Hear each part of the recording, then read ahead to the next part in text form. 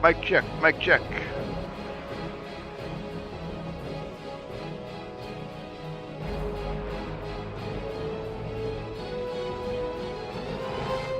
Hello, hello. Hello, hello. Mic check, 1, 2. Hello, hello.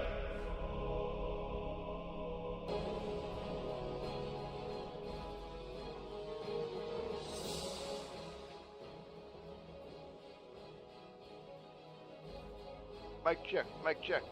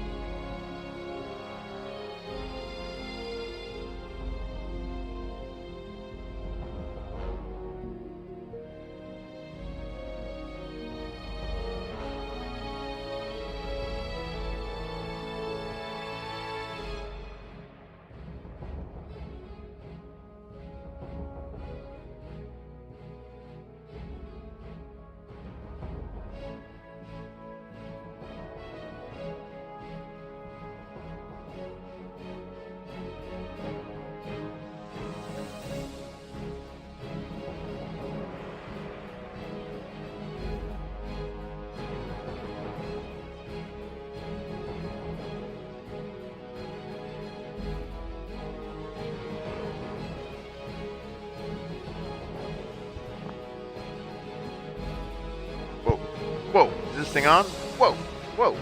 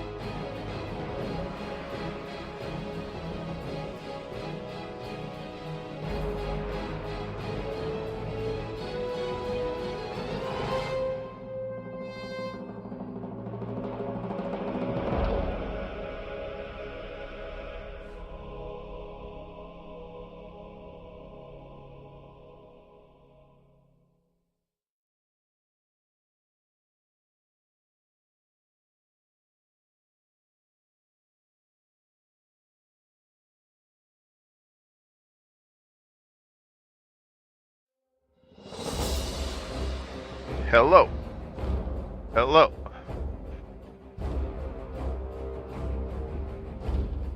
Hello. Hello. Hello.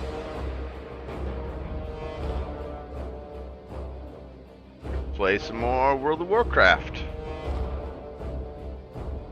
And have lots of fun with it.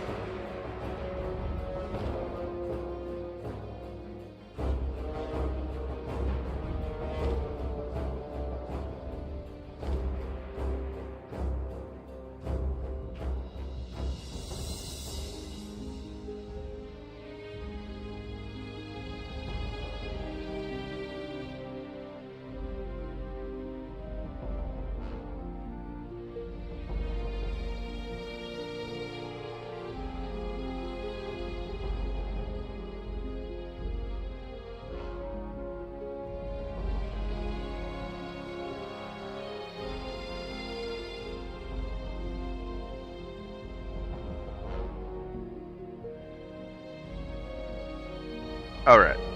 Alright. Flobbar's still alive. Flobbar cleared the Wailing Caverns. Got this shiny sword here. Hits as hard as like a two-hander, but we can use our shield, so we're still pretty safe when we're out there running around, RP walking. Just get in there. Just get in there and really rip shit up today. Alright, we're in Ratchet. I kind of remember logging out here. I don't remember what we were doing though.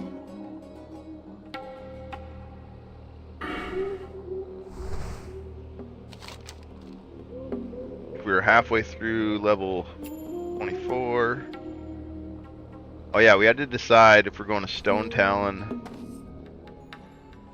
or Ashenvale.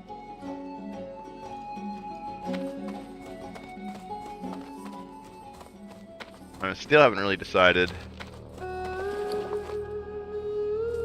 We're gonna drop this warrior quest stuff off though in the bank. Hate deleting the quest items because you don't. Like, there's no way you're ever gonna get another one of those on this character. It's impossible. Get it for a quest. After that, it's gone. Something with this dagger. This is kind of cool to have them. Little memorabilia from leveling up, I guess. Oh yeah, we got this really fast dagger too. Dog britches, we could sell those.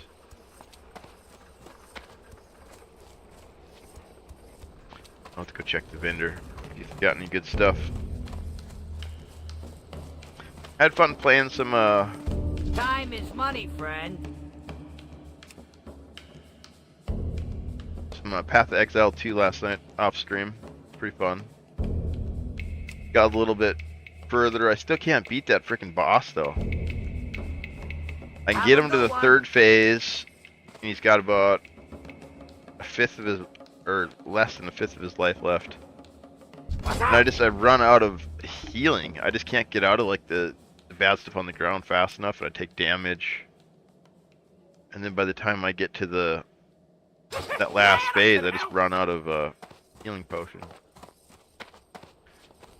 And like I know the stuff's coming, I can see the telegraph coming, but I just can't like dodge out of the way fast enough. So I don't know if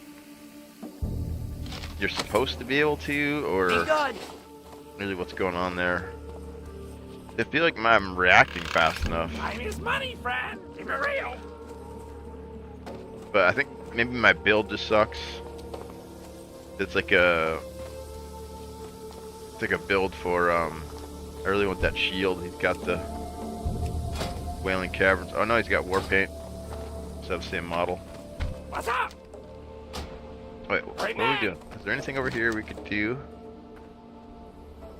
No, so that's up in Ashenvale.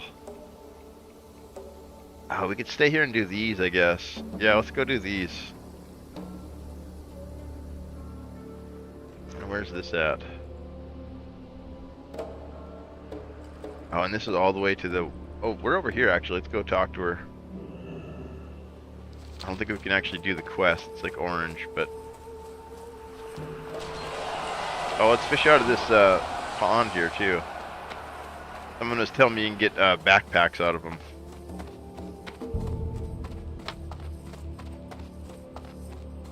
We desperately need backpacks since we can't trade.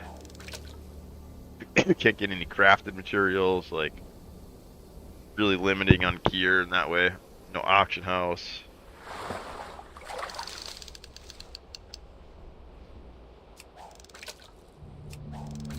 Although someone called me out in the YouTube comments on a clip where I clipped yesterday when we did the hidden boss or the added boss or whatever it's called in Wailing Caverns. I clipped that, put it on YouTube. I thought it looked kind of cool fight. And someone's like, SSF means solo self-found, and this is not it, they said. Well, this self-found adventure right here.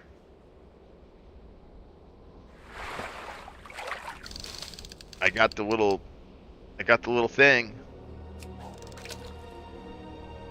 What's up, Spawnfire? Happy Friday. Hope you're doing good. Hope you're feeling huge. Big wins, big ups. Let's spin a frog for Spawnfire.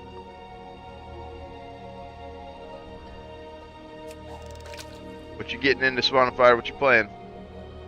What's the new game, man?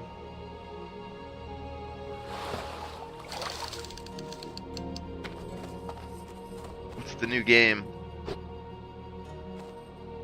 I just keep going back to the classics, man. I don't know. They just keep polishing this old turd up, and I just keep having fun with it. To be fair, I did put it down for like 5 years. I didn't touch it.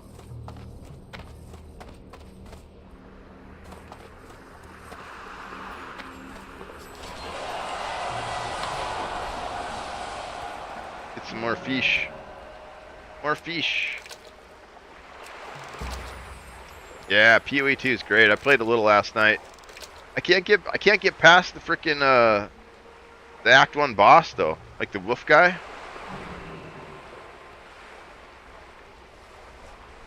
Can't remember his name, but he does like the transforms into like the funky werewolf at the end, the chaos werewolf or muck werewolf. I can't remember what it is. Like get him down to like the very last phase, and he's got just a little health left, maybe like a fifth of his health. And then I run out of healing potion. I just don't have enough to sustain. Isn't my build? I should probably record it. But yeah, I can't beat that freaking boss, man. I have like a summon build. I died to him a couple times on solo, on my hunter and duo and warriors. Yeah, so I have like a minion build. I think that's the problem, and I can't summon any of my minions from my, was it up earth or up upheaval skill? Like it's supposed to turn the corpses into more monsters. That's kind of my main heal. I got a wand that shoots level 5 chaos bolts, I think. That doesn't do any damage to him, so I have to like just, I mean the whole thing takes like 10 minutes. I just don't think I have any damage. It's like a good skill to add for damage to a summon build. I got firewall and what else do I got? Have a good one. Firewall and then like a little like skeleton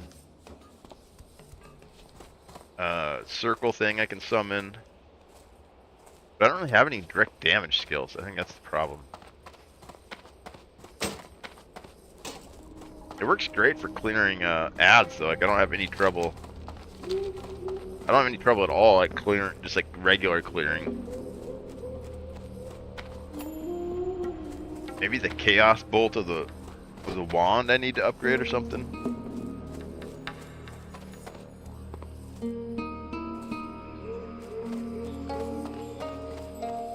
But it's starting to bother me now because I want to see the rest of the stuff. I feel like I almost need to like rebuild my character or something.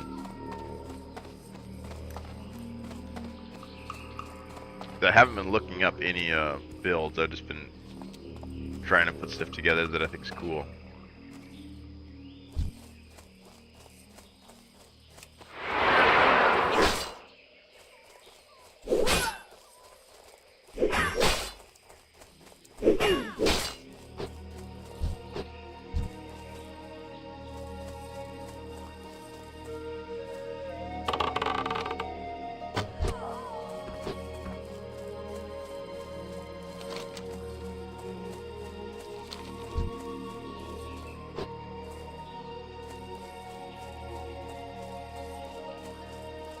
There should be somebody over here on the coast, like a big, you got like a big shark hung up, I think. You got a shark hunter.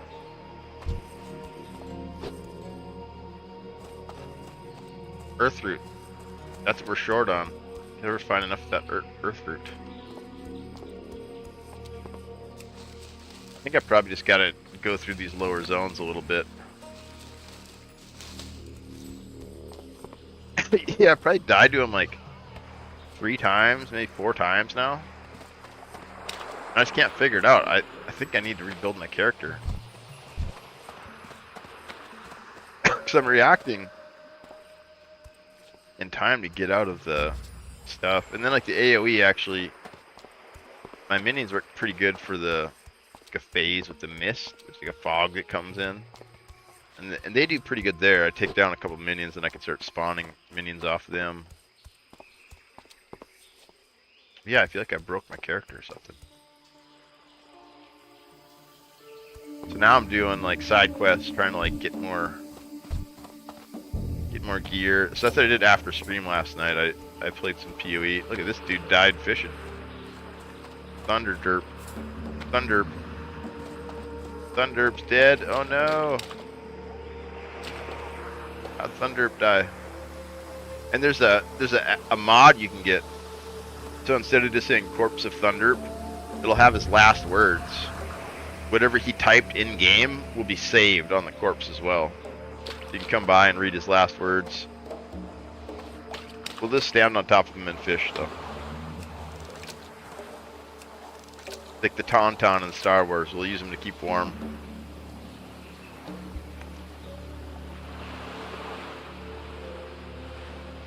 Oh, we can maybe do another Wailing Caverns run too. See if it's unlocked yet. Yeah, it's unlocked. You can only do a dungeon once per 24 hours. So you can't just sit in there and just spam run them. Because it's really good items and really good experience. So people who just want to grind and get to the max level, they'll sit in the dungeon all day. And farm that shit. Because it's like the most efficient way to do it. But it's kind of boring. It kind of kills the open world vibe of the game because no one's out running around doing stuff. So in the hardcore version here, they limited that to only 1 per day. Which sucked yesterday because I'd done it and then I didn't get the stuff I needed to finish my quest. So I was like, oh, I'll just run it again.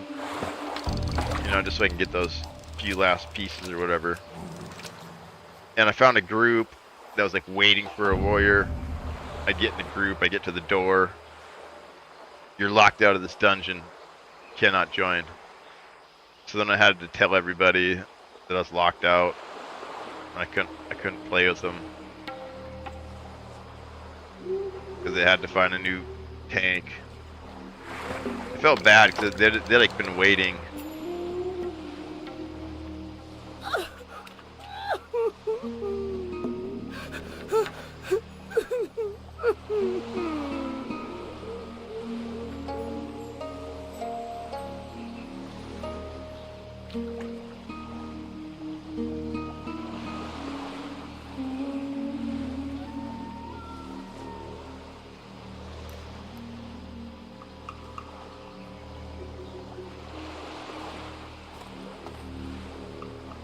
How do we set? Can we set on him? Teabag him? Oh, we don't have any balls though. We're a female character. How do we teabag? Yeah, there we go. Eat it. I just made up an RP story on the spot. I said he took my fish. Oh no, tough. Salute. I needed to pay for food for my kids. But he had to pay the iron price, somebody said. I didn't want to do it. They said, but he had it coming. And then I flexed on him. Rip Thunder Derp. Your watch is ended. Rest, my friend. I'm not sure what the difference is, but some characters persist. Like their corpse will persist. And I think it's if they don't log out or something after they die. Oh, they can't go get their corpse. That's what it is. If they, yeah, so if they die and then it's log out, then their corpse will persist. But if you turn into a ghost, because you can also turn into a ghost and then like wander around World of Warcraft. You can go anywhere in the World of Warcraft as a ghost. You can't interact with anything, but you can go anywhere. You can go to the capital city of the enemy. And you can go anywhere. Nothing can touch you. Kind of cool, actually.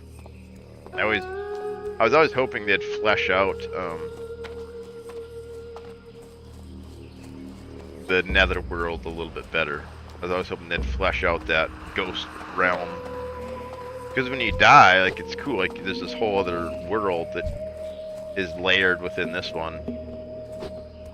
It's like kind of desaturated colors and kind of wispy looking.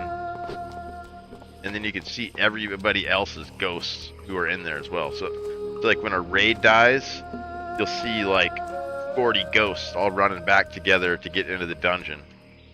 And any other person who died in the world, you'll see their ghost running around there. What's up, Otter?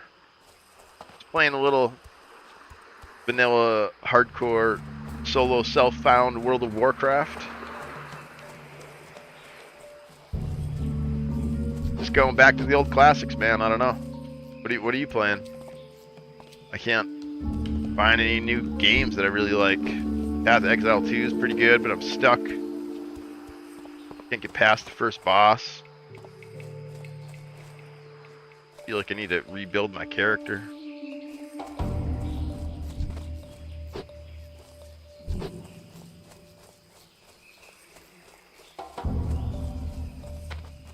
We're having fun with this, though.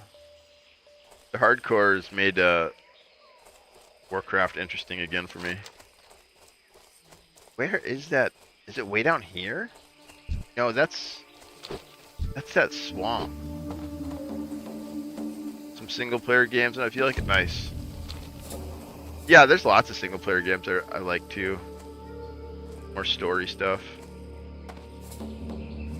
Yeah, I always play games. Pretty much every day I play a game. At least a little bit. But like playing an MMO or playing a PvP game is a little bit more taxing on me mentally. So I like to play single player, like narrative stuff. Like I just got Alan Wake too. That game's hardcore, dude. I didn't think it was gonna be like that. I thought it was gonna be like more kind of fun, but it's like dark, dude. It's like True Detective, kind of dark, gritty shit. I played like an hour of it and I was like, whoa, I gotta get more prepared for this mentally. But that's probably gonna be my next solo playthrough. I want to finish it. It's like this cool kind of detective, like detective mechanics and stuff. The graphics are just crazy, dude. Ooh, honor mode. Is that where you can't die? You gotta do the whole thing with no deaths.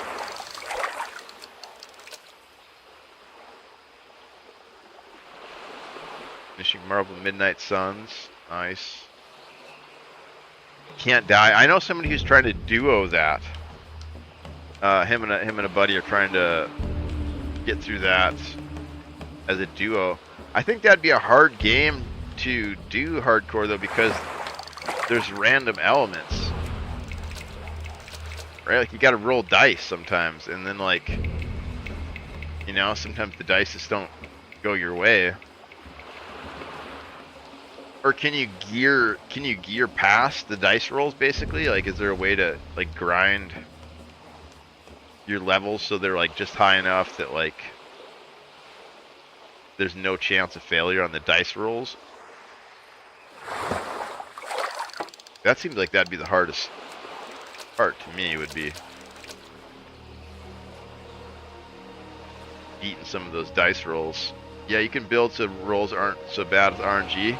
But still, dude, oh my god, you get like, you know, right to the end and it comes down to one roll and you miss it. That'd feel terrible. I know these guys have tried it like 2 or 3 times.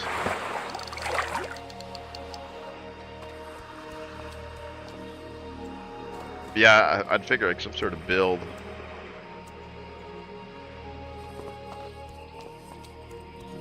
Hardest thing, honestly, is hoping the game doesn't bug out. Yeah. Yeah, that's why the hardcore stuff always kind of sucks. Like, it's never as cool as it could be because, like, there's like lag or like disconnects, and like that feels the worst. Like, if you get outplayed, you know, it's like, okay, fine, I can learn. I shouldn't have did that, or I should have did that. Like, I can go again. But when you die to lag or a disconnect, that just feels terrible. Not like this. Not like this. Where's this person at? I thought it was like here. Down. We went all the way down. Pretty sure that's where it's at.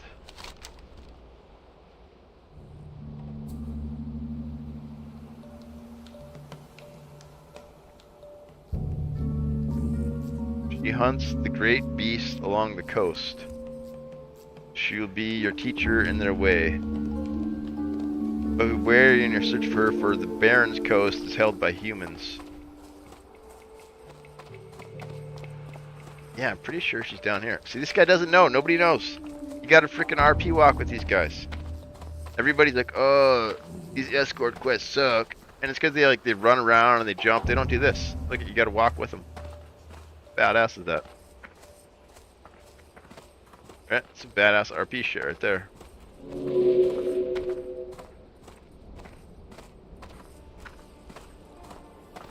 But look at that. That looks so dumb. There's like running, stopping, running, stopping. And that's why everybody hates escort quests.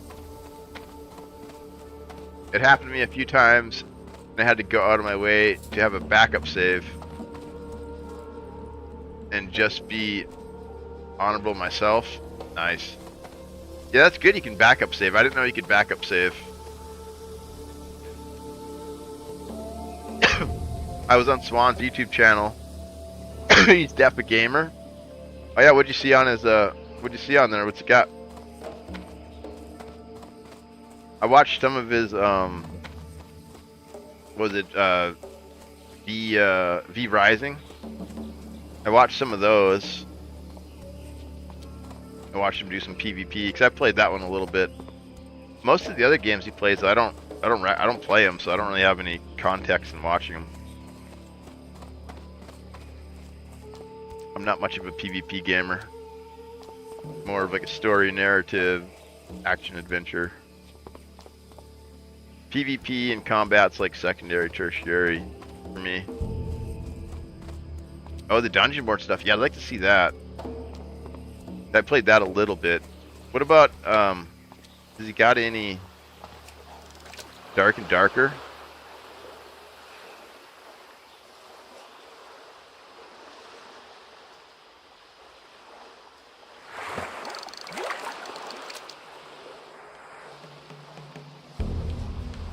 Yeah, I kind of want to get more into PvP, but it's so time consuming to get skilled at the game, you know? Like, you really got to be kind of picky about what games you play then. Otherwise you fall off that skill curve and you get left behind.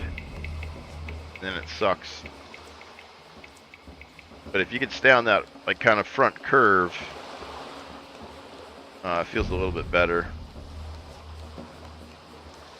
But it's a lot of dedication, you know.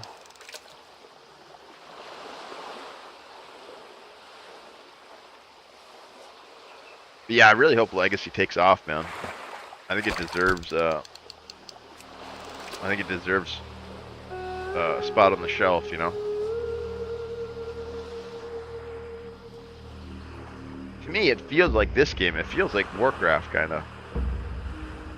Like you're just in this open world, kind of doing your thing. And then people try to jump you, steal your shit. You gotta fight them. Or you can go on missions where you're just, you know, looking for people. Go looking for trouble. I just love that you get to kind of choose that, right? Like when I log in or when I zone in, I can be like, well, I'm gonna do like a PvP run.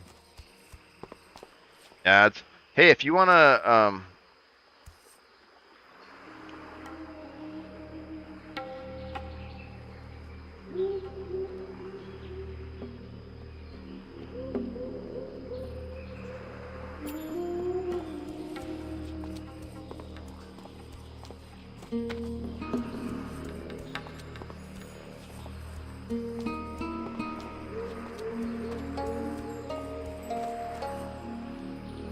yeah, I started streaming on YouTube as well. I heard that's more ad friendly, or more like viewer friendly, in terms of those ads all the time.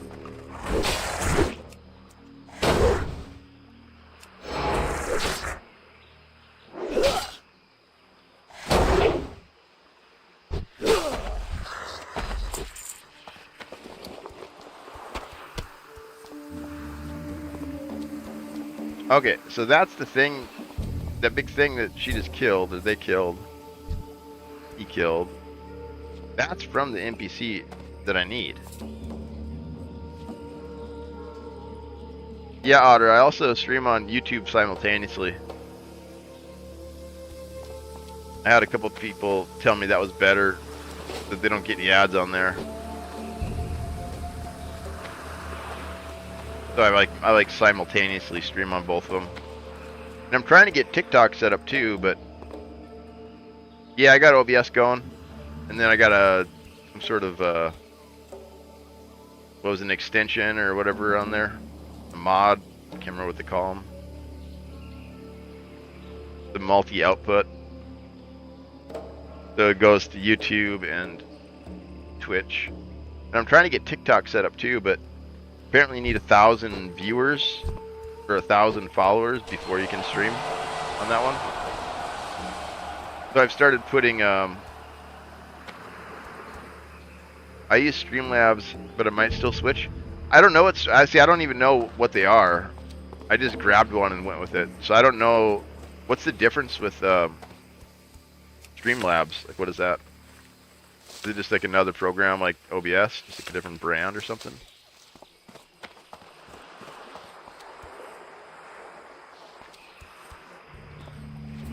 Yeah, weird. So that person killed the thing, and I'm trying to find the person to spawn it, but I can't find the person to spawn it. Yeah, just another brand. Yeah, I mean, I don't know. If you're comfortable with Streamlabs, maybe just use that one. I just picked this one up, so this is the one I'm rolling with. And it seems to work. You know, like it's kind of janky, but I'm figuring it out. Figuring out ways to make it work, and it's free, you know? There's probably better ones you could pay for, right? I'm guessing. Kind of like editing software. You can usually find free versions, but also best versions are usually paid ones.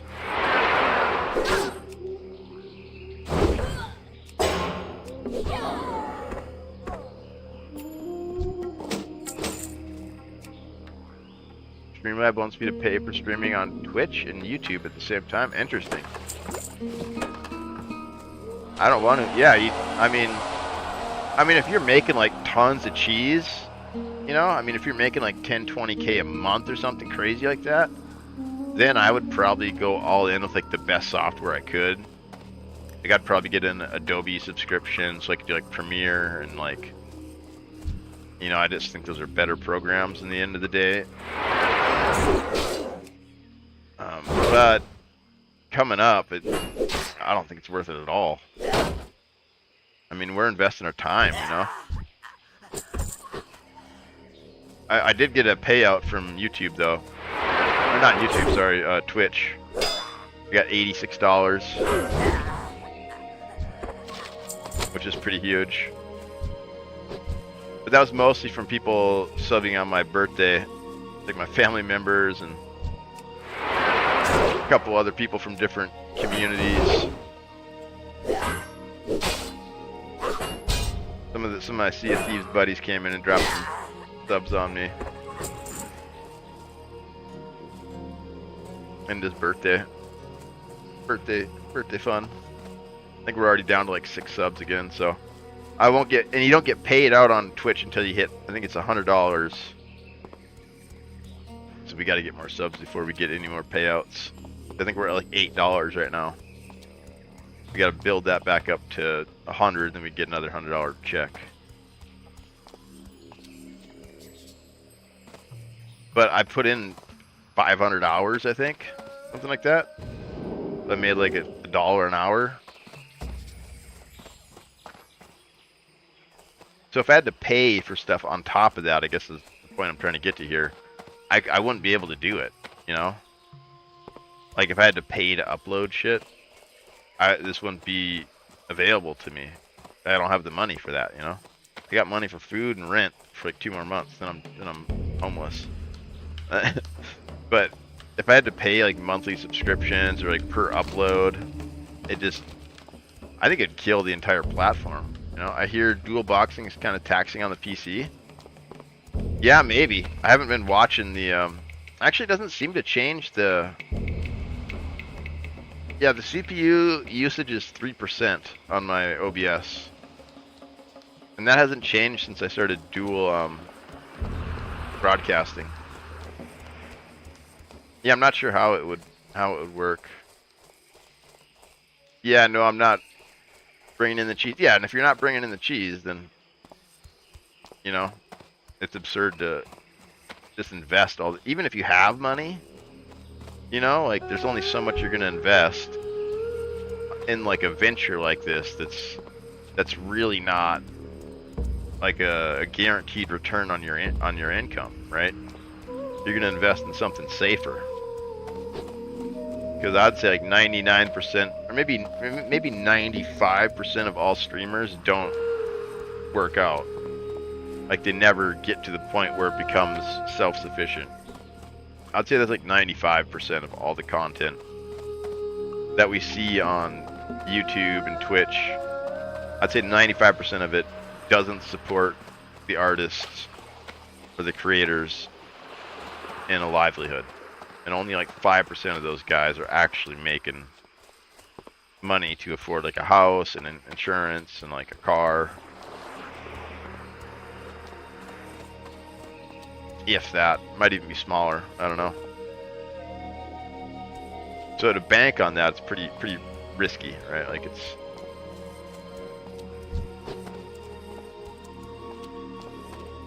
yeah, paycheck to paycheck, man. Month to month. How the grasshopper lives, man. And then winter comes and it's all over anyway, so fuck it. Might as well eat some grass while we can. Try to climb up to the highest little blade of grass you can and get a view and munch on some grass. I guess grasshoppers eat grass. I don't know. Oh yeah, it's in the name.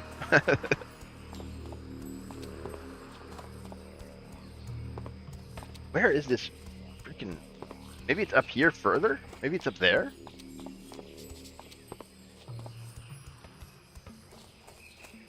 Yeah, I feel really dumb. I feel like I'm missing something. I've been running around the same spot for like 10 minutes, 20 minutes now. Where are we going?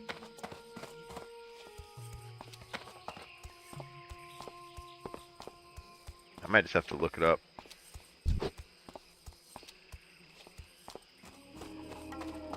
Yeah, I was doing pretty good until someone stole my truck. Now I'm kind of fucked.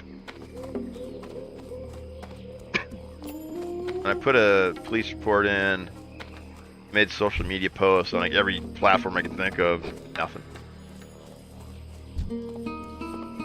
Yeah, I paint houses, man, so like getting my tools from job to job is a pretty big deal, you know? Yeah. Yeah, the old GTA, dude. Yeah, they got me. They got me.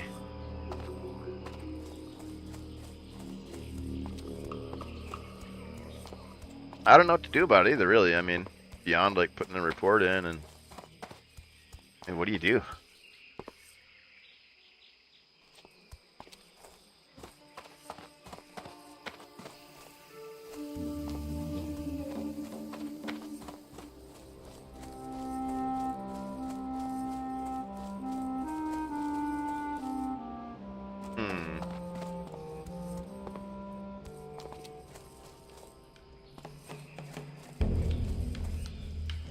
I feel like it's right there, but it's just not finding it. We gotta look it up.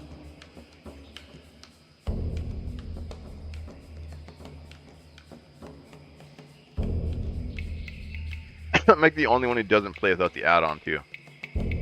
Everyone else has an add-on that just shows them where the stuff is, but I like to try to wander around and find it. And then if I can't, then I'll look it up. But I like to try and find it first, and then most of the time I can find stuff. Not that hard. Where do you live, New Mexico? I live in Seattle. I live like right in the middle of Seattle. And I've lived here for like 20 years. I've had like little stuff stolen before, but and my truck's been parked in the same spot for like 15 years. But I started polishing it up recently and like working on it. Like I replaced I replaced a bunch of the parts on it. So it's starting to look kind of nice. I think somebody noticed it. And before, I think maybe they thought it was just junk, right? Like it wasn't actually. What happened to the stealing catalytic converters? So the truck I had doesn't even have a catalytic converter. The truck I had was a 1985 Toyota pickup truck. So it's like a classic car, you know? Had the collector's plates on it. And I just polished it all up. So I think somebody thought that it was junk. And then they seen me working on it and they're like, oh shit, wait a minute, this is actually like a classic car. Depending on your area, it's not bad. I mean, Seattle, as bad as Seattle is, it's nothing compared to Chicago. It's nothing compared to LA. Nothing compared to Oakland. I mean, those are real rough spots, you know. It's not that bad, really. Like I said, I've lived here for 20 plus years, and this is the first time anything bad's happened to me, really. And I live in one of the quote-unquote bad places. And it's pretty good. I mean, I guess I did get my truck stolen, so I can't really say that anymore. I actually kind of want to leave. I want to move out to the country somewhere. Get a Starlink satellite. Say fuck it. The city was really fun when I was a kid. When I was like in my 20s, it was amazing, man. But now that I'm old fart, I don't really care anymore. I hardly ever leave my place. But it is nice having like restaurants around and like concerts and art and music. I think I'd miss some of that stuff if I lived out in the country again.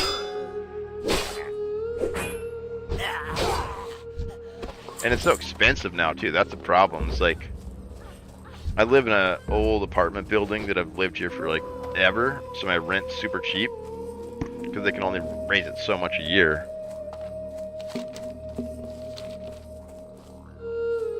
And so I know once I leave, I'm not going to be able to come back, you know?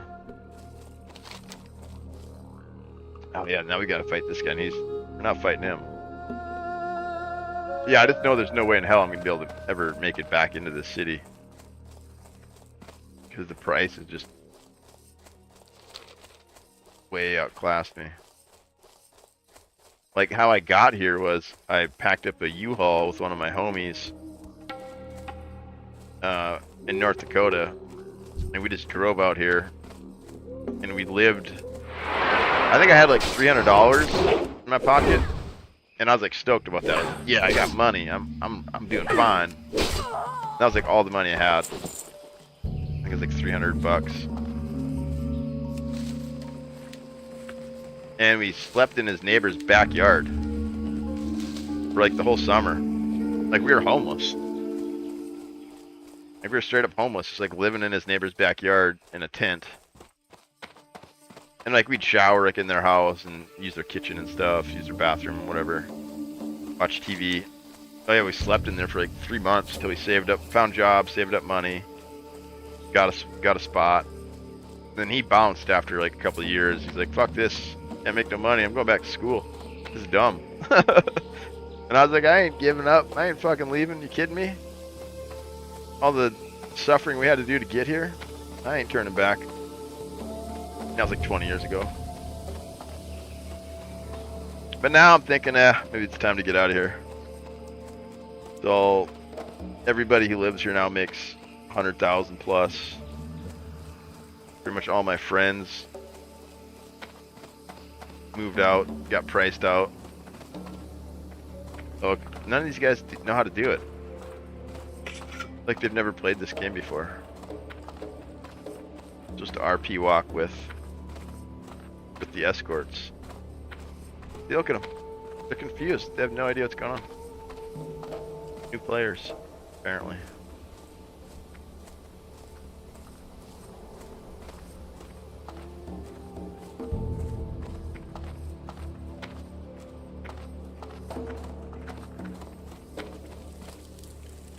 Now we go sit by the fire.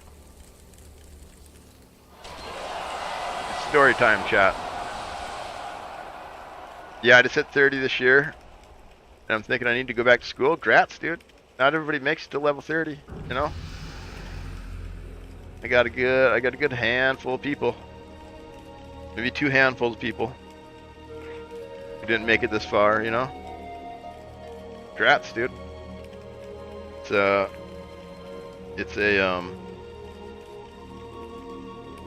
an achievement to be an old person. Not easy. So I can have a decent job when I'm 40.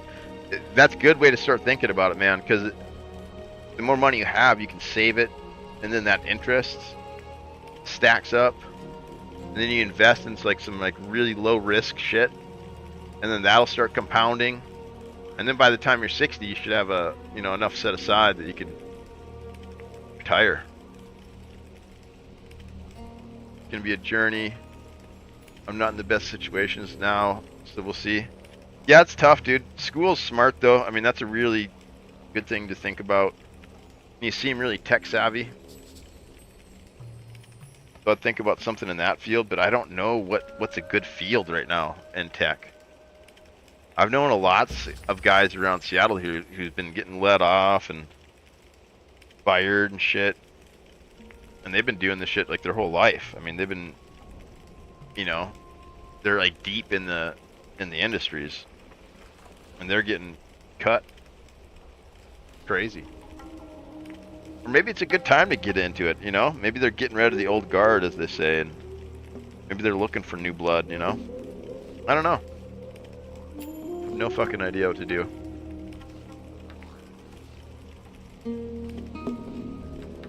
It's gonna be a journey. Yeah, not the best situations. Well, originally I went to school for computer science. Oh, nice. Never finished. Dude, you know how many people I talked to that started a computer science degree? Like half the people I know in Seattle.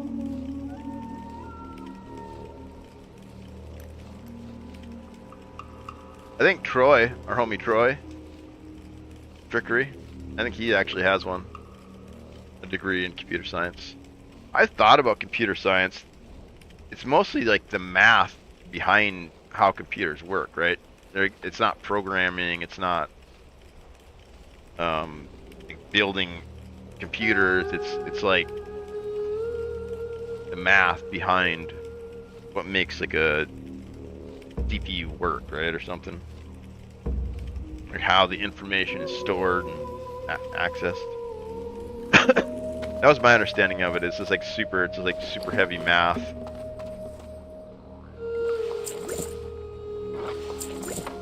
Yeah, the math is obnoxious as fuck. Yeah, I could see maybe getting into it kind of casually, but to like really go deep in it would be pretty I think pretty intense, you know. Oh, do I have a deal for you? I know, like when I was doing like project managing for a while for this company, and it took me like a couple weeks just like to get into this like headspace kind of, to where I could like see the calendar and like see all the different jobs on the days that they were, and then like kind of like it's kind of like this Rubik's cube of like moving all these people around and like, and that's just like project managing. That's just like organizing and logistics. To get into the deep math head, I think it would take me years to get into that headspace. Potential customer. I don't know if I'd even come back out. Go so deep down that rabbit hole that everything just becomes math after that. Right back. You know how like when you like buy like a orange car or a blue car, and then all of a sudden you see all these blue cars and you're like, what the hell happened? Like, why is there blue cars everywhere? And it's because you're focused on those things now. They were always, all those blue cars were always there. Or like I've seen a lot of people, like house painting's my kind of gig, my career. I can't tell you how many people's houses I painted a certain color, and then they're like, everybody else painted their house the same color. Like, what happened? I thought I was like unique or whatever. And it's like, no, that was actually like a super common color before, and you just never acknowledged it. And now that your house is that color, Keep it real. you're noticing all the other houses. I think that's what would happen to me with math if I got too deep into it. I would just see it everywhere. Talk to me. I know one guy studied computers, and it stole his enjoyment from video games. Like he couldn't play games anymore. He had no more enjoyment. He's like, I just see the code. He's like, it's not even like, can't suspend disbelief. Yo. Right back. I told him he needs to smoke more weed.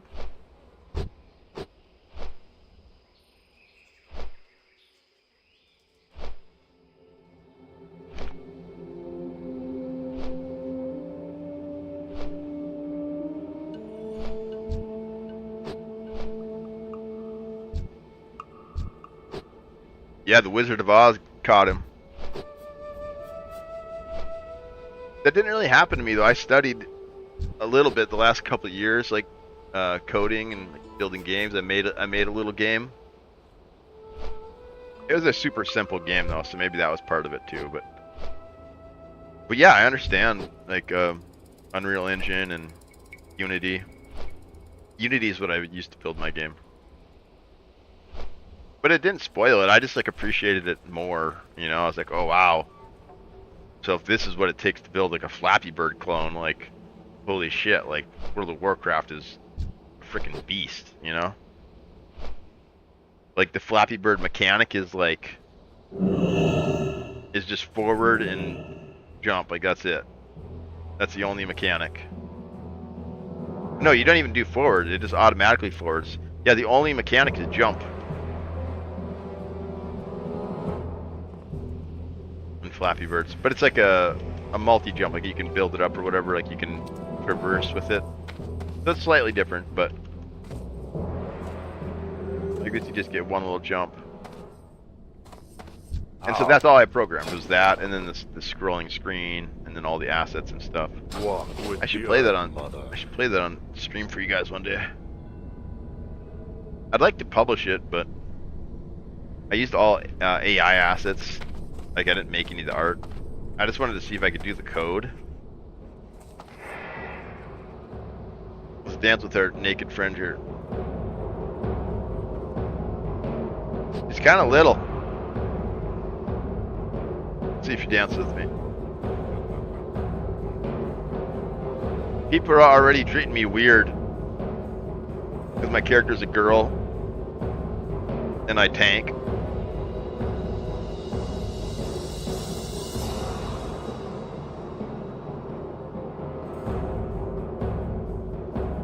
People are already like being misogynistic to my character. It's hilarious.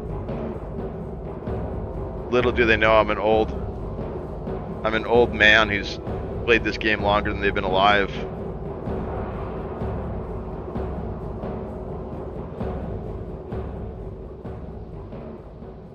Right, now we got the whole stage. Get out of here. This is my show. This is the Blobbar show. We're dancing. We gotta actually play the game though. We've been kind of farting around here. Are we gonna try out Ashenvale, or we're not doing that? So we turn that quest in. I think we gotta go to Stonetalon or Ashenvale. Let's go try it. Let's go try some of this. We can get our lantern. Then we can really RP the shit out of it, because this thing has a nice glow now with the ray tracing. The ray tracing on that lamp is sick. You wait till like nighttime, and then you RP walk around holding it. Cast like a really cool light. I run a lot of female characters when I game. I typically don't, but I wanted to make an orc warrior because they have increased attack speed, racial buff, berserking, which is a great buff. But I hate the way the male trolls look. Like, they have this like hunched over like stance, so you can't see any of the armor. You just see like their back basically. And so the female orc, she stands upright when she fights, and so you get like this, you can get like this better visual of all the armor. And this looks cooler, I think. Yeah, I wanted to play troll. The only exception is I play a game with no character customization. Yeah, I usually just go for like, you know, dude. I usually just make a dude. I usually make somebody that looks like me. PvP games, it's come because smaller hitbox. Yeah, that's the trouble with character customization PvP games. You need silhouettes, you know? Like when I see somebody on the horizon, I need to be able to tell what class they are instantly. You know? And if you got a warrior who's a female with like a smaller frame, and then a warrior with like a bigger frame, now I'm like, what the fuck is that? Is it a warrior? Is it the rogue? Is it smaller? Like, it muddies the field, you know? And I'm like, what is that? Is that a... So I think, I don't know, as much as I hate the gender lock characters, because it limits character customization so much, I think it's necessary for good PvP games, man. What brings you here? I don't know if you could design it in a way that you could have like gender fluid classes, you know? I guess maybe if you design the armor, but even then, you know, like if you had like a smaller framed character, like even me and the orc, let's take me and the orc for example. Like if we had the same armor on, it'd be a little bit obvious. Seems like Legacy will be gender locked until after EA. Yeah, they're saying like long term, right? They haven't ever said we plan on making, you know, different genders for each class. They never said that. They said it's something that they would like to do, and it's something that wouldn't happen, if it does happen, until late, you know. And then I don't know how you do it without muddying the playfield, you know. Like, gameplay first, in my opinion. In my opinion, it's all about gameplay, mechanics, and then story. Story is definitely secondary, and it's a huge part of why I play games, is storytelling. You know, and within storytelling, you need people to identify with the characters, right? Like, that's so important in storytelling. If you don't have characters that people can identify with, you're not going to resonate, right? Like, it's not going to work. But we're playing a game at the end of the day. We're not reading a book. We're not watching a movie. So my stance is, or my argument, or my thought is that anything that detracts from mechanical gameplay is bad.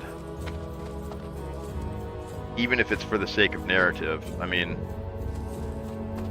at that point, it's better to write a book or make a movie if story is the first primary concern, like you have for your medium. A video game should be mostly about gameplay.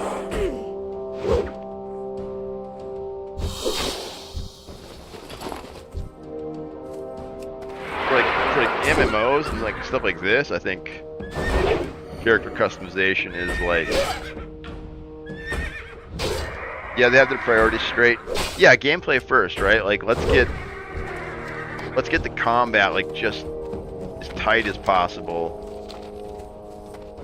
and then, you know, if it blows up, then you can do all this great customization kind of stuff. And I liked what Troy was saying about it. Troy was talking about this other game, can't remember what it was, but he said all their characters were gender locked as well, but how they made it fun and like inclusive for like all these different types of players was, instead of just like duplicating, like copying pasting the warrior onto a different frame, right, they would make a very similar character, but, you know, different, in a different body, right? So each body type has a role, right? Which kind of makes sense, right? Like the big person carries heavy stuff, the little person sneaky. You know, there's kind of these, but then it's also fantasy, so anything goes. I don't know. It's a complicated subject. But I think as long as the game plays well and those elements aren't compromised by storytelling or anything, whether it's a financial compromise, like they build in mechanics to, oh shit, this is death here. Yeah, those are elite NPCs. Forgot about those guys. I wonder how many players they kill. They got this cool add-on that shows like a hot map, like where people die. Like you can pull it up and it'll show like red zones where like, it's like lots of people get murdered. I bet you those guys take out lots.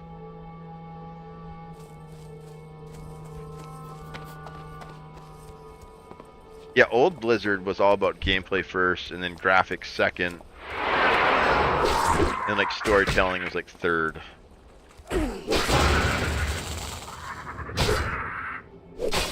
They would sacrifice any of the story or the graphics for better gameplay. You know, and that's how we got the World of Warcraft style. Was they wanted more characters on the screen. So how do you do that? You got to dumb down your you got to dumb down your graphics, you know?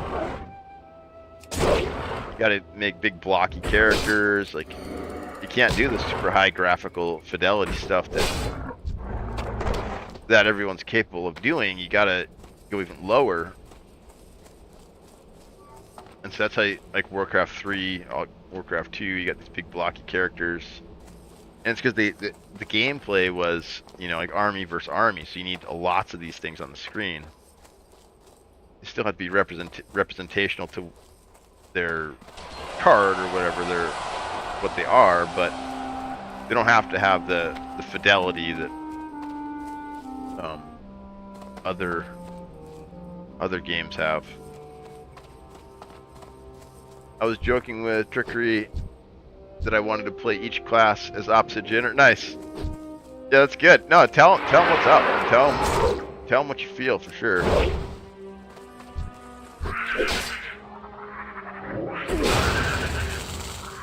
And I think it's cool, like in some games, like Diablo 3 and Diablo 4 both had male and female genders for each class, and that was cool. Like that worked. It's not a PvP game. I don't have to be able to tell immediately what that other player's class is, you know. But like that was really cool to see that. I thought that worked pretty well. It does feel a little generic though, that they have like the exact same skill sets. You know, it's just like a copy paste. Like it'd be cool to see him like. Yeah. Anyways, so that's what Tricky was saying. I think it was Black Desert Online or something like that. But he was saying in that game, each like body type or like each frame kind of has a different class, which I think is a really cool idea. You know. I've been into fantasy for almost my entire life. So get tired of the generic tropes. Yeah, they do get tiresome. You know, you're right. And you need to kind of break it down and then build it back up in this fresh take, you know? I like that I like the Legacy makes it feel classic. Yeah, see, something about Legacy works for me too. Like a lot of these other games don't. You know, and they still have these classic tropes. But it's and having a classic trope isn't a bad thing. It's just doing it right somehow. And for some reason they're doing it right. I don't know exactly what it is. Farewell. Because their stuff's really tropey. I mean, that's like the most kind of basic classical like classes you can get. Like the warrior has all the warrior skills that every warrior I've ever played has, basically. But it just comes together in like such a good package. I don't know. It works really, really well. This is getting dangerous down here. It's like yellow level mobs. I don't think I want to be down here. Yeah, we don't want to be down here. We're trying to go for these guys over here, but yeah, so he's level 27.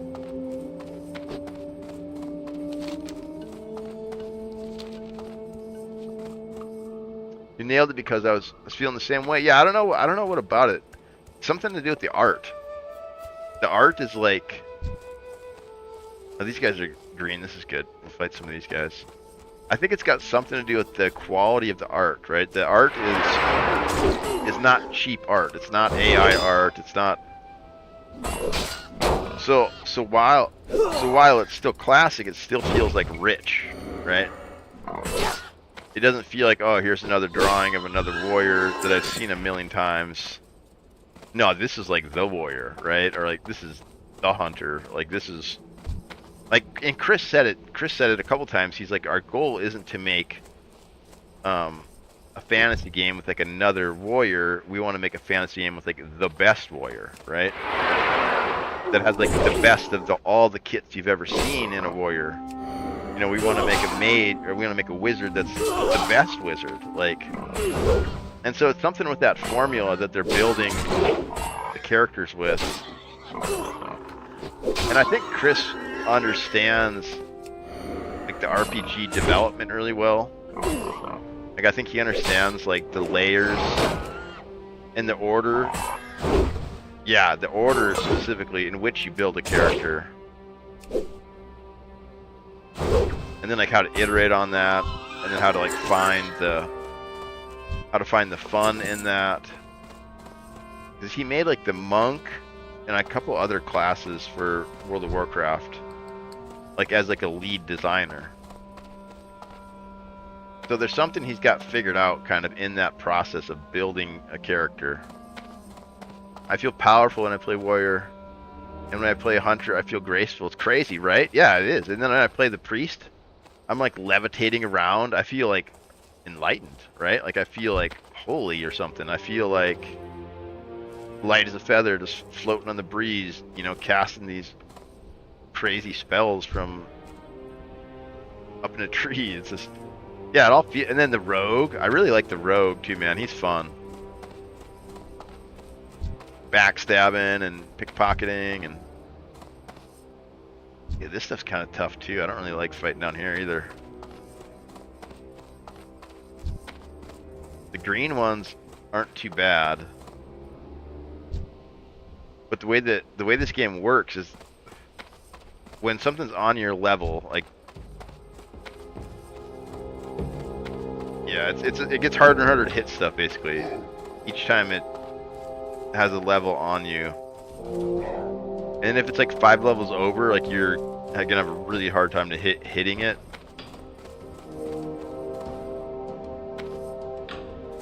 So you need to get like hit gear. Like in-game stats are like hit and crit basically in this game. Shit, yeah, I'm afraid to fight any of this stuff, man.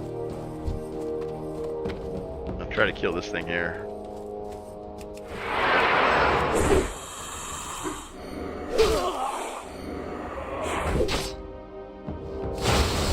And it's not even so much fighting one of these things. It's like if this guy wanders over here and joins the fight, and I'm budgeting my health for fighting this guy. Yeah, it's nerve-wracking playing this. I'm excited to try Rogue and Priest. I think you'll like Rogue a lot. If you're into like melee, if you're into the melee combat, like the warrior, I think you're gonna like Rogue a lot. His stealth was broken when I played him. I played him like 3 or 4 patches ago, and I couldn't stealth anything, dude. Like everybody could see through the stealth. Like a mile, I'd get hit with by rangers, like full distance and stealth, and so it kind of sucked. Now they got the stealth like over-tuned, I think. It's like invisible like all the time.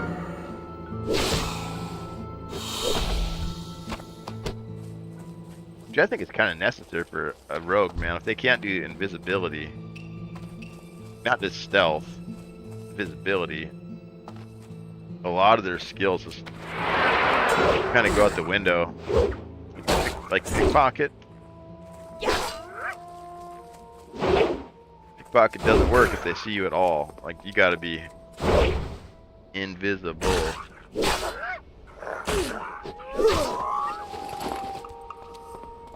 Yeah, we're getting out of here. This is too dangerous down here. We're gonna get murdered by one of these dogs or 2 of these dogs. See, I did just get a quest for... Oh, that's yellow too. Got the dwarves over here. What if they add a dwarf, man? I called out that little dwarf in the road map. That's straight up dwarf, dude. He has a big ass axe and like big horned helm. He looks straight up like a D&D dwarf. Yeah, I was told by my friend recently that a stealth mechanic is pointless if you hear the person walking. Yeah, if you hear him walking, if you see a shadow, any of those things that tip off that the rogue's there, well, I mean, there goes his initiative, you know? It's tricky though, because that one feels really bad to be on the receiving end of. You know, it's kind of a balance like the warrior charge. Like it feels bad to be on the receiving end of it, but it feels really good to do it. So it's like, that's a tough balance.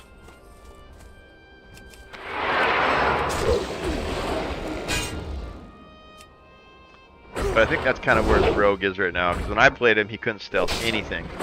Nothing. Everything. Mobs would basically laugh at you. Didn't work against people. And now it's like the opposite. Now it's like nobody can see you.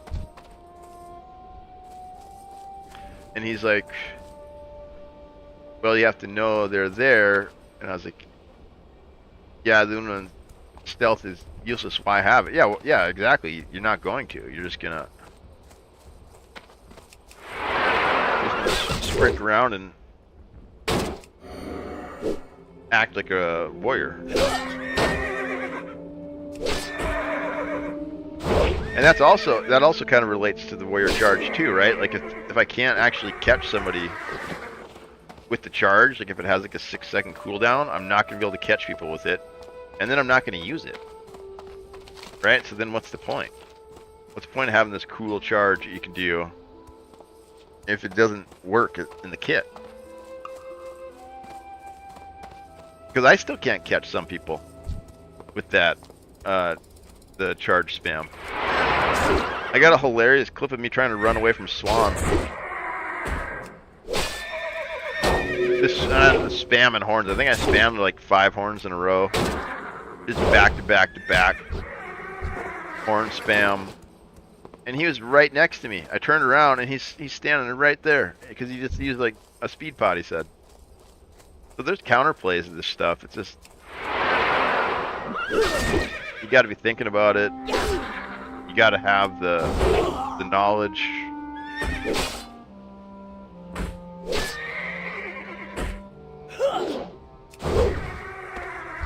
I was playing Psylocke and Marvel Rivals, and people were literally aiming where they heard the footsteps and it would kill me. Yeah, that's just dumb, right? That's just... like, that's... I saw that fight with him live. That was hilarious. I was giggling because I was like, oh shit, that's got to be Swan. I gotta get out of here. Just kind of memeing or whatever. And I was like, let's just see if we can run away. And I turned around, he's freaking right on my face, and he just like murdered me with that whirlwind shit. It was funny. Yeah, I kind of remember you being there. A couple people were in there watching me get my butt kicked. It's funny. But yeah, so there's workarounds to even like that, right? Like, so I guess as a warrior, like, what would I want? So that's how I think about, like, I don't complain about the other classes being too powerful. I never like go to the devs and say, oh shit, my fucking keyboard unplugged. Oh god. There we go. Working? Oh god, the keyboard still isn't working. What the fuck? I get murdered. There we go. Got it back. That's scary. Man. That's how you die in hardcore right there. Anyways, what was I saying? Yapping about something. Oh, we should try to get in one of these dungeons too. Some armor we want to get, and a shield that we never got to drop either. They're looking for a tank. Those guys are pretty high level too. That'd be an easy one. Let's see. I think anyone would take the male. Maybe the hunter would. I think it's definitely a warrior piece, but hunter's been known to roll on stuff like that in this game just because they can use it.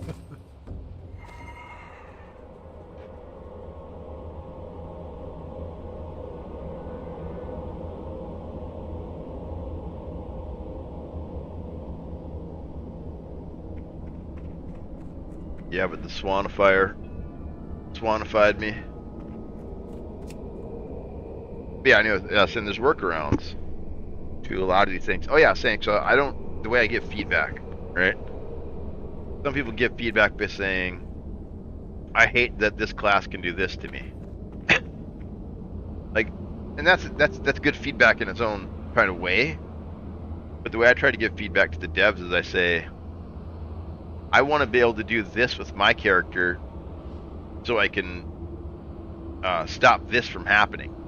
You know, like I try to explain to it, like from my perspective of what I want in my toolkit to help get around or how to outplay that mechanic, right? Because then that makes them think about that, right? Then they're thinking, well, gee, is this thing too powerful? Because we can't design a piece of kit to get around it. Maybe we just need to nerf it a little bit. Like, let them come to that conclusion. And maybe they'll also come up with a cool tool that does help you combat that thing, you know. And then the kit becomes more robust and more deep. But if you just the only feedback you give is, I don't like that warriors can spam charge. That's kind of just like, there's only one thing they can do with that feedback, really, right? And that's nerf that skill.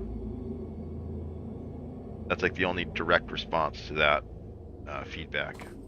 But if you say, I want this in my toolkit to combat this,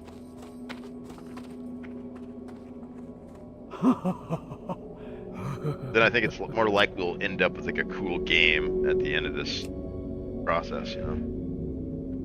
And I know other players, I only use charge because I didn't have CD enough, even though I prefer leap. And I know other players will make that same choice too. Yeah, the leap is way cooler, right?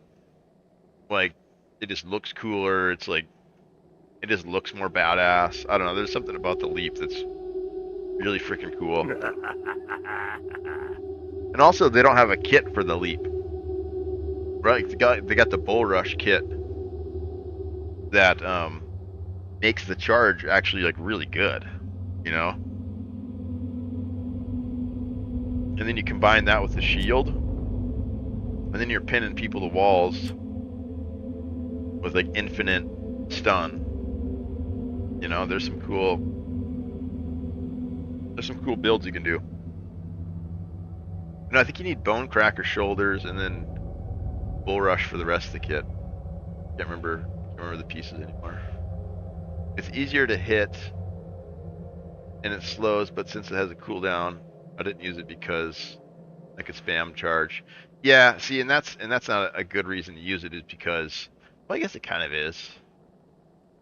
Because the spam isn't free either. You got to pay rage, which costs horns,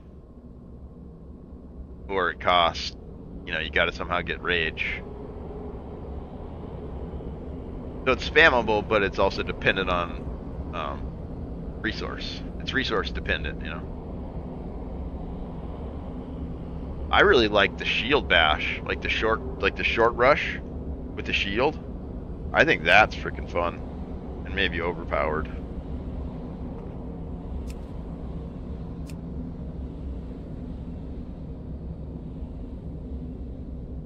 But I don't know, it's pretty easy to dodge too, because it's like you're like locked into that direction once you do it. So if somebody knows that you're gonna do that, they can just sidestep, and then I know there's counterplays to a lot of this stuff, man. I think that's the bad game design, is when there's no counterplay. Like when the hunters had the longbow that could do, you know, 1,500 damage. That needed to be nerfed, right? Like that was too much. Should we roll with these guys here? We got rogues. Oh no, another warrior got in there. Yeah, I kind of hate running with these random groups, man, because any one of them could be a troll just looking to wipe the group. Yeah, counterplay makes for exciting gameplay. Yeah, it's fun. I mean, and if there is no counterplay, then it's a broken mechanic and it needs to be nerfed or removed. Like the longbow sniper. It was exciting though. That shit was exciting. I know one time I was in a 3v team and we killed Swan. He attacked us 3v1 and we got him. And we were like, oh shit, he's got this full blue kit, you know, blue backpack, just like freaking dripped out. And so we're like totally like high because we know who we just killed. They're like, oh shit, it's Swan, he's coming back. He's got like 20 minutes to come back. So we loot all this shit as fast as we can, and we start running, and we start getting sniped. And he's coming back on like another character with a longbow, and he's like snipering us down, dude. I think he got like 2 of us that round, and then like, yeah, it was crazy. That longbow sniper was wicked, man. And it was exciting. I mean, I don't know if it was fun, but I definitely felt like I was in a war zone. And I was like trying to like get behind rocks and like get line of sight because this freaking Gatling gun is gunning me down. I think if they didn't have the bird, it would have been fine. Because the bird, what the bird would do is, the bird goes through objects, so I'd find cover. What? 1v3? Yeah, I queued into I queued into the 3v3s with a team, and Swan queued in solo. And we killed Swan 3v1. And then he came back the next 2 games and wiped us 2 times in a row. I'm pretty sure he was stream sniping though. Yo, what's up, Kristen? Hello. Hello, Kristen. How's Kristen doing? Playing any games today, Kristen? Yeah, I think it's in his YouTube video. Yeah, I think he's. It's kind of hard to actually find fights in that game, though. You know, unless you are watching streams, which I kind of hate, but at the same time I get it. Like a alpha game.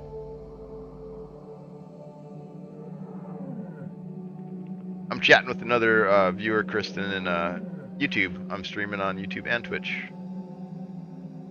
We're multi-streaming. We're trying to do it on TikTok as well, but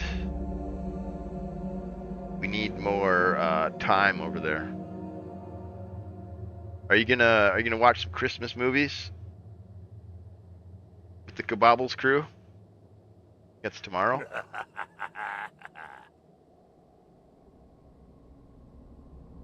Professional streamer. I made $86, Kristen. Part of that was you. With the birthday subs. I cashed it out. In the bank account, I bought groceries with it. $86. Huge streamer. Hell yeah. Hell yeah. I'm up to $8 again, I think. So the way it works is you got to get up to $100 and you can cash it out. I'm at like $8 now. So I need to work back up. But I'm thinking like branching out is good too. Because like this other chatter in YouTube right now, he gets ads on Twitch. And he's like, that sucks. So I guess YouTube is better for less ads. So I think it serves different purposes too. Like, I don't know. I'm going to watch 100%. Nice. I'm going to be streaming, so I don't know. Maybe I'll come in and out or something. Pop in and say hi to all you nerds. I think the Sentinel bird would be fine if it did lower damage. Right now it just does too much damage. Too much damage in... Yeah, like I was saying, I think the longbow sniper build is cool. But I couldn't get cover because that bird would just... You know, as soon as I'd find cover and get pinned down, then he'd just start spamming that shit. Didn't they reduce the frequency too? I think they reduced the frequency of the Sentinel. I get ads if I'm not subbed. Well, yeah. You know what you should get, Kristen, is Twitch Turbo. That's what I got. And then if you got Prime, use your Prime on like Kabobbles or your favorite one. That's kind of how I do it. So then I can bounce around from stream to stream. You don't get the ad, or you don't get the emotes, which kind of sucks. But the streamer still gets ad revenue, and you don't have to watch ads. And it's like $10 a month.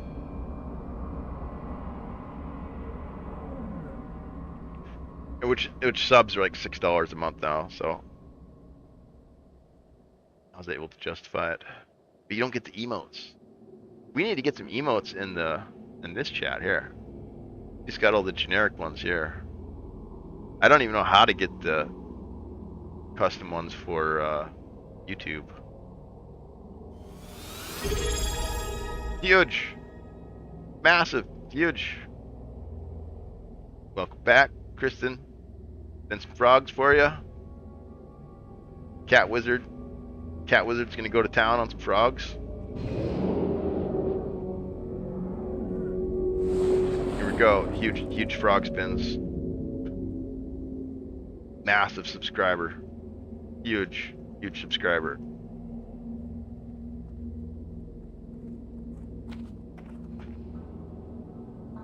Here we go. You ready for this, Kristen? Ready?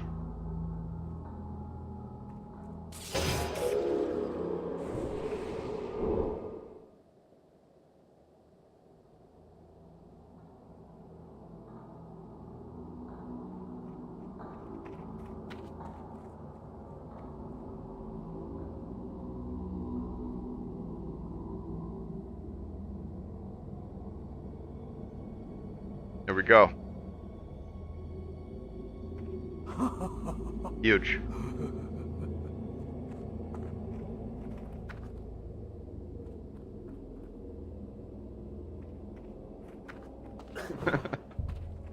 There we go.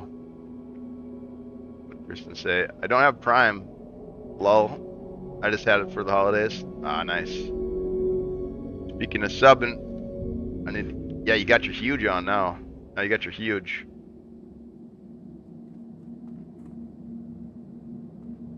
I think it's funny that the huge actually isn't huge. It's just like small.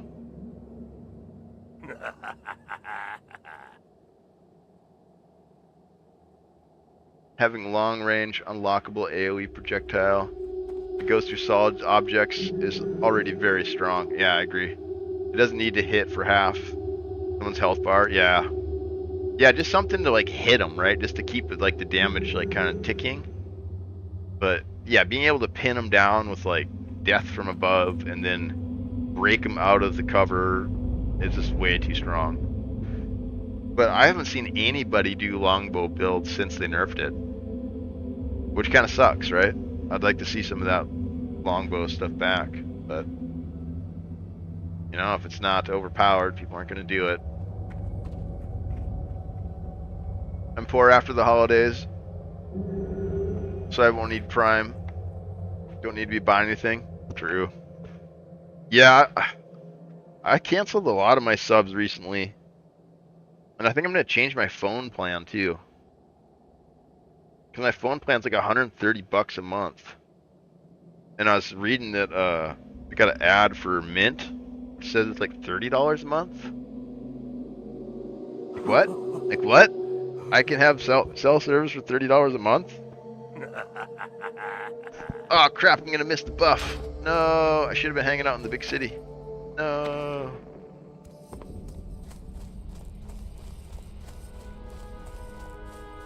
We missed the War Chief's blessing.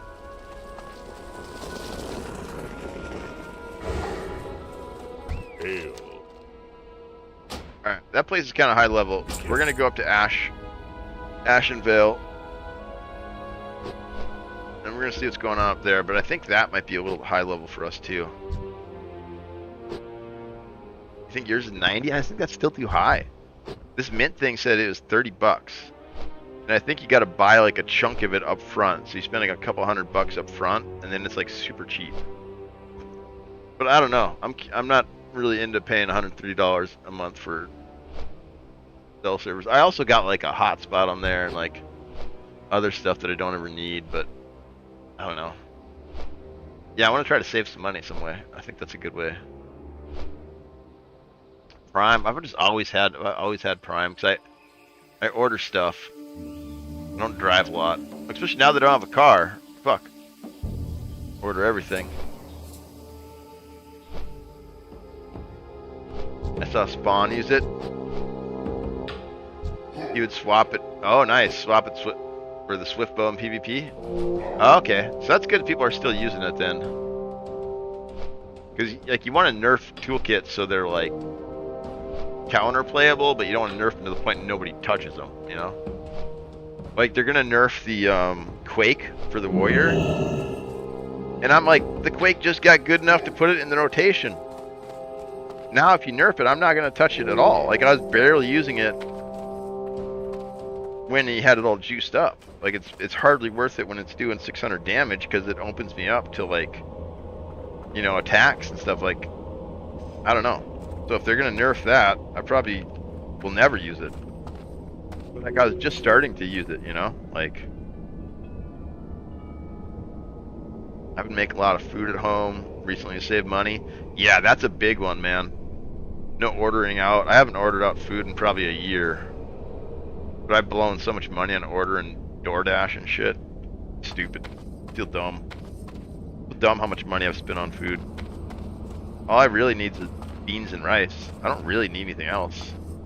But I want sushi. I want steak.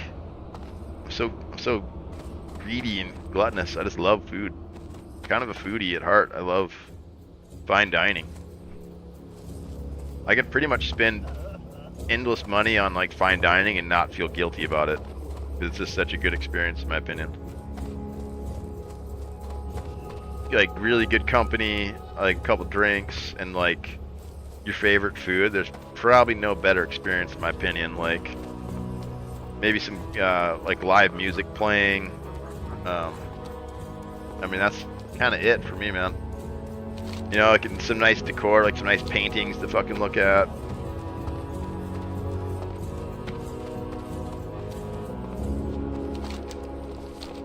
It's like pinnacle human experience in my opinion. Swan killed me with only using 2 Quakes. Yeah, I probably should have used Quake more, I guess. Especially if you get like a green weapon to base it off of. Or a green armor. I think they do like 600 damage per Quake. I think I was getting up to like 450, 500 damage per Quake. Yeah, I should have maybe worked that into my rotations more. But then like when we were doing Fight Club, I was not okay with that. It's funny. When we were doing the Fight Club, I kind of forgot about this sword and board. I just went back to the trickery. Was even making fun of me. He's like, what are you using the two-hander for? What? Like, we just buffed the Quake and now you're not even using it? Like, I don't know. I really love cooking. Oh, to go to culinary school if I had time or money? Yeah. Cooking for people is good. I mean, like, that's one of the best gifts, really. You know? Because you're actually, like, sustaining their life. Right? It's not like a toy they're going to play with and get entertainment out of it that way. It's like, no, it's like actually, like, going to make you live longer, you know?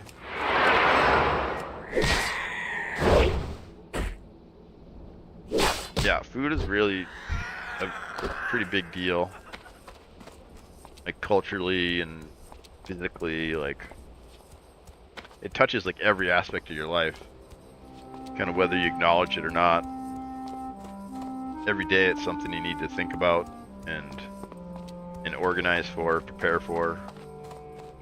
You know, whether it's making a bowl of cereal or going out hunting, like, you're part of your daily routine. Can't get away from it.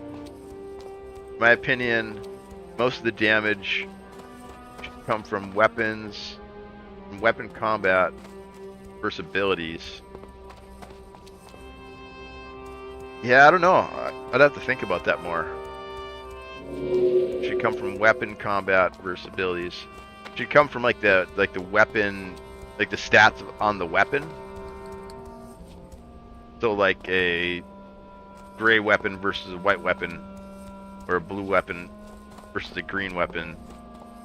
The blue weapon should be just inherently way more powerful, and the ability should be more just like variations or like changes to those. Yeah, I guess I could see that, because otherwise you have people relying on the skill damage instead of like trying to gear, right? Yeah, I guess I could see that. I guess I don't have an opinion on it. I can't really think about. I can't really like extrapolate in my head what kind of design that leads to. What is it now? Is it the... So right now the abilities do a lot of damage, right? Because like Quake... Yeah, like the base damage of Quake was huge. Right, it was doing like 350 just like with gray weapons, and then it would... Yeah, so most of the damage now is coming from abilities, right? And the ability should be utility. Yeah, I mean there's a sweet spot in there though, right? Like there's... I think it's one of those balance issues.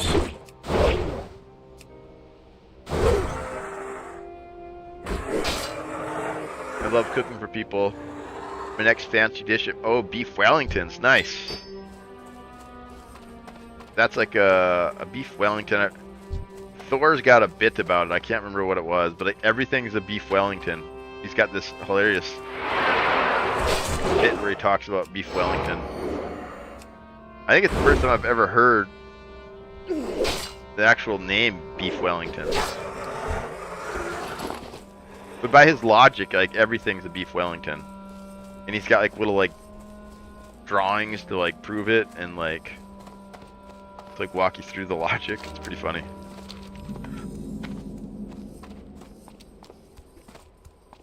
Like a hot dog, I think that's technically a beef Wellington.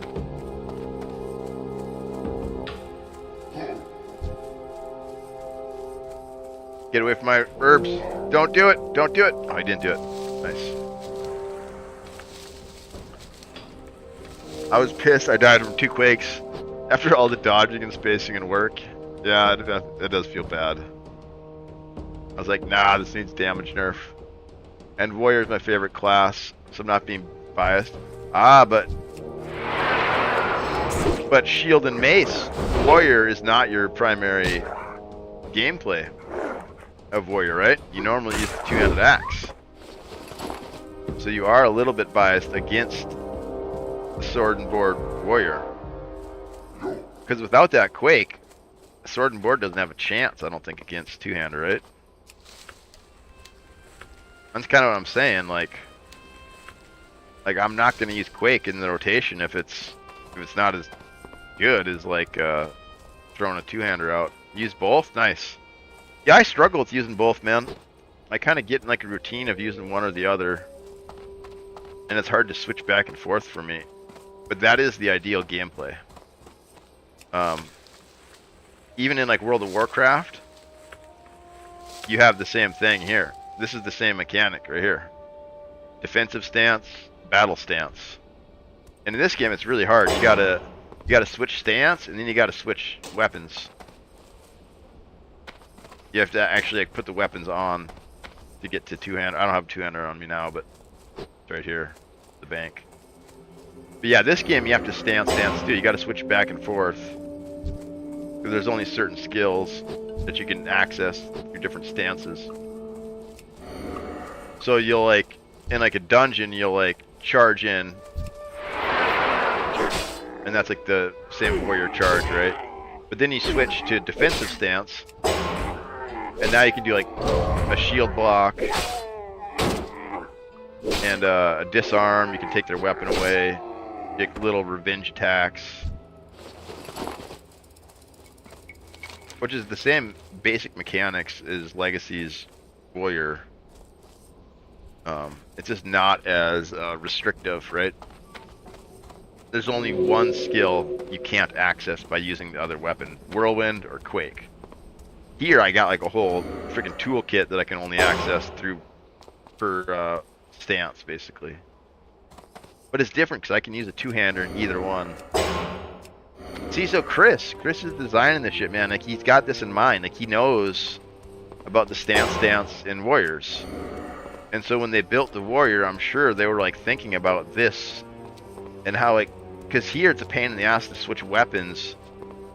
And only like really high skilled players ever even bother doing it because you gotta build macros to like automatically switch your weapons out. So every time you do this, then it switches the weapons. And so Chris built that whole system in mind with this, right? That fantasy of being able to switch back and forth weapons mid combat. Pretty thoughtful design, man. They've thought through a lot of this stuff. Not all of it. And that's why we're alpha testing it, right? Is to kind of help them iron the shit out. Makes me think of the Gorgonzola Ramsey. Is that an AI video? You should post it in the chat there if you can. If you can find it. I allow all posts in there for now. Until people start posting really edgy shit, then I'll have to restrict it again. But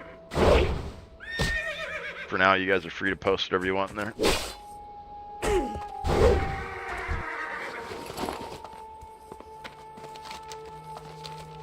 Gorgonzola Ramsey.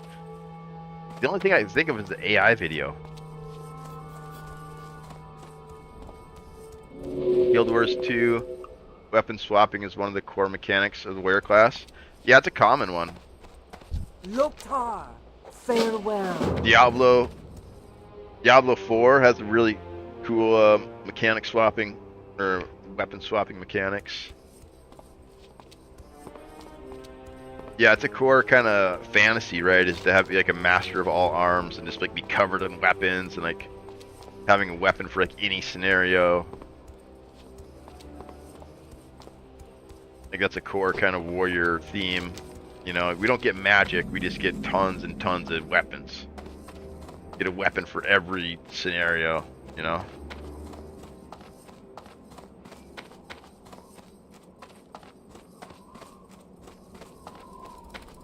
Weapons hanging off you. Alright, so now we're entering into... Yeah, this could be a mistake. What level's that guy? 18? If he can survive, maybe we can. See what level the mobs are. Yeah, I never played Guild Wars 2. I played a little bit of first Guild Wars. But I was so into World of Warcraft I didn't really have time to play any other games. I went really deep into this game when it came out, like really deep. Like my girlfriend I ended up dating. It wasn't just the e-girl, she lived in town. We'd go on dates and stuff. And I met her through the guild. She was like the mage class leader. Yeah, for a while there, like all my friends were like Warcraft guild mates, like that's how we met. We'd have like barbecues together and shit.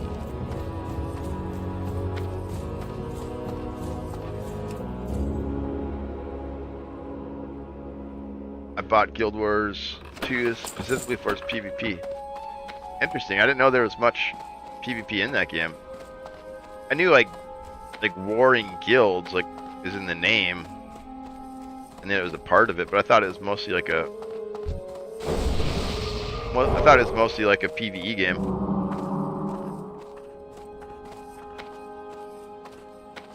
I owe you one. Strong halitosis be but one of my feminine traits.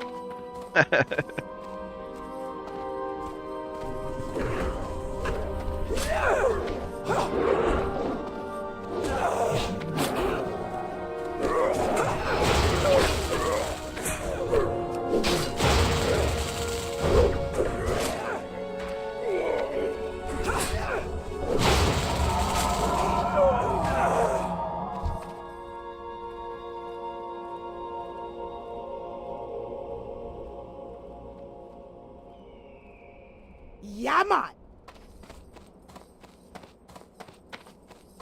Little RP action there for the druid buffing me. Gave me a mistletoe, 20 spirit. He gave me Mark of the Wild, which is armor, 105 armor and all attributes for 4. Then he gave me thorns. Pretty sick. Yeah, Guild Wars 1 was pretty wild. I remember competing a little bit with World of Warcraft. It was like one of those contenders, you know? And we'd lose like half the guild would go leave and say, oh, we're gonna go play Guild Wars, it's way better. And then like a quarter of them would come back, and then we'd lose the other quarter like permanently. I never like killed any of our guilds, but definitely put some dents in there.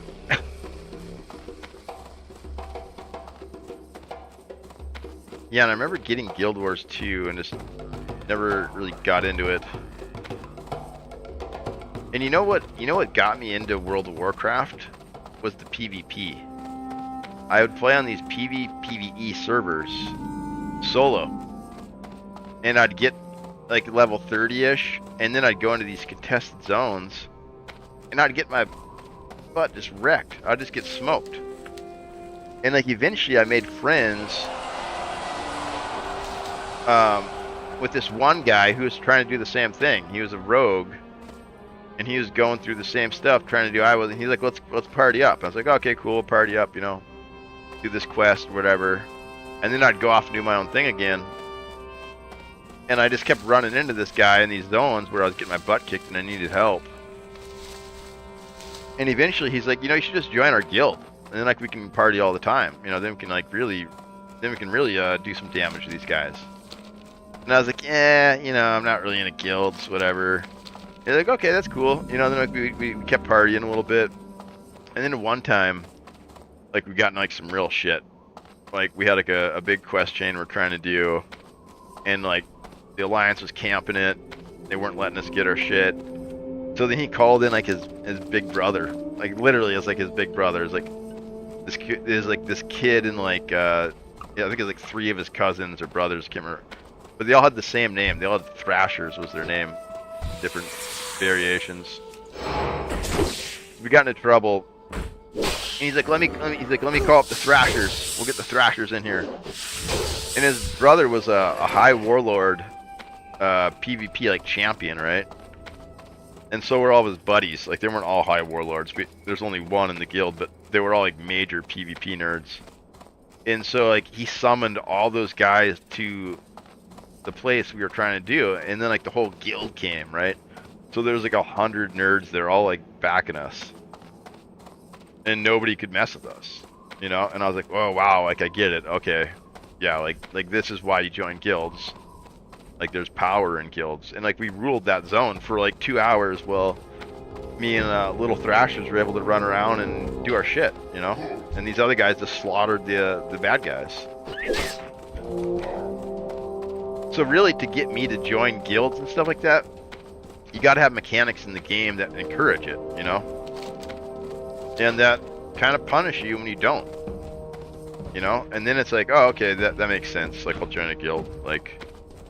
But if it's like just for social reasons, like for fun, then I'm kind of like less inclined to do it.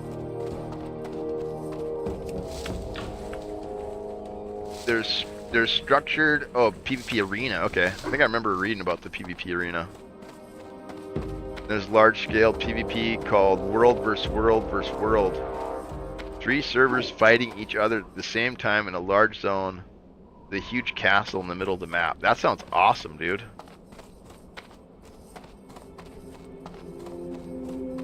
That sounds really cool. So the servers were the guilds, kind of, right? Or the realms, like realm versus realm versus realm. Then you have like little guilds, like, or like factions within that. Yeah, it sounds really cool. I kind of want stuff like that for Legacy too. Like where you got like big epic maps with like a point of interest that you try to take over, and like I want to see bigger teams too. I want to see like 5v5s, maybe 10v10, like raid style. Be like some siege weapons and some carts you can push around. I really hope that's like the full scale they go to. Like the TDM stuff is good, but kind of like a little bit more, you know.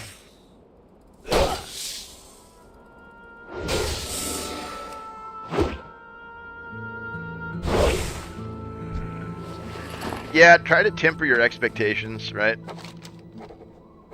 I know I've had to kind of walk back my expectations with Legacy a couple times. You'd have such high hopes for Legacy.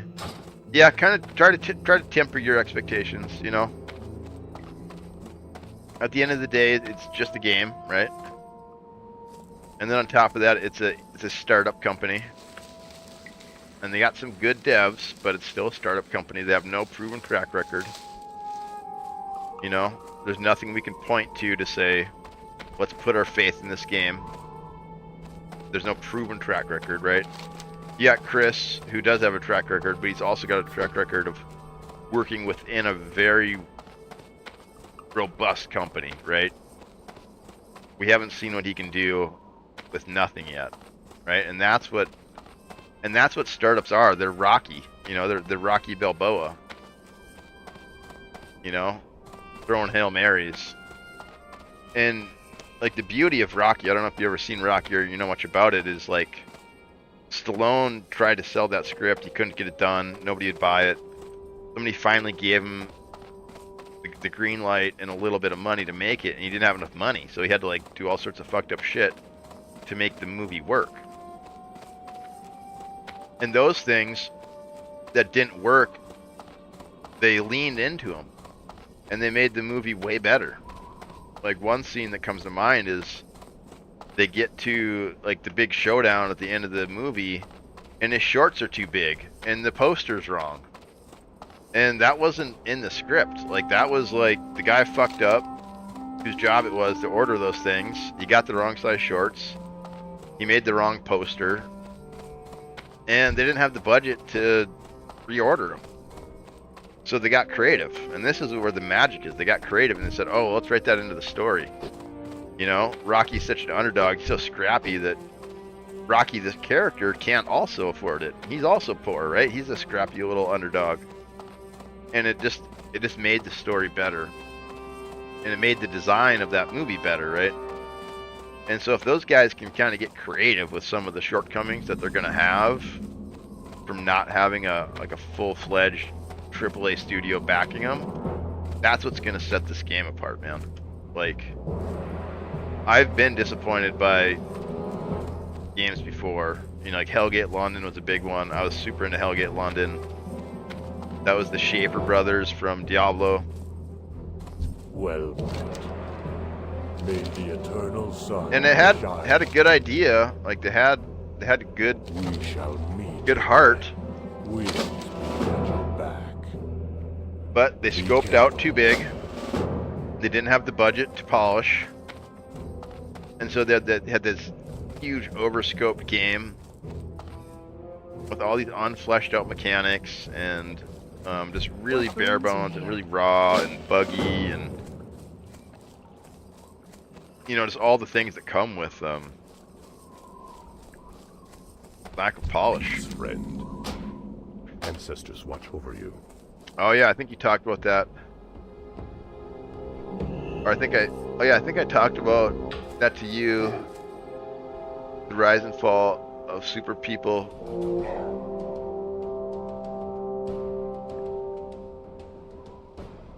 About that, the rise and fall of super people. Oh, the battle royale. Yeah, it's tough, dude. It's tough when you get invested in something and you have ambitions for that, right? For that thing you've invested in. You have expectations of it. And that's the hard part is, yeah, keeping your expectations tempered in reality versus what you imagine it could be. Right? Because you seem like a pretty creative person. Like you can imagine what this game could become. Right? Like you see the vision that Chris sees. Like you get it, you know? And it's kind of dangerous because you're investing your time and energy into this thing that's not there yet. I'm safe. But also, it doesn't happen unless we invest our time and energy into it. Thunder. Like, they need us as fans and as content creators. Like, I had a private conversation with one of the devs. And I was talking to him about, you know, just like how I'm really into the game and like I want to, you know, help with the game. And I was like thinking about becoming a moderator for their Discord. You know, like I was thinking about putting in an app for it. And I was like, I don't really have a passion for moderator, but What can I do for you? like I'd take the role if you guys wanted me to do it, just, you know, help out or whatever. And he's like, you know what? The most important thing you could do possibly to help this game out and help this game grow, make content for it. He's like, that's the hero.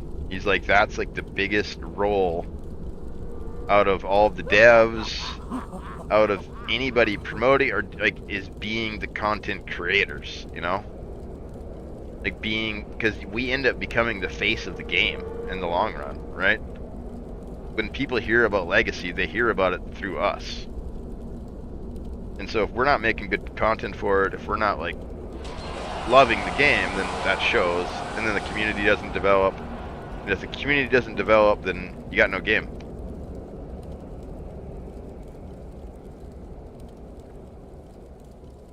Yeah, you'd be good mod too. You could definitely do that. I know one of them just stepped down. So I think they put another app out for it. Zug zug. Get your fancy red name. You could be a red name on the Legacy Discord.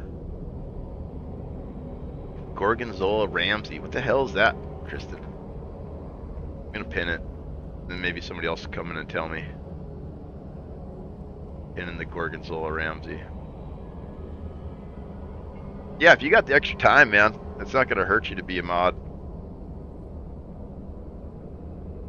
I just decided not to do it because I already don't have enough time to do this and like other shit, you know. I keep the Discord open on my second monitor pretty much. Yeah, I'm pretty heavy on it too. I don't respond a lot. Sometimes I do, but I read pretty much everything on there. Kind of addicted to that game and that community.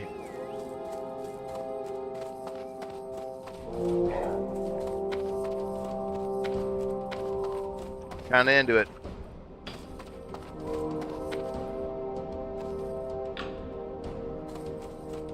Yeah, I hope the farm map is kind of what I think it is. Like, I want the farm map. So you know how like you've suggested it, I've suggested, lots of people have suggested it. We want a hub, right? We want like some sort of hub where we can chill. It's like other players, like in between matches, right? I think the farm's gonna develop that way a little bit. There won't be like a neutral space, but we'll be able to hang out in the farm with like other new players and stuff, and like kind of chat with them, and it'll be like a low stakes. We shall Oh, this one's gray. be careful. Or was this thing just hidden in here? Let's see. Oh, Black Fathom Deep. We got our first quest for Black Fathom. That's one of my favorite dungeons. No, these are green. These are good. I think we got to run down the mountain a little bit. Oh, and this is the Great Lift. Let's fly down to the Great Lift and turn that in, because that's an orange quest. We'll get some good experience for it. And then we'll come back and we'll do some of these green quests, I think. I think these look pretty good. There's like a southern area to this region. And stay in queue for matchmaking. Maybe even spar. Yeah, right? Yeah, some sort of sparring system. Yeah, you know, like certain areas in Greenwood are kind of like that already now. Tanks.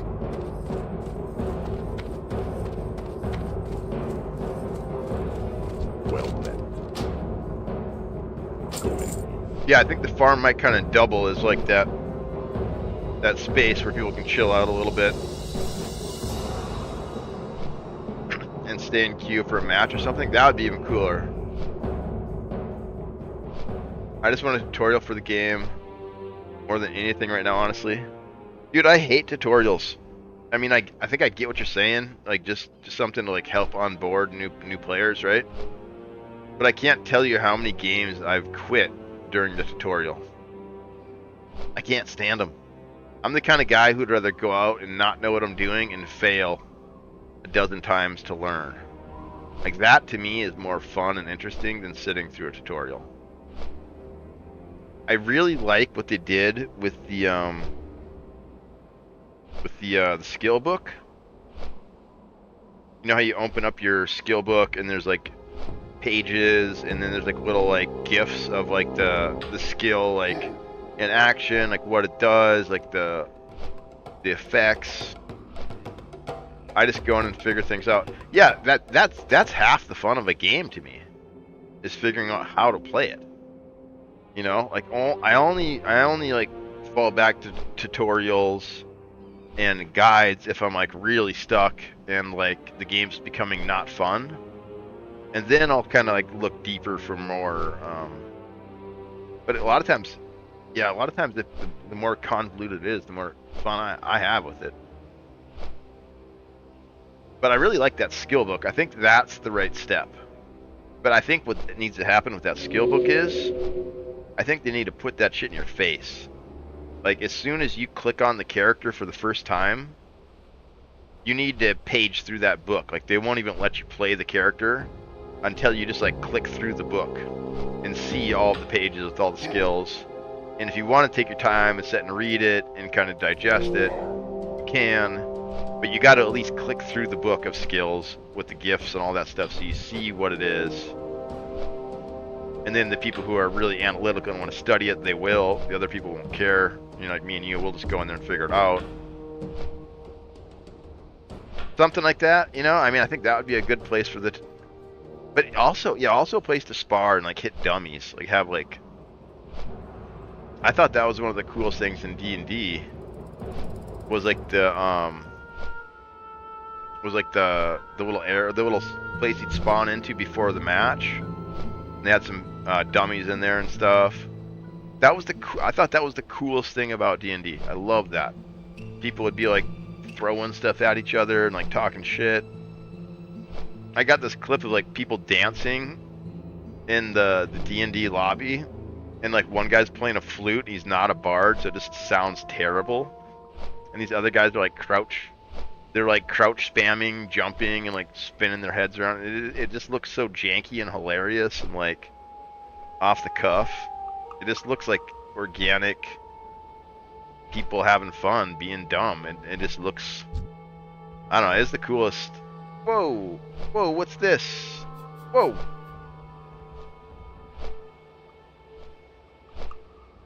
Greetings. This other player like right on top of us. They're gaining on us. How are they gaining? They got hacks, chat. They're going faster. What the hell? Shoo. Shoo her away. Be gone, pest.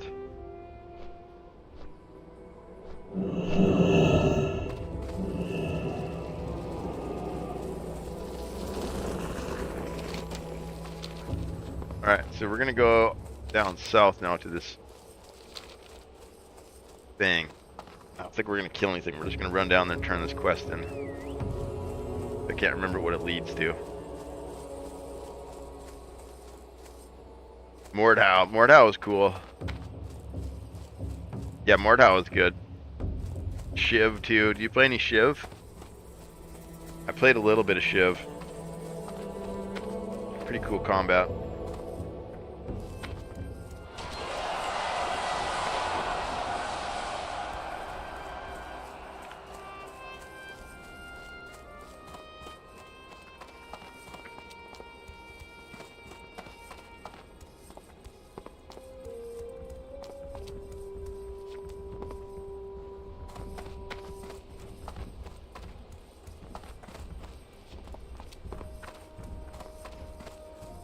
Trying to get this person to interact with me, but they're not. I got all this and personality too. They flew with me on the plane. Now we're running to the same spot and they won't even look at me. What's wrong with me? I look just like them too. What the hell? Why are they being such a jerk? Won't socialize. Won't socialize with me. I just want to be friends. Can we just be friends? Could we do like a love? There we go.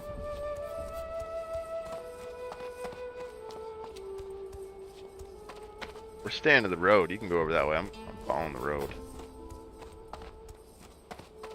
Not getting killed. Dangerous turf down here. Oh, you played some Shiv? Yeah, that combat's interesting. What do you think about that combat versus like the legacy combat? Kind of almost think that like Shiv stuff is better in some way. If it could be like programmed like cleaner or something. But, like being able to control the velocity of your attack with mouse movements is really an interesting concept, I think. It kind of makes me think almost more like virtual reality kind of, like it's even more interactive. Like maybe too much, you know? Like that's the flaw of that combat system, is it's a little too advanced maybe. But I thought that's just like a really interesting concept, being able to click and then, you know, like, I don't know, it's interesting. It's different, definitely not, no, again too, yeah, definitely not new player friendly.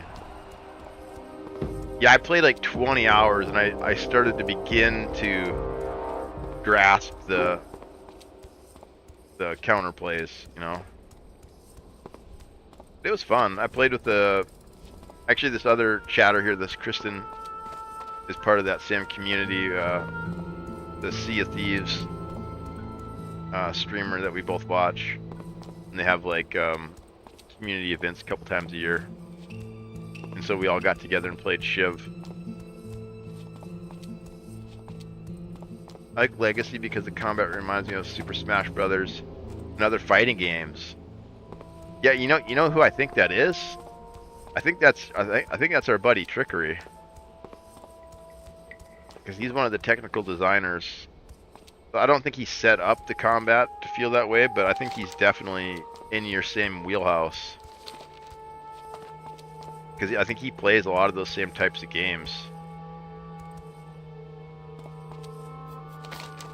Like he says, the Korean MMOs have that same type of combat, and it's pretty new to me. I never really played Smash Brothers. Played like a couple times at like house parties. So I kind of get it, but not really. Kind of reminds me of Zelda. Played a little bit of Zelda too. Breath of the Wild with the resource meter, the stamina meter, and Valheim also has the stamina meter and dodge rolls. I mean, it's a way like truncated system, not nearly as deep, but it's got the same kind of stamina based action system.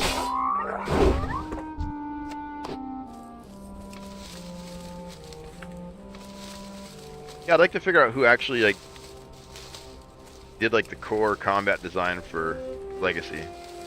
It could be Trickery. I know he's like he's called, like, his title's like technical combat art or technical combat designer. But I'm not sure if he actually like wrote the core of the combat or not. I think he's just working on it. I think there's another guy named Nuclear that I know is a coder. And I've seen him in Trickery's chat before. So it might be him.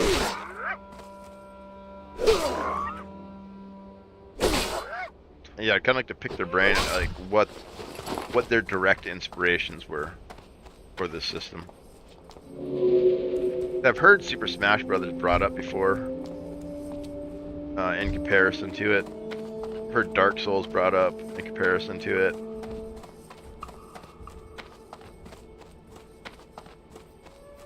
Black Desert Online, I've heard that compared to it. Never played that one though, so I can't say.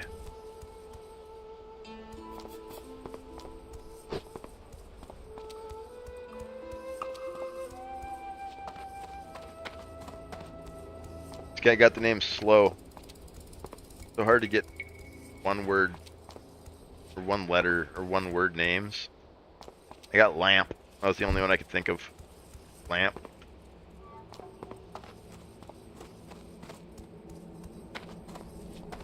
Chris said some of his inspirations for the priest are from Peach and Zelda and Super Smash. Oh yeah, for sure. With the floating, like with the levitating and stuff. Like kind of that lighter feeling. As soon as I was like, oh yeah, I see them now. Yep. Yeah, it's pretty cool hearing what the direct inspirations are for some of this stuff, because then you can connect the dots, you know? Okay, so we're using this combat as a starting point. We're adding modern systems from, you know, probably 2023 they started building this, and it's all through Unreal Engine.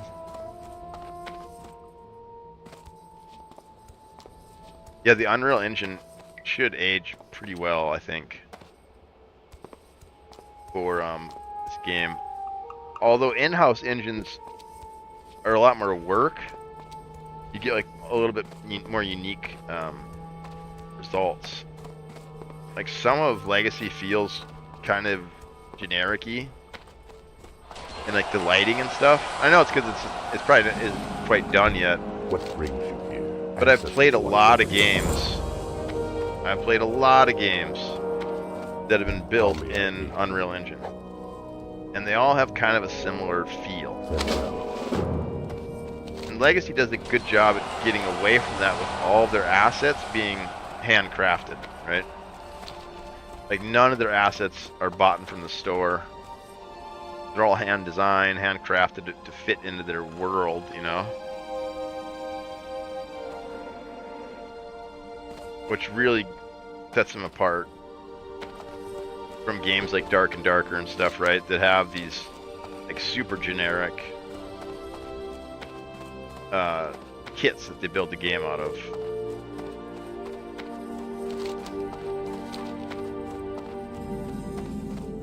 I can't run Legacy at max settings on my PC. It's relatively new. Yeah, I did kind of an irresponsible thing.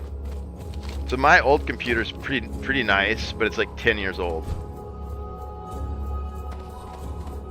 So, and I've maxed it out. I maxed my old PC out. Every slot's got the best thing it can have in it, basically. And the CPU is the only thing I can't upgrade anymore. No, all of it's like maxed out. I guess I could have put a better video card in there, but that wouldn't solve the problem. I needed a new PCU, like basically everything else, or CPU. Sorry, not PCU. The processing chip, the main one. Everything else I was able to upgrade and get it to work. But some games just couldn't handle that freaking core processor, that old one. So I got a new one when I started testing Legacy. I did like 2 tests with my old rig, and I was like, oh, this sucks. Like, I can't get hardly any frames. I was like struggling to get like 30 frames on like worse settings, you know. And I could make it play, and I think that was cool for the devs to see and get feedback from. But I made a pretty irresponsible decision. I put it's a pretty budget PC. It was like $1,000. Put that on my credit card, which is pretty dumb, but it's like the only thing I do. That's how I justified it. I don't really spend money any other way, so. And it crushes it. It does really well. Like it's like 80, 90 frames per second.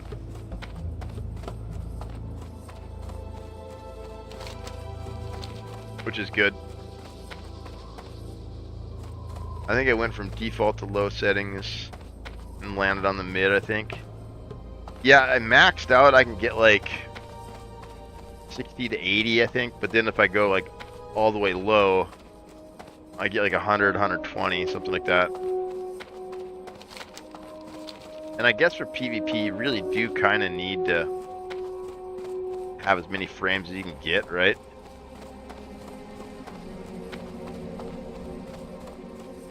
See, that's another kind of problem I have with PvP games too, is it comes down to hardware a lot of times. Because if you're fighting somebody with 180 frames, and the other guy's got 15 frames, or 30 frames, it's pretty unfair, really. Like, you're just gonna be able to move faster, you know? You're gonna be able to sidestep and shit before he even knows what's going on. I see that happen all the time in Sea of Thieves. Sea of Thieves is cross-platform with Xbox. And people with Xbox just don't move as fast. They can't turn as fast. You know, they can't draw as many frames as fast, so they're just not reacting to shit as fast.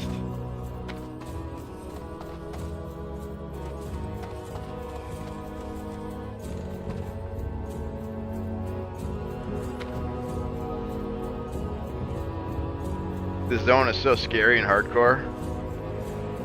If I fall off here, I'm freaking dead, like permanently.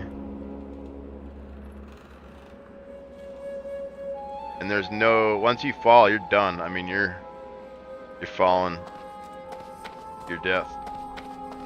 Oh, I'm getting nervous just being up here. Hands are getting sweaty. Greetings. Winds be at your back. Yeah, we're not gonna be able to do any of these. Let's take it just to look at it and see what color it is.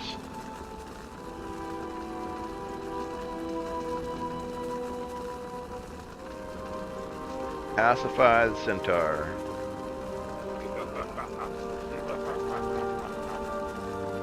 Yeah, it's yellow. It's not too bad, but I think we go back up here and do there's these 3 green ones. Oh, that's an elite though. Maybe we could find a group. Broken sword. Yeah, we can go kill these goblins though, and the boulder guys. We'll get our oh, look, this guy died up here. How the hell did he die? What the crap? Yeah, how did he die in here? That's weird.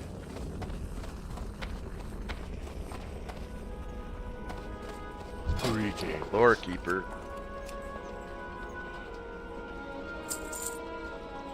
Oh, I think I need those tails. Go in peace. Can I cook those? Can. We need some hot spices. Well met. That's actually a really nice one. That's like +6. Yeah, we need that. Oh, here's the alchemy recipe.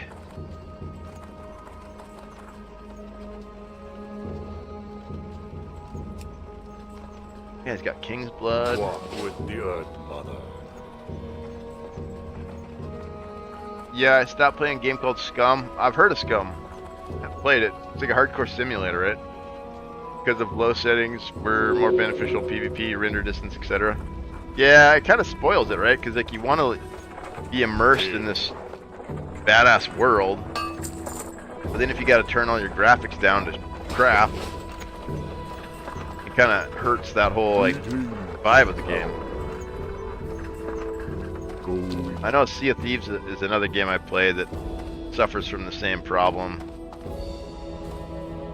You know, you got all the Xboxers, and then all the guys on PCs just turn everything way down, and it's like super advantageous to do that. Like you can see through the water, you can see people swimming, you can.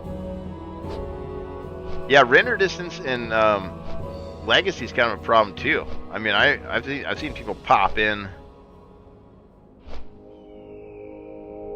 at ranges where they can shoot me. You know, like it's Scum is zombie survival. Okay.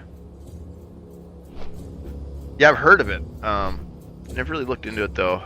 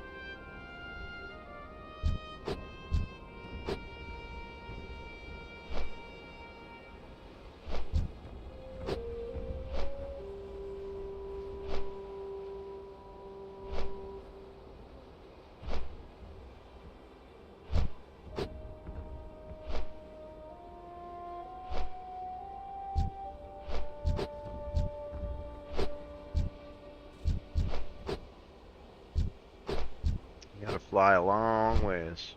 I think I had render distance at max. Legacy. I could see people at cemetery from keep. Oh, that's good.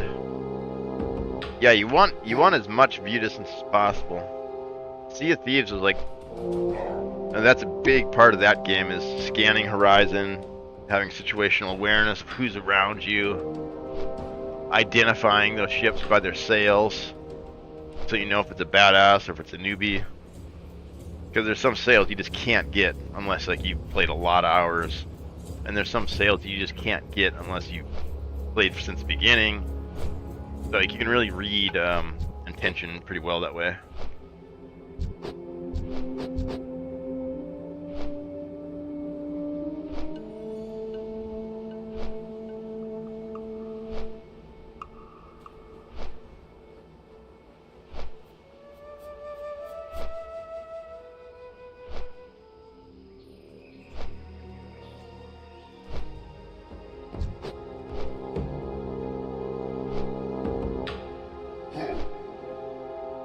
I need some food. I'm getting hungry. Freaking these other nerds are over here talking about food, making me think about food. I should just drink more water. I don't need all this food. Food's so overrated. I hate food. I just want to drink water. That's all I need. Oh shit, we gotta throw that chicken away. It's like growing shit on it. I'm so bad at being domestic. Oh man. Gotta be something here we can eat. Food. I got a can of beans. I don't want no beans.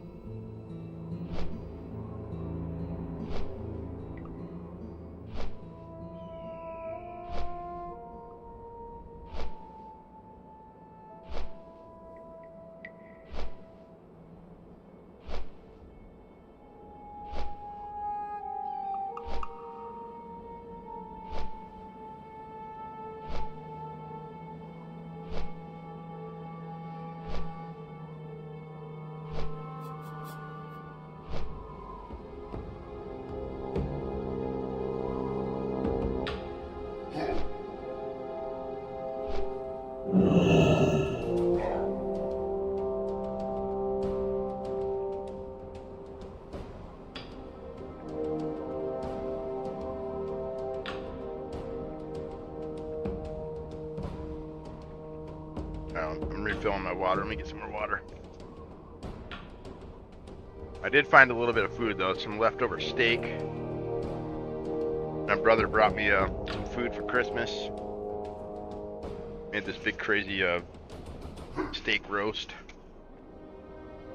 It's like prime rib or something. Cheesecake, mashed potatoes, gravy, stuffing, green beans. 9 yards, man. He hooked it up. Actually, I should send him a message right now and thank him.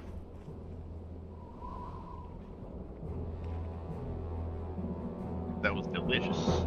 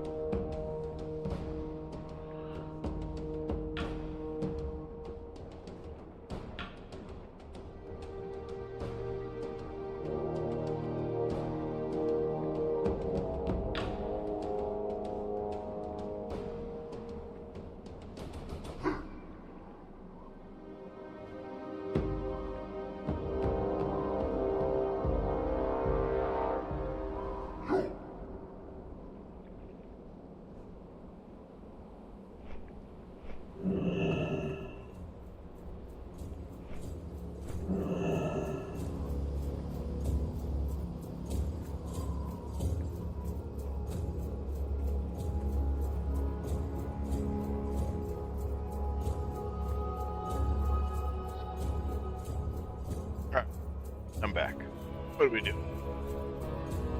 What are we doing? What in the crap are we doing? Chatting with our homie Otter is what we're doing.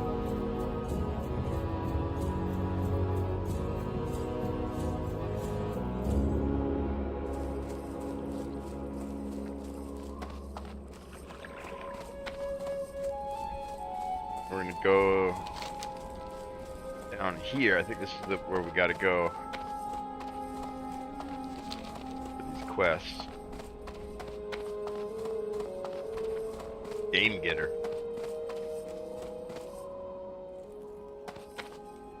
Hail.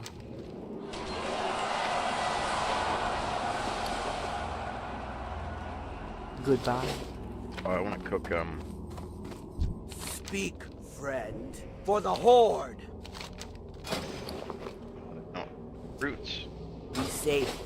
Gotta have fruits to cook up the or no, what does the lizard tail take?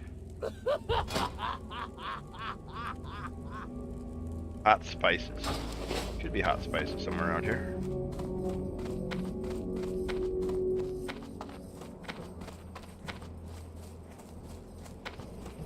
Good general or trade vendor. Good vendor. General goods. What do you need? What are you looking for? Well, dang, maybe we don't have one. There's gotta be one up here, right?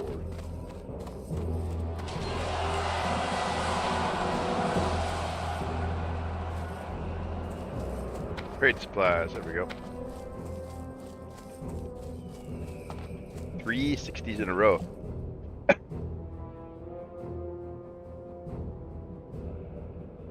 Tommy Buns, Turbo Squirter, and Cupola all got 60.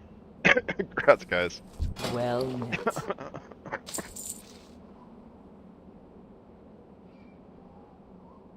Be careful. Some people, man. Some people. Kinda wild.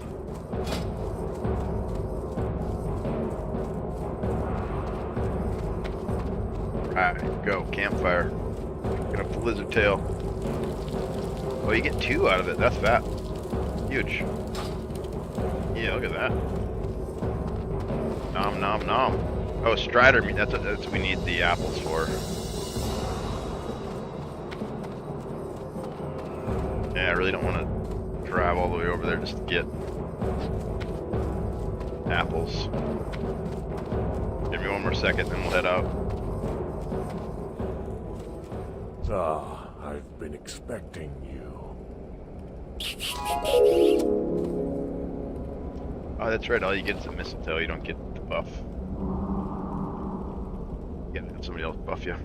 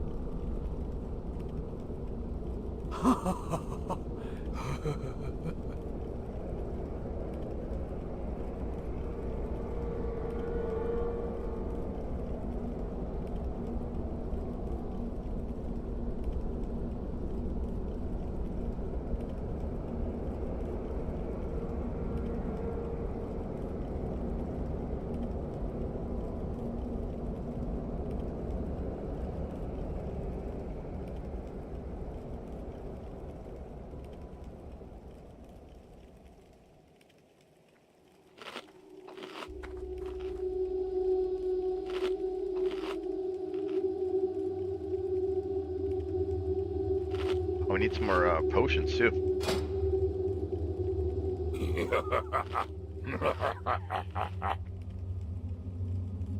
Yeah, we finally got some earth roots.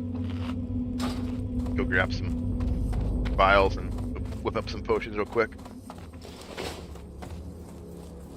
Now that we got some earth root finally.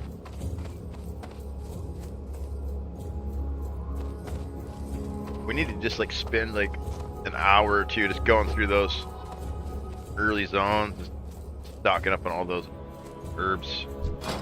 I have just the thing for you.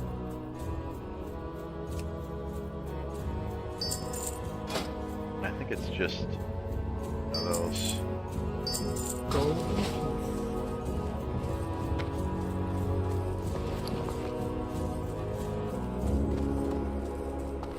I do like herbalism and alchemy. Kind of fun.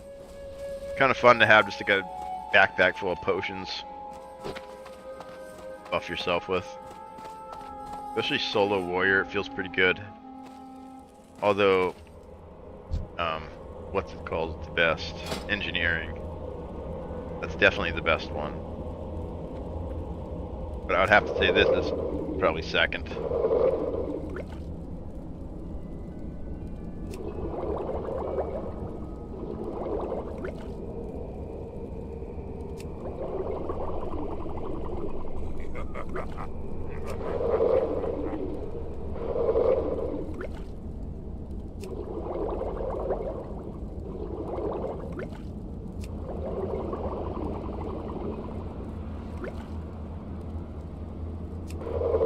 There we go, we got 2 of each now. That's not bad. Oh, we left all the deviant fish in the bank, which is fine because we got 8 of those.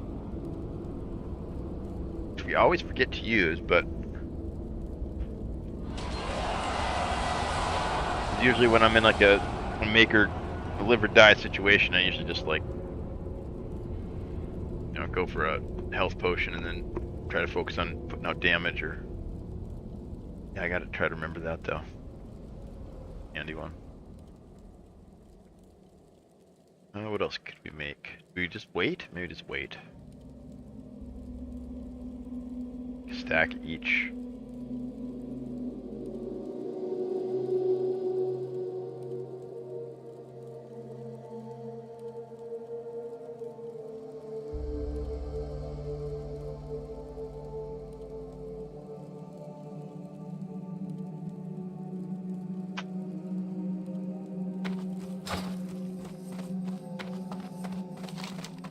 Right, here we go. We're doing it. Heading out.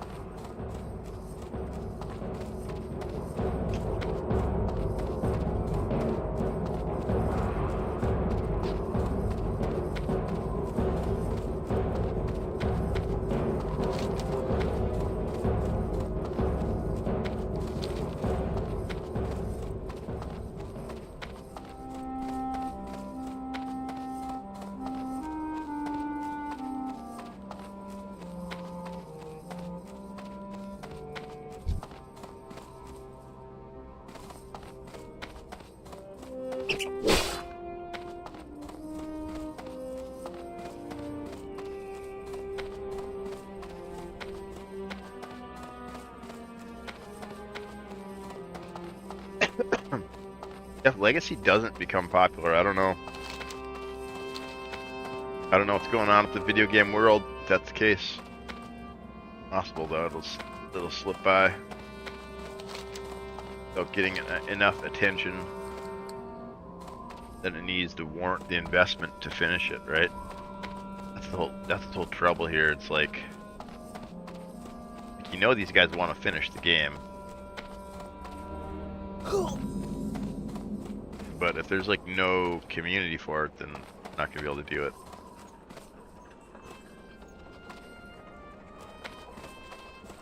Yo! Be good!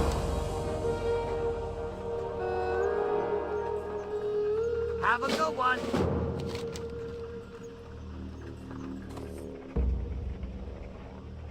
I guess that's where having the scope in check and having like a small scope that you can like realistically polish, you know, is really key.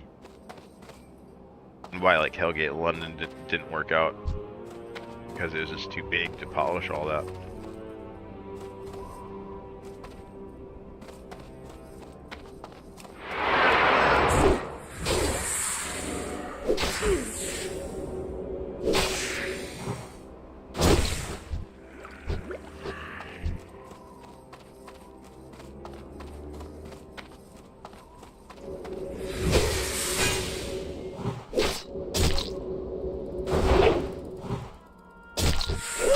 Oh no, somebody died in Wailing Caverns. How do you fall to your death there?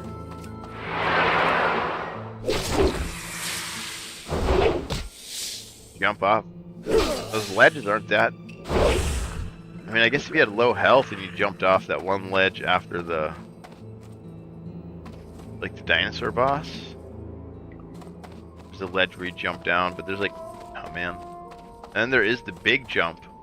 But the big jump has water in it. Huh.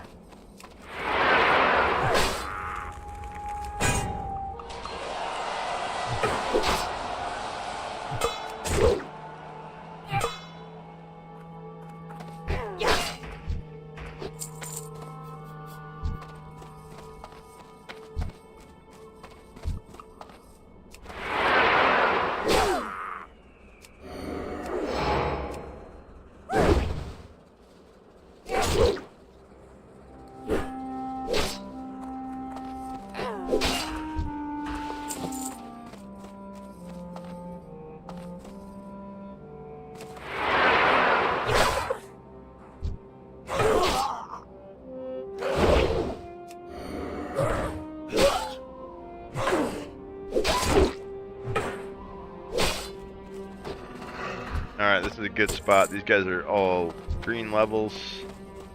Pop our potions. Get to work here.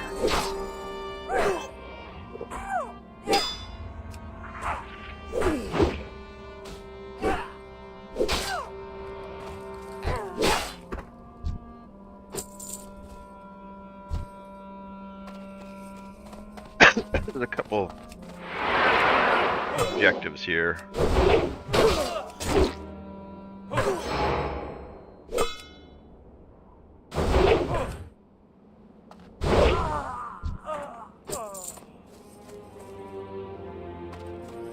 What are they? Goblin invaders. What we're doing. Or the cave at Boulder Slide Ravine. I think that's up here, isn't it? Oh, where's Boulder Slide? I think one of these caves, but I guess we can go check.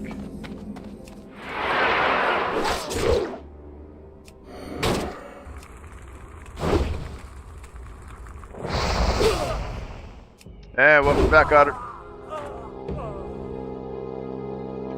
New game now.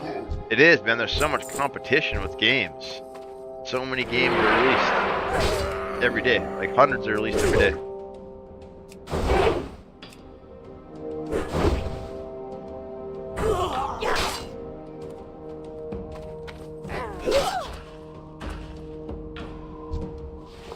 Super Vibe just went into open beta.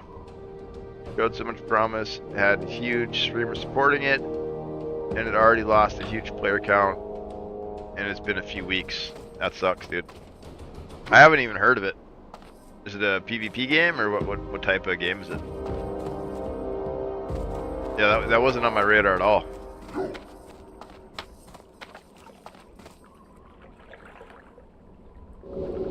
I think the first time I heard of it was when you brought it up. So it could have been a marketing thing.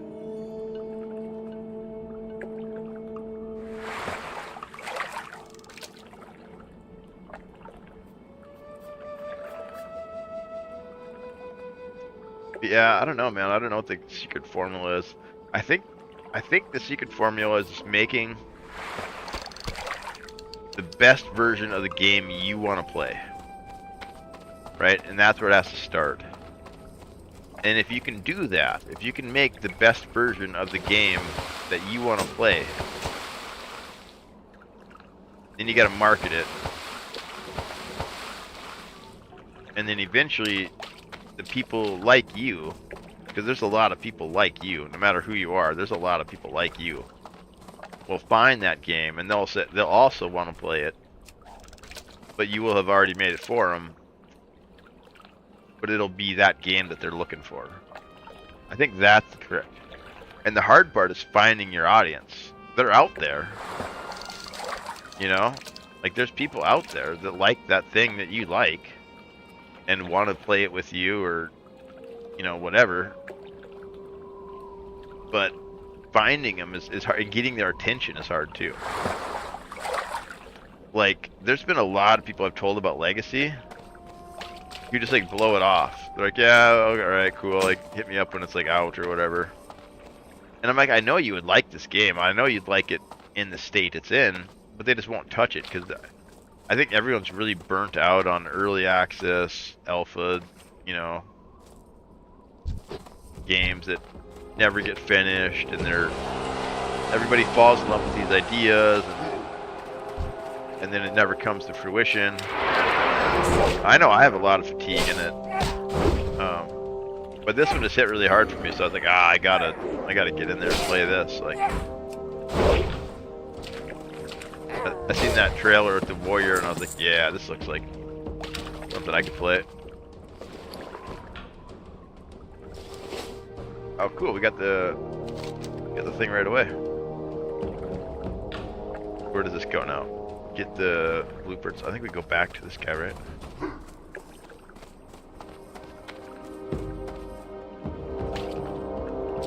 The goblins. We gotta find the cave those are at.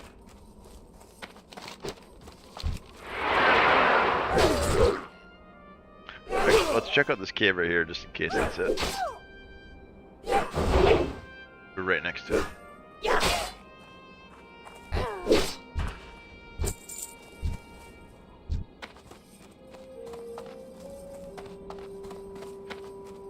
Supervise.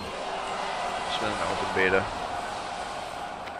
Yeah, they show. Yeah, that's the thing, man. Like a top-down hero battle royale. Yeah, I mean that sounds cool.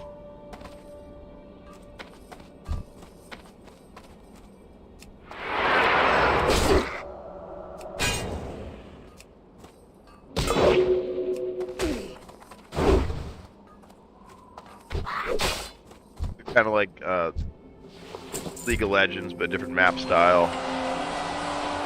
A little bit different character balances, I suppose. Oh, shit.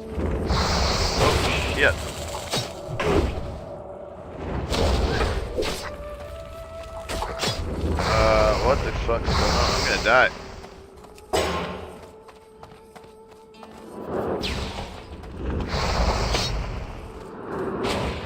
Uh-oh. This could be it.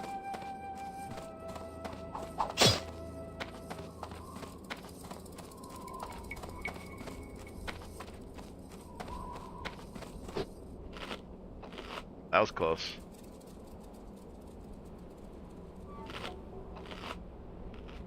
The crap was that? Like, pulled aggro on like 5 different things.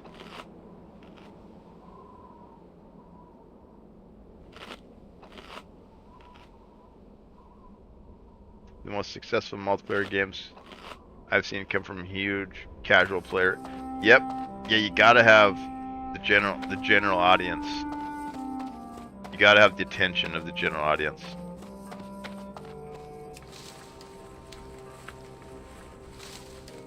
Which is hard to do in PvP games. It's almost like you need to hide the PvP game within the PvE game. Like, I don't know if you ever played Sea of Thieves, but that's basically what that game is. That game is basically an extraction looter. Basically an extraction looter shooter hidden within a sandbox.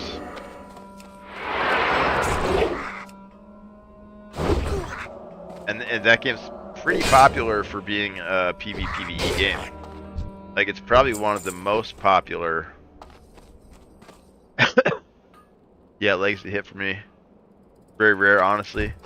Yeah, it's been a while since I've been excited about a game. Like, here I am. I'm still playing World of Warcraft, you know. Sea of Thieves was good, though. Valheim was good. Those both held my attention for quite a while. Played both of those like a couple thousand hours. I think I got like close to 5,000 hours in Sea of Thieves, and then Valheim has like maybe 3,000 to 4,000. Other than that, though, pretty much played Diablo, Warcraft, and I got a bunch of other games. I got like 300 some games, but like I don't know, none of them really like get me to replay. Pacific Drive is probably my game of the year. That was a really fun game. I need to go back to it, play it again. They've added some new skins and stuff.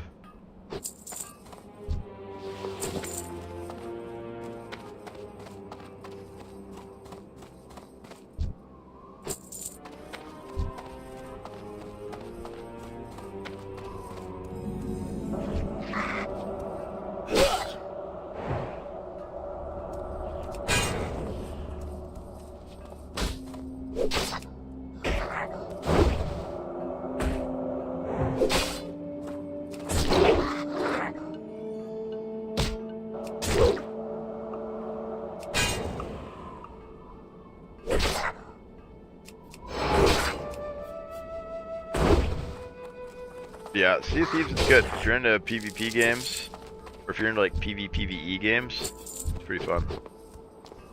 It's getting harder and harder to find people though.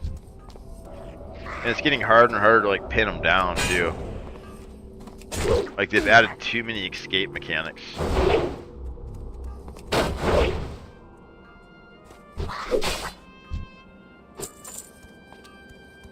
Like it used to take you, if you had a lot of treasure, and the only way you get any progression in that game is by selling treasure and acquiring gold. Gold's the only thing that's permanent. Everything else gets wiped every session. So the only way you get gold is by selling loot. And selling loot used to be a pain in the ass. You'd have to like pick up an item, carry it to the vendor, which could be pretty far away depending on which island you're on. And you have to do that repeatedly until your ship is empty of the treasure. And you get gold for each one you sell. But then they added like mechanics to speed it up. Now it's like 10 times as fast. And then they've added mechanics where you can transfer off the server like almost instantly. So even now when you see somebody and you want to engage with them, it's hard to catch them with anything of value. Because they've either already sold it by the time they see you, or they're just gonna leave the server. Oh shit.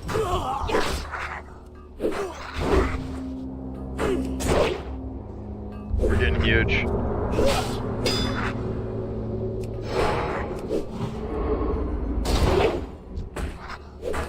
I'm massive, dude. shit, we gotta try not to die here though.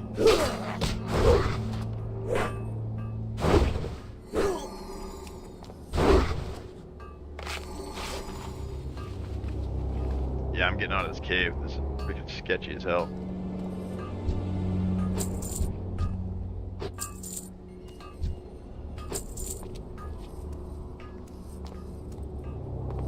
Pop trap. I don't even need the smoky ingots.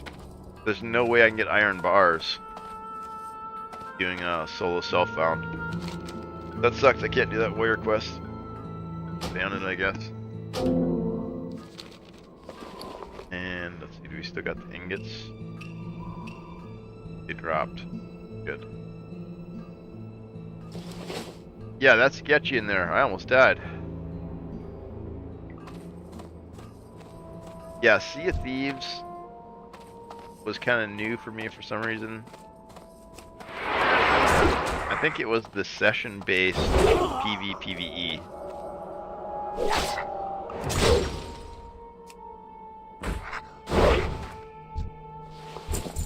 No, I'd played that before though. I'd played session-based PvE games before.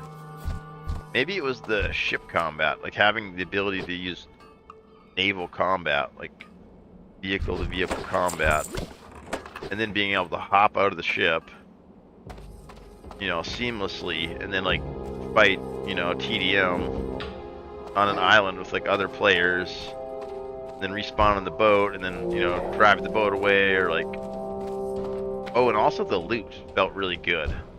Like being able to pick up loot, like being able to pick up a treasure chest and like carry it. There's something cool about that. I don't know. Or like carry around a skull and then, you know, someone tried to steal it from you. And I don't think I've seen a game really like that before, where you got a kit where all the loot is like realized in the world, and it actually has like weight and movement penalties to move it. I think that's what kind of impressed me about Sea of Thieves. Never seen that done before. I played a little bit of, what was it called? Deep Rock Galactic. And that actually has some of those same mechanics, where you pick stuff up and have to move it around. There's like these big geodes or gems or something, I can't remember what they're called in Deep Rock. But you got to go over there and mine them out and then carry it. And you got to use both hands. It's like really cumbersome and slow. You got to go turn it in like this little collection guy, a little collection NPC. I think that's the only other time I've seen that in the game.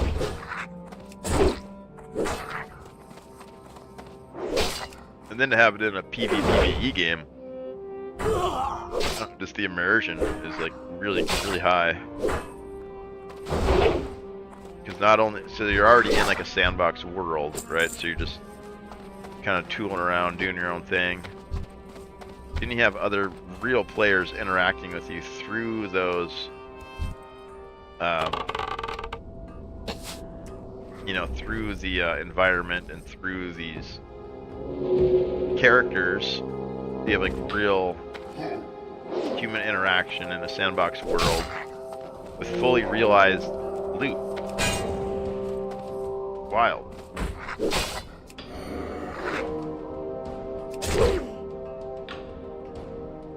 I don't know if you guys can think of any other games that have that mechanic.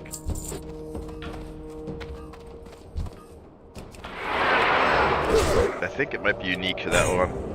Or I mean, at least that realized of a version of it.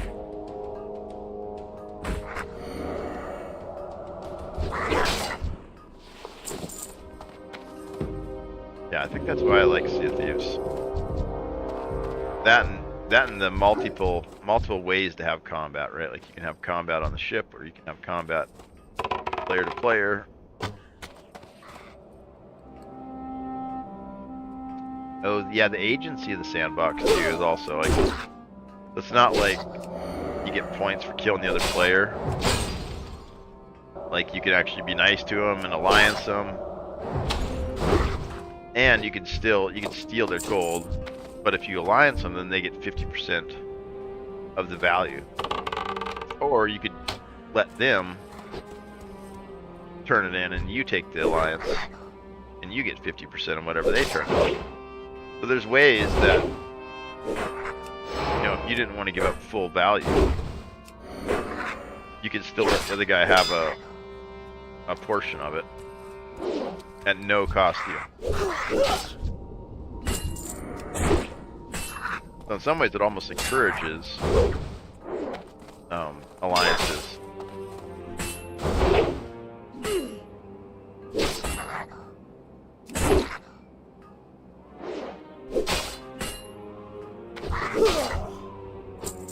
It's like it encourages teaming, you know?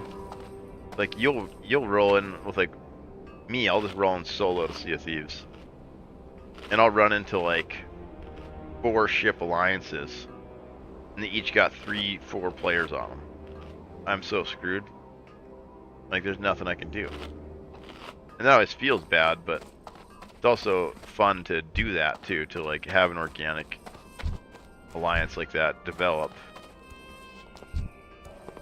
And then like you guys team up on somebody or do a special voyage together.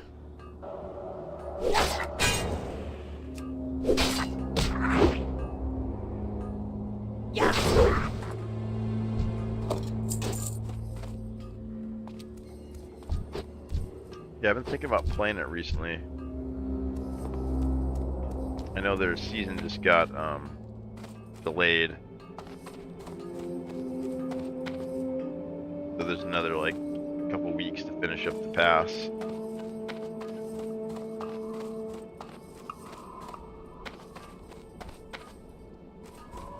I really don't want to go in there because kind of high level, cast the spells. I feel like if I go in there, I'm gonna die.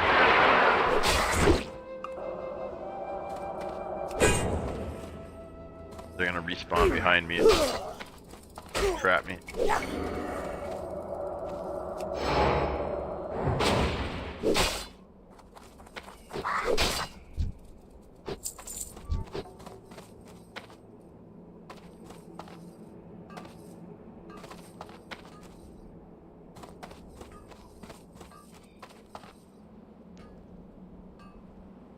What else do we need from these guys here?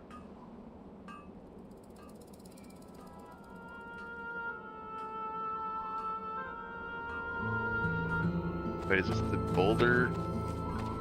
No, this is Windshield Crag. It's not this one.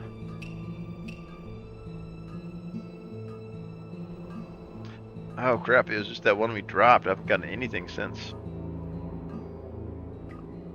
Yeah, it was that warrior quest we had to drop. Let's go turn this in. So the other one we need is up here, this, I think that's the boulder they're talking about.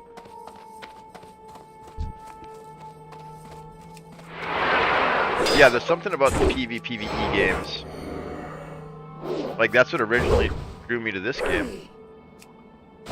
I'd play on the PvP servers. And like that added difficulty of like having to fight people intrigued me. And then like I said, I joined a guild, I made friends to be able to actually play the game. And then it got really fun. You know, there's probably like 10 years there where I had a blast playing this game with my guild.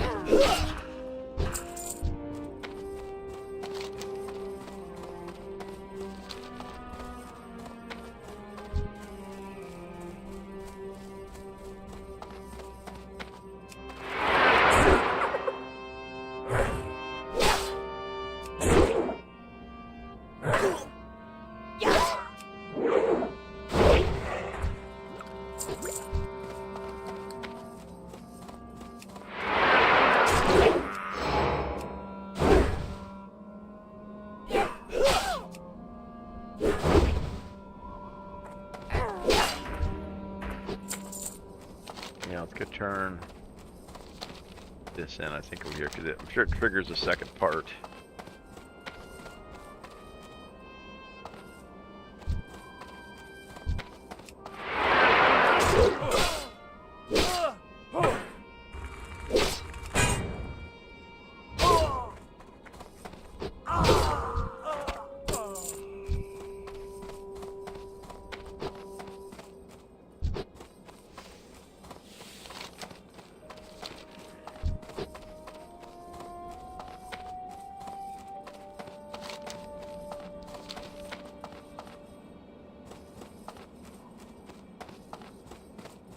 I need those eggs.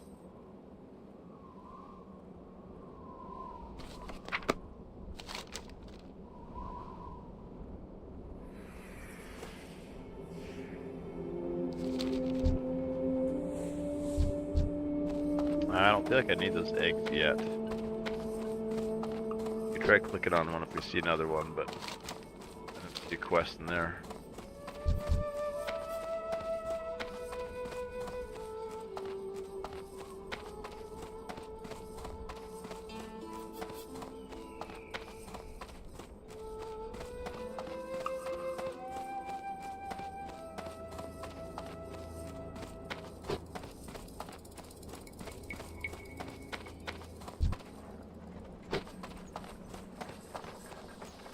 Time is money, friend.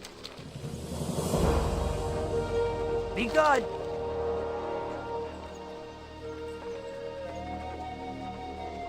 Oh, we're going back to Barrens. Keep it real.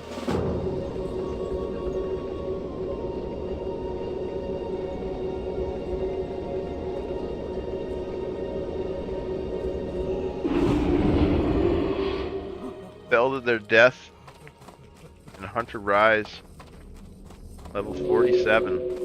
Two of them fell off of Thunder Bluff and died. That's wild.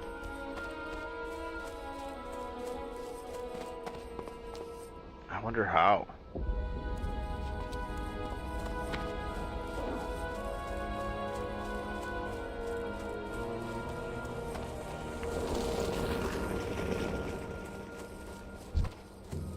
Hail.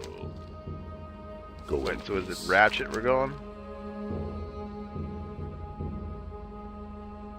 Buttervelv and Barrens. Thought I seen something about Ratchet in here. Yeah, Ratchet. What brings you here? Goodbye.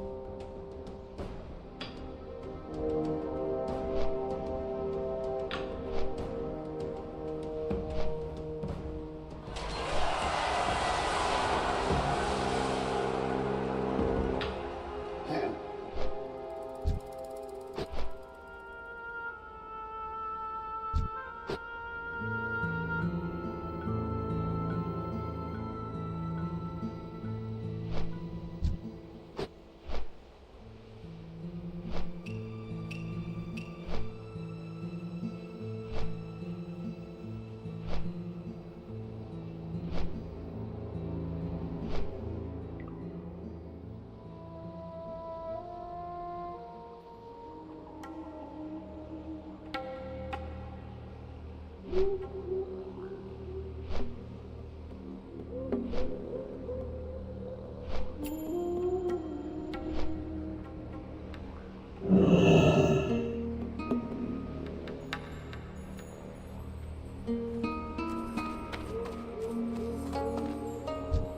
how you doing?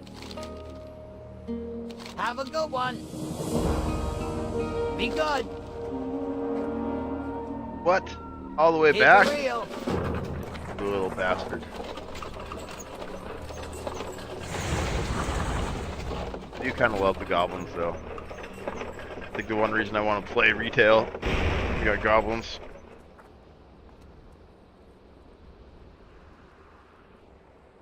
Look at him. Creative little bastard. Making shit. That's what I like about it. They could build stuff. Here's Time is money, friend. all the way back, huh? Glad I could help. Hope not missing something here.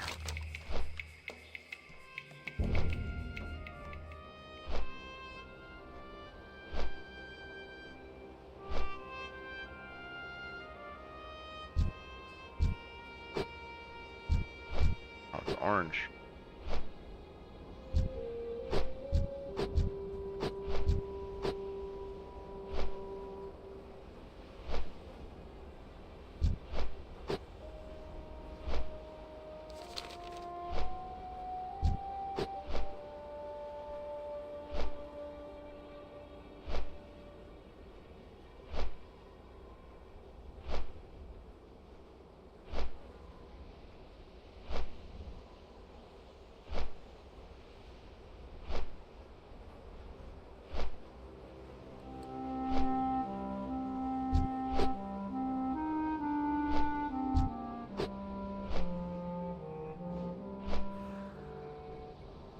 Yeah, if you think about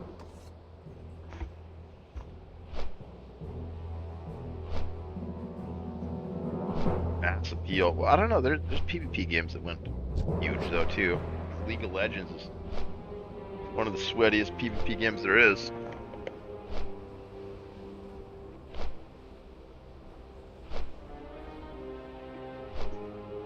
Other PvP games are big. Counter-Strike. But I think Counter-Strike's big for the wrong reason. I watched a CoffeeZilla video on that yesterday.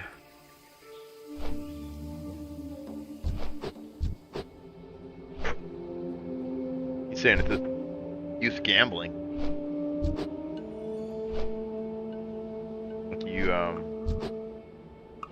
can buy these Steam gift cards. So anybody can make a Steam account. And you buy Steam gift cards, which you use to fill up your bank on Steam, basically, and use that money to buy loot boxes in Counter-Strike. And then some of those are worth like big money, like hundreds of dollars for certain skins. And then you can cash that out by buying the Steam Deck. Like a $700, you can get like a $600-700 version of it. Cash that out, and then you sell that on eBay or sell it to a friend or whatever. Like one of the things that people do with Counter-Strike, I guess. I had no idea.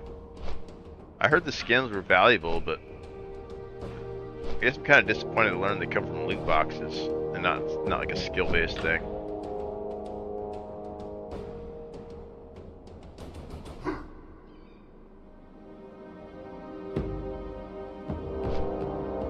Because if it's a skill-based thing, I love to see games that try to monetize that. I think that's great. I want people to be able to play games and make money from playing games. You know, beyond like streaming it, making content out of it, that's like that should be like extra. But if you're like crushing it in a video game, I think it's cool if there's a way to monetize that from the game developer. Because they get valuable information from you playing the game, right? Like they're gonna get direct feedback for their game by you playing the shit out of it and beating the shit out of it. And obviously not everybody would meet the criteria, you know.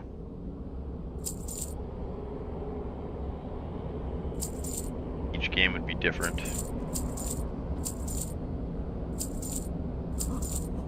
Like Diablo 3 tried it. It failed really bad. We're not going to do that. You can throw that away too. We're going to do that later. Diablo 3 tried it to monetize the gameplay loop so players can cash in. And it failed really bad. Basically, it short-circuited the gameplay loop. Because you just couldn't find anything better than what was on the auction house. Right? The auction house is a pool of everybody who's playing Diablo, putting up their best shit, you know, and then that shit gets flipped and flipped, gets to absurd prices. So basically, instead of killing monsters, the most efficient way to get loot is to flip items on the auction house. And that's fine if you want to play Auction House Simulator, right? But if you want to be out there slaying monsters, slaying demons, and getting, you know, mythic weapons and shit for it, and like gaining the power curve through gameplay, then it broke that whole aspect. You just couldn't do it. I tried it. Everybody else was like flipping all they'd find godly items, and instead of using them, they'd sell them in the auction house. That was one of my first friends to get to level cap in Diablo 3. I took like a week off to like play it, and I was like the first one to like 60. One of the first people I knew. I had friends messaging me asking me how I did it. And I didn't sell any of my godly items. I just used them to farm, you know. And I ignored the auction house. I was like, nope, I'm gonna build a godly character. I'm gonna, you know, get into a really good spot just by playing and just grinding my ass off, earning it the hard way. Then we're gonna get into a good farm spot, and then, you know, after we beat the game, then we're gonna start selling stuff in the auction house. Be good. Have a good one. And it was so overtuned that you couldn't find anything. I grinded for a week, and I couldn't find anything better than what was already in the auction house. And then so after that, then they cut the difficulty in half. They got rid of the auction house completely, and like, yeah, and messed around with the itemization and the drops, like completely revamped it.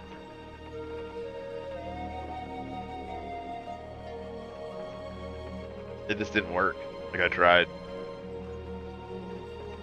And then my friends who were using the auction house, then they started like getting way ahead, you know? Then they had like all this crazy gear. Like shit that I'd never seen drop and would never see drop. And I guess that's the point. Like, in the amount of time I played, I should have been finding equal gear to what they were, because they weren't playing as much, you know? They were playing the auction house. They're just buying it off the auction house. Yeah, and you couldn't sell like all the junk. Like all the junk from the grinding didn't equal anything. You know, it equaled some gold, but it wasn't like the amount of gold you need to like buy something off the auction house. Like I said, that was all like hyper inflated with the flipping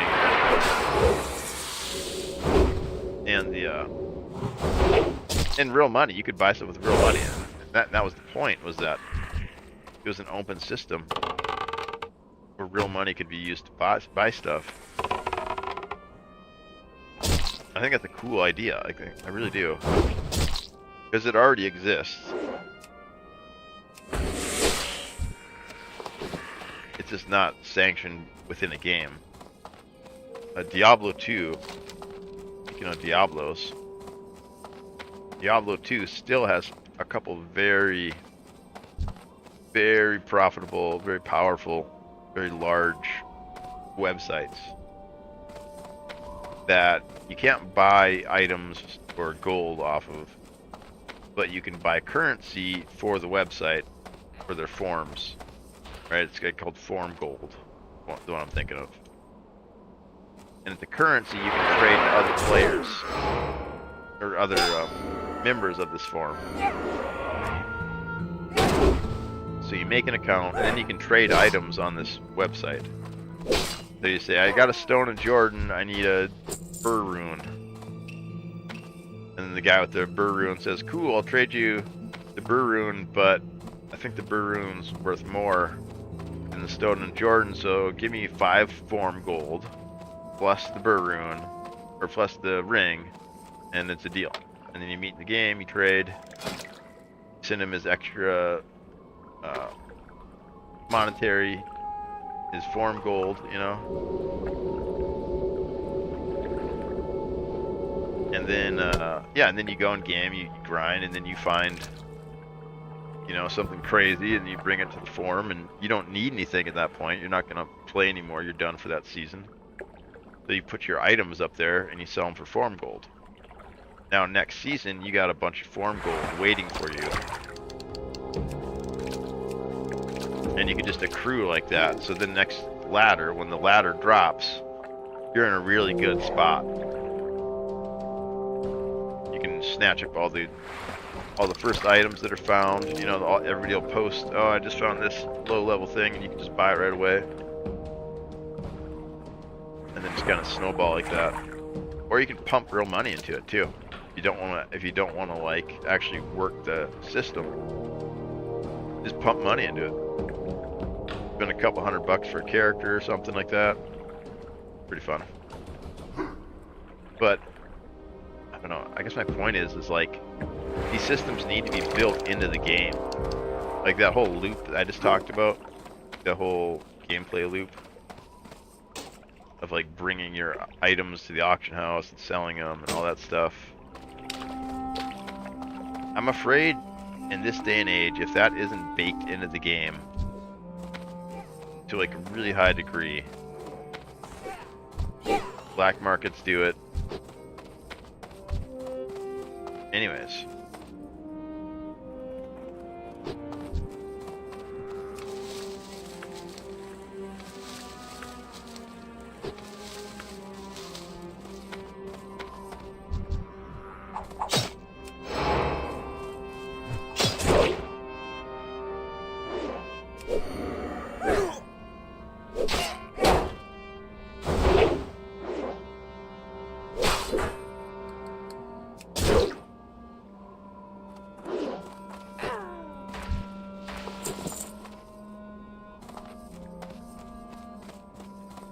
We need to keep killing these things. There's a bunch of people here though. Now let's head up to this other mine. I think that's our other quest is. What was the new one we just got?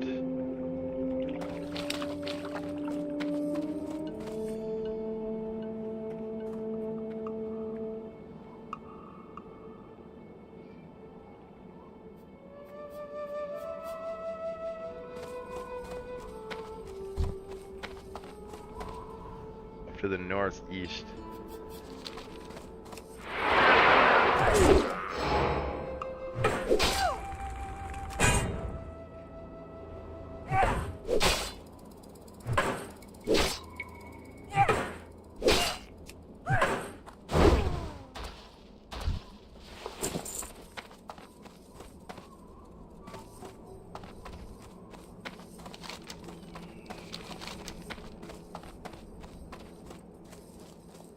I think that's where he's at. He's over there.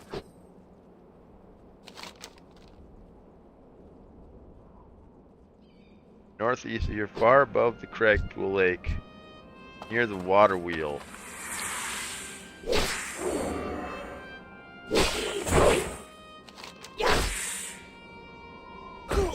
Yeah, I don't know where the water wheel is at.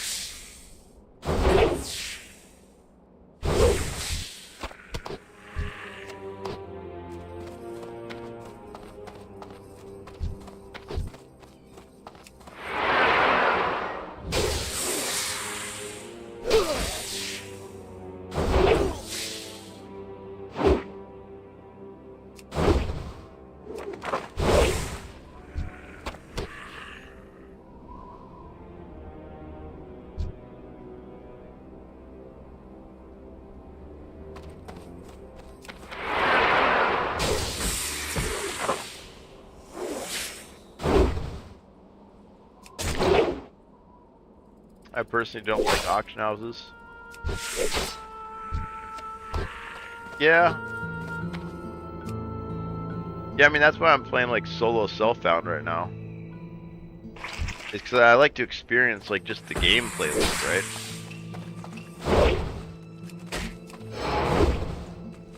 Like, I don't want to play Auction House Simulator. That was the problem with Diablo 3. It turned into Auction House Simulator. Did you play Diablo 3 at all? Like with that auction house?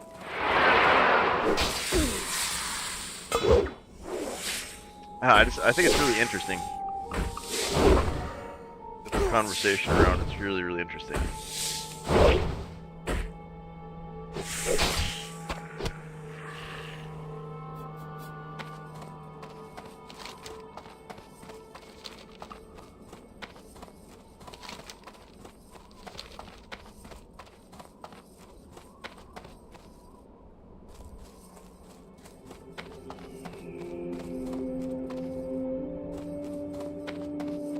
Like, how would you, so as somebody who doesn't want to play a game with auctions, how would you propose get rid of the black market then? How would you, because even if you have it like a paid box, you have everything tied to your account, people just sell accounts. You know, like if you make all the gear soulbound, you can't sell individual keys to gear. Everything you touch is not tradable. There's no auction house in the game. People will just sell the accounts. You know, they'll smurf the name on the account. Like a VPN or something to spoof the location. You know, I mean, like people are creative when it comes to money.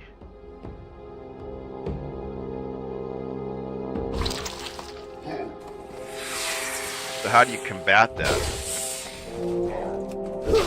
The only thing I can come up with is if you can't beat them, join them, and I can't think of a way to stop people from monetizing video games.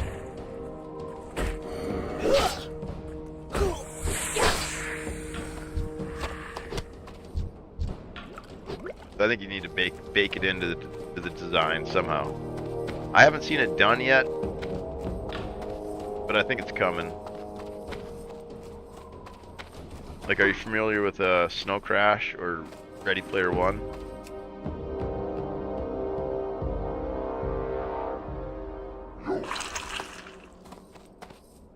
Seems like the progression very exploration focused in Legacy, which feeds in the extraction genre better.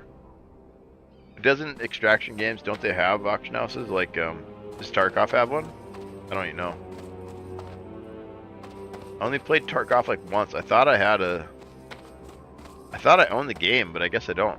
I looked for it recently. Going to the website and stuff.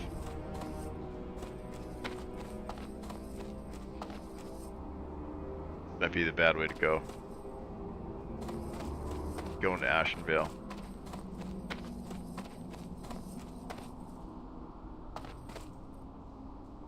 Yeah, I mean, but in Legacy, people just sell accounts. And that's like the same thing, right? People are buying power. Whereas if you have it in the game, you somehow kind of, if it's all in the game, you'll still have black market stuff, but most of it'll be ran through the game, and then you can kind of like put restrictions on it, you know? You can kind of like, you can kind of observe it a little bit better. Like safeguard it a little bit better.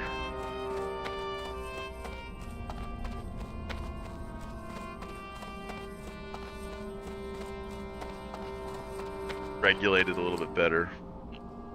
Dark and darker, the auction house feels bad.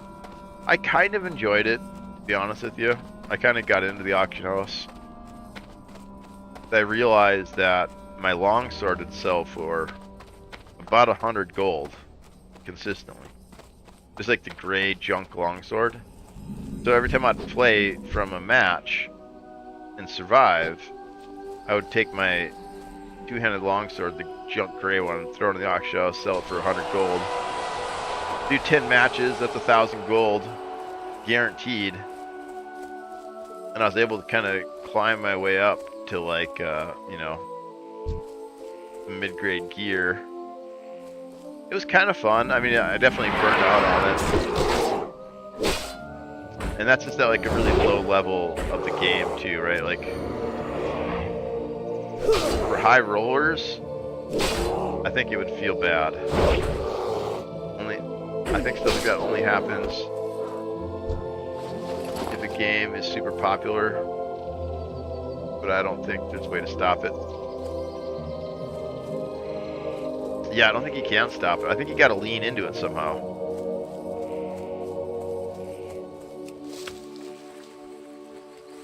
You know, like imagine like the game that figures that design loop out, where you can pay people to play the game basically. I mean, that's kind of what streaming does, I guess. Monetizes the gameplay. Or attempts to, anyways.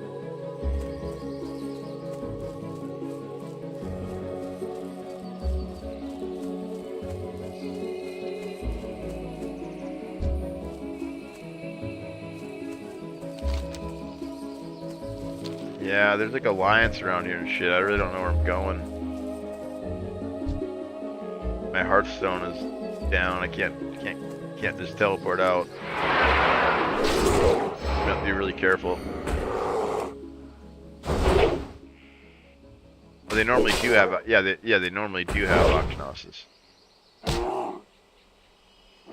Yeah, I mean, if I would rather not have any trade.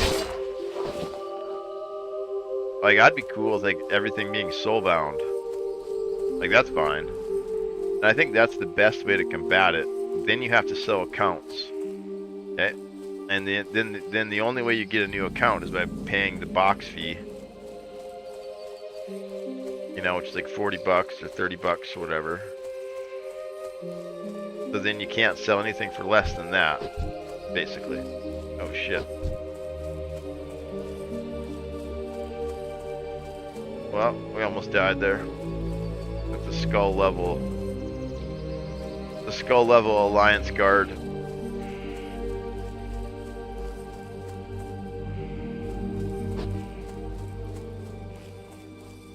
They said to plan it.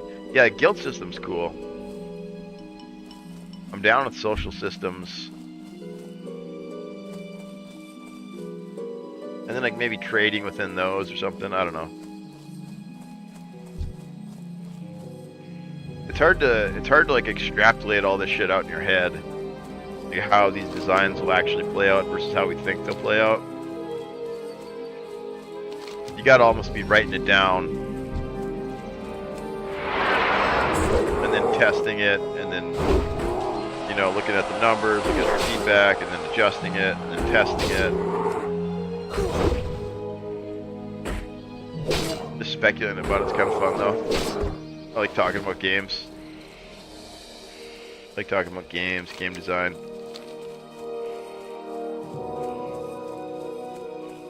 Yeah, the guild system I'm curious about. I think last playtest I seen skeletons and wolves hanging out together. So in my head that tells me that there's a faction system in play. Right? And each vendor is a faction. You build reputation for those guys, and then the skeletons and the wolves are maybe on the same faction because they weren't fighting last test. But then the skeletons would kill what was it, the goblins? Yeah. No, it was the goblins and the wolves. That's right.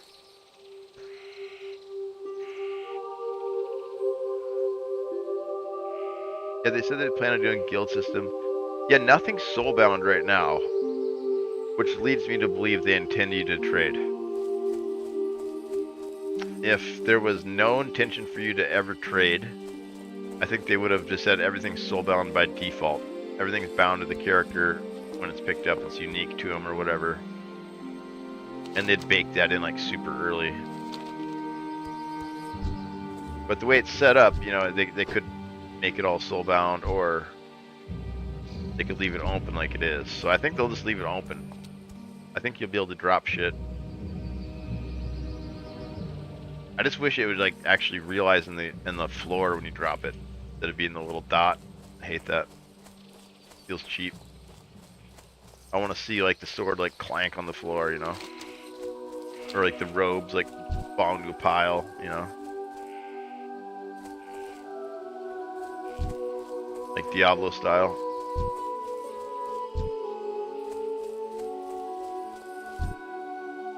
Oh, that's a unique.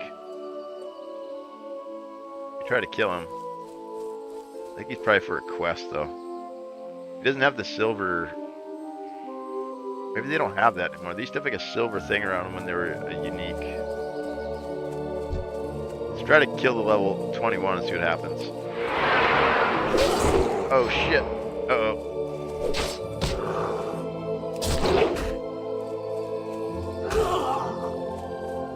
I don't want to fight them both. Alright, the one reset. That was sketchy as hell.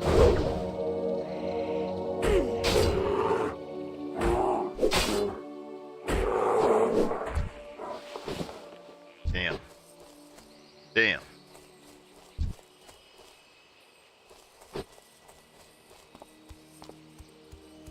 Getting nervous, man. I don't want to die. I want to die. I want to keep living.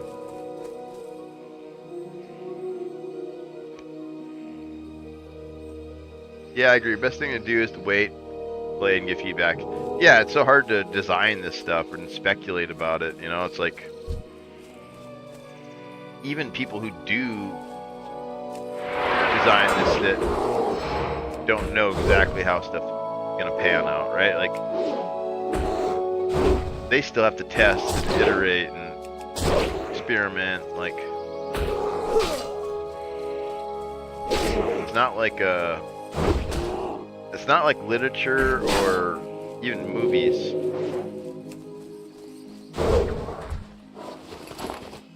Like literature and movies, like as far as like entertainment goes, is pretty different than video games.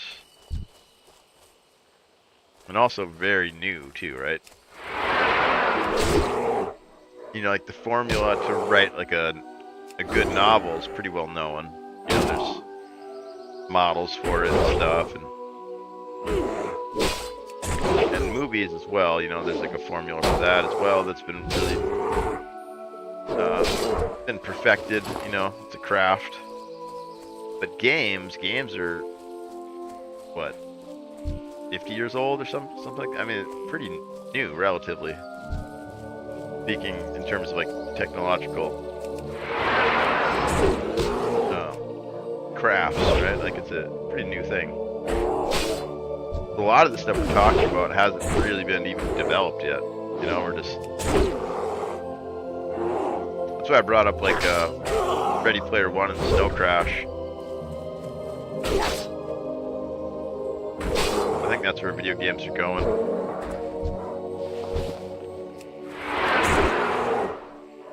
The metaverse and consolidating intellectual properties.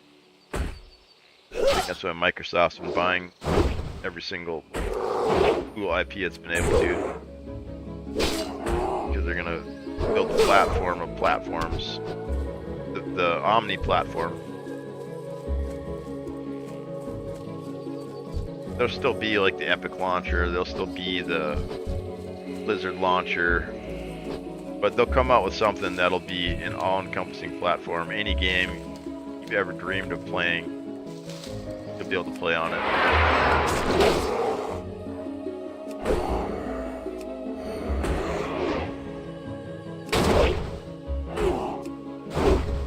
Any game they don't have an IP for, they'll have some sort of open policy platform where anybody can be on it or something. I don't know. It's gonna be crazy though. I think we're gonna see some shit go down in the next 10 years here. That's gonna be radically different.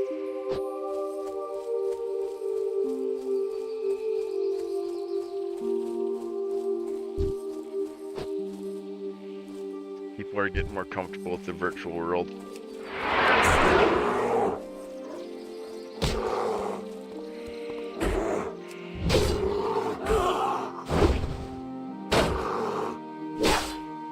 Or not the virtual world, but the virtual space.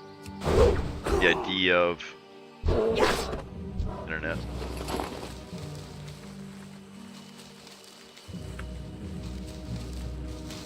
Yeah, I think the item pile is just a placeholder for now, maybe.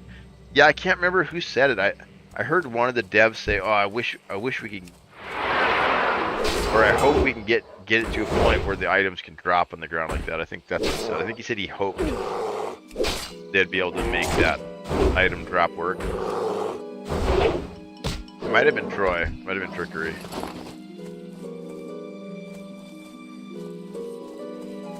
I think I remember him saying that in a stream.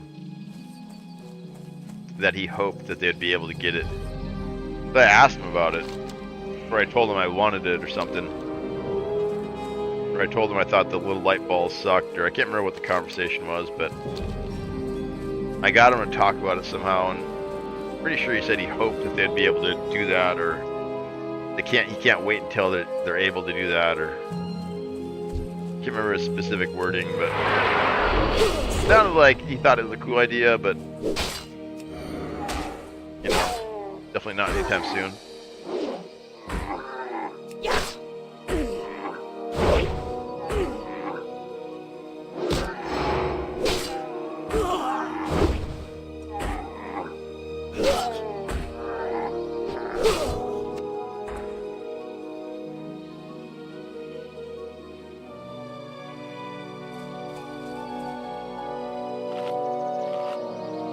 Right, our inventory's full. I don't even know what we're doing up here. I thought it's kind of a cool area.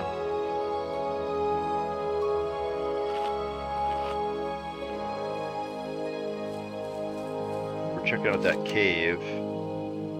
Thought it was the Boulder Pass or the Boulder. They ended up being the Windshear Crag, and now we're way up in Ashenvale.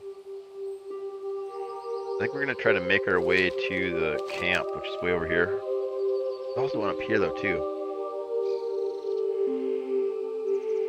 We're right in the middle. I think we go over here. I think we got some quests over there.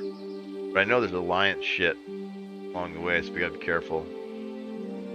Alliance City, I think maybe here.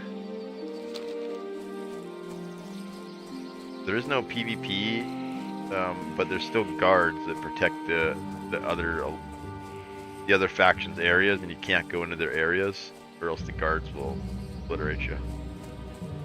And the only way you can kill people in this game is you gotta challenge them to a duel, and you can duel to the death. But other than that, they have PvP turned off because it's permanent death. So consensual only.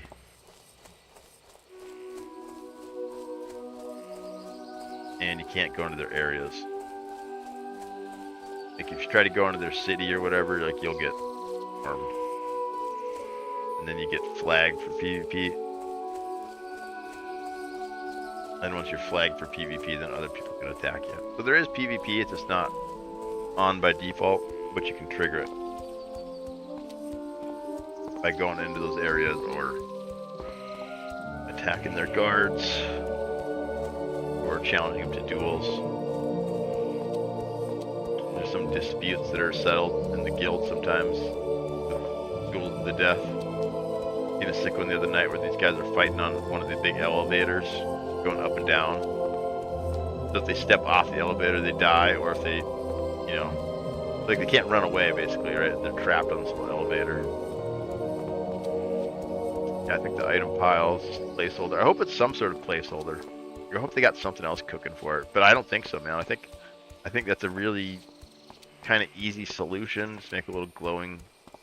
They'll probably upgrade that graphic, so it won't just look so cheap. Like maybe it'll look more like Diablo, like legendaries or something with like the light pillar or Probably add some effects to it, but I'm betting that we're not going to get item drops, if ever, for a long time. Probably after early access, if we ever get them. But I would really like that. I think for like immersion's sake, it's a kind of a game breaker to have these little balls of light on the ground that represent the items that you pick up. That,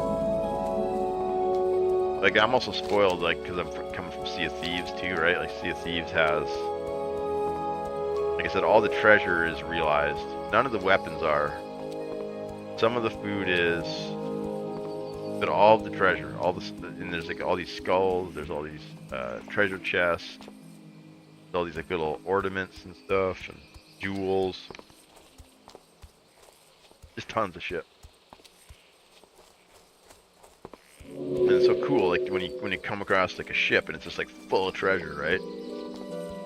It's like such a unique feeling compared to like killing a player and then like looting them. Well, I guess you see all the stuff on the character, which is kind of cool. Oh shit. Yeah, seeing your reward in the world and then being able to pick that thing up is huge. Right now there's like a disconnect there. You see it in the world, you earn it, then it turns into like a loot window.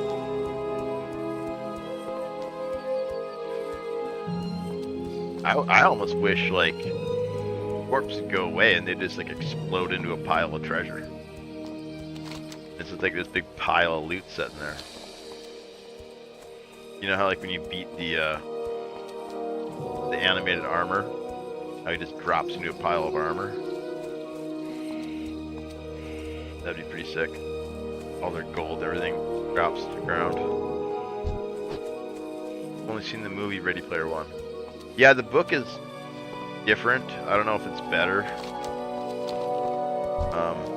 I'm pretty into it though. I've listened to the book on tape probably like 5 times. Seen the movie a couple dozen times. And Snow Crash is pretty cool too. If you're into that, if you thought Ready Player One is cool, you should check out Snow Crash. Snow Crash is like the same concept kind of, but it wrote back in the 70s. And it's a little more edgy. Actually, it's a lot more edgy than Snow Crash is.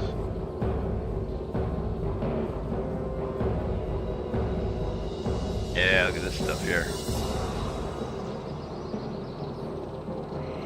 I think we gotta do, oh yeah, I don't know if we can't do this because of the freaking stuff. I can't get, what is it, the guns I need or something? I can't remember. Shit, one of these. Ah, that sucks, man. That's such a nice piece of armor, too. I can get those. I can get those. Wait, no, I can get all those. I think there's a gun or... Oh, no, there's a gun or something, though, involved in it. That's a crafted item. Leader. I don't think I'll be able to do it. Oh, shit, I leveled. I leveled.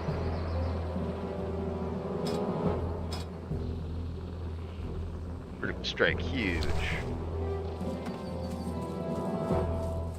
Yeah, Ready Player One and Snow Crash are interesting because they're kind of what we're talking about, like with the auction house. The auction house represents players' ability to be professional gamers, basically, right? It represents a way to monetize gaming. And streams too, and that's also those stories. But I think that's what's gonna happen. I mean, it's already kind of happening with streaming. Ah, I've been expecting you. In these black markets, but there needs to be a game that does it proper, you know? Walk with We need the Oasis. Oprah. Farewell. What was it called? Yeah, what do you want? No, Oasis was Ready Player One. What was it called in Glad I could help. War Song? Yeah, this is what screws us here. can't get a deadly blunderbuss unless you make it or buy it. We can't trade anything because we're solo self-bound. Careful out there. We can't do that freaking quest at all, Keep it real. which sucks. Oh, it's his drops, I guess.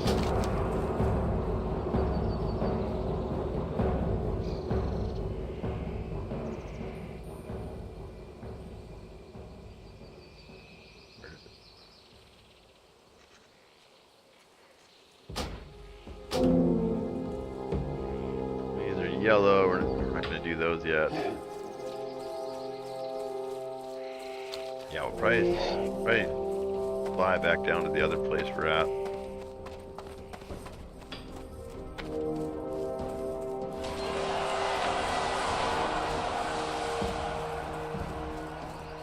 But we got this flight point now, so we can come back. The other one was over here. I'm gonna go over there too, but I was hoping we could do some quests. They're a little bit too high level for what I'm willing to risk. Strength and Go honor back to for the whole.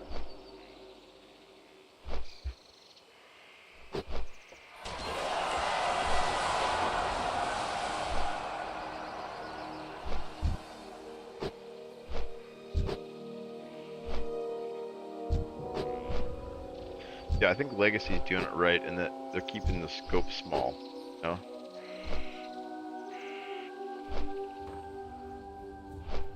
And then you just polish the shit out of that small scope. And you add all the features, so it's almost like a vertical slice, right? Like it's like a little chunk of like the full game.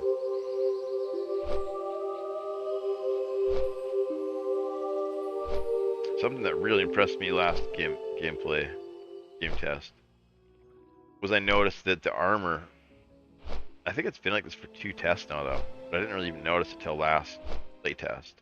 Kind of a subtle thing. The armor changes as it scales up in quality. Like it's still the same set of armor. It's just like the junky white one has broken horns and missing pieces.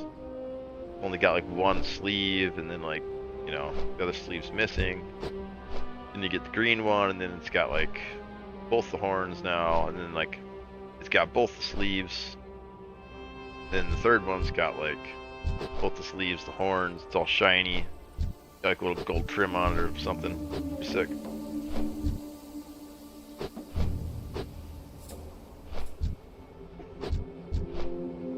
Like a subtle thing. Like if you're fighting somebody, initially you'll see that silhouette and you'll say, oh shit, that's a bull rush warrior. I don't want to get in close quarters with him because he'll pin me to the wall, you know? And then you get in closer and you're like, oh shit, it's like a freaking blue geared bull rush warrior, you know? But you won't be able to see that until you get like into the fight. The silhouette, you won't be able to read that. Probably, unless it's like the horns, they're like really obvious. But I think that's a great level of like reveal, of like hand reveal basically, like you're playing a card game. You gotta show your cards at some point.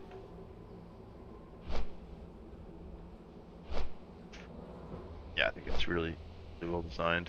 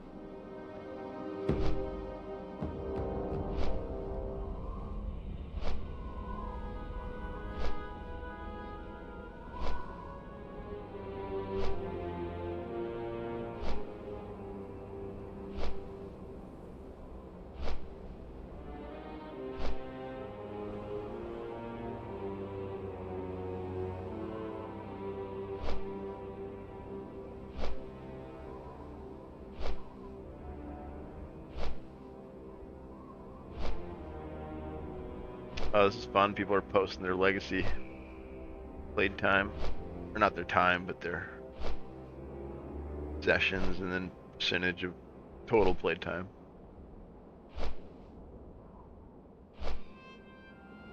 Yeah, Swan's only got 8% of his. That's funny though, because the game's only up for a little bit. Oh, so this means that's all he's playing on Steam. Not playing other games on Steam, really.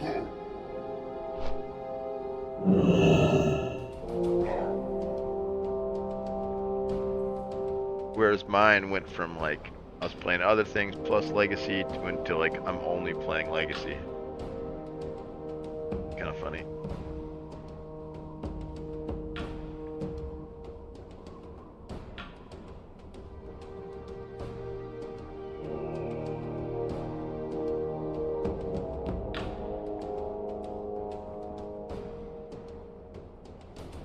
Yeah, it's like really tiny and it grows. Blows up in November.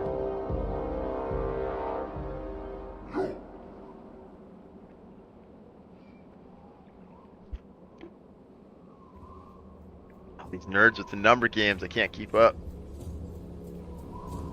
48, 49, 50, 152. I got a code for hit me up with the number combos.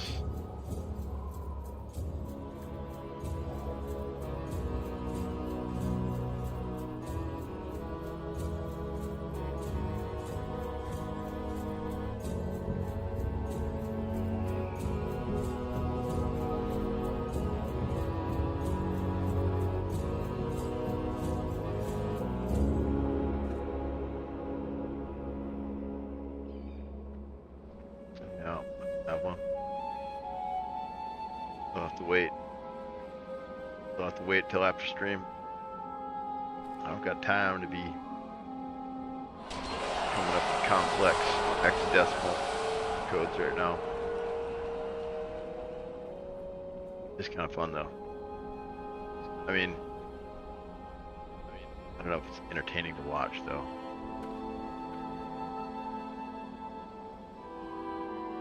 Basically just me using ChatGPT and Discord to troubleshoot equations to see if they actually calculate in the game. That's the biggest problem I've had is like trying to understand what the counting loot game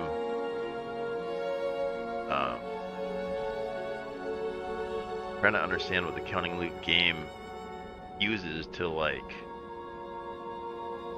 code or whatever, because like you can do like super simple like 1 + 1, like I don't know if you guys played this game, but in the Discord game, but like it's like a really simple game, like I type 1, you type 2, I type 3, you type 4, so on and so forth, right? Like you just type the next number in the sequence, and it gets fun when like I type 1 and then you type 1 + 1, and then I type 2 + 1, and then you type 4 subtract 7 minus 6 plus 5 divided by 37, it starts to get more and more complex, right? Like, but the most trouble I've had with this game is figuring out. I don't know how to find that. I'll dig in it. And so the biggest problem I've had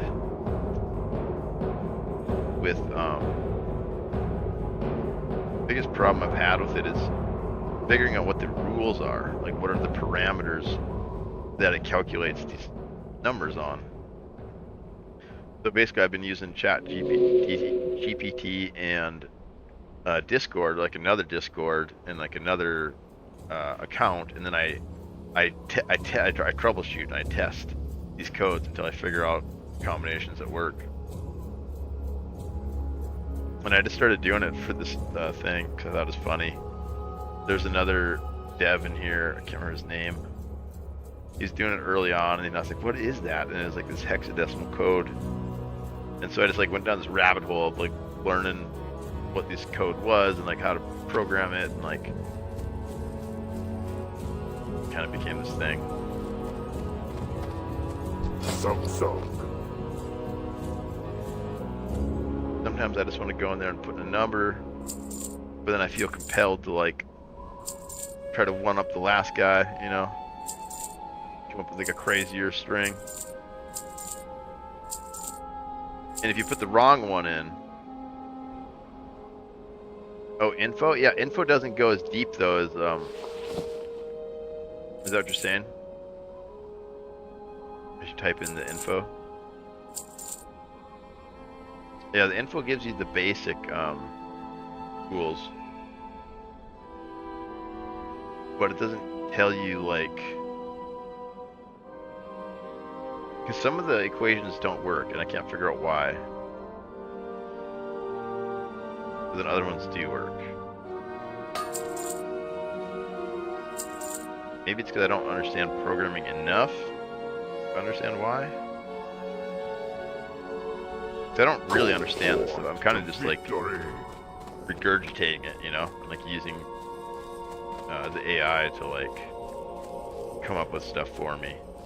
I don't really know what I'm doing. I mean, I can write some code, but like, when it comes to like math and stuff, I'm really bad at it.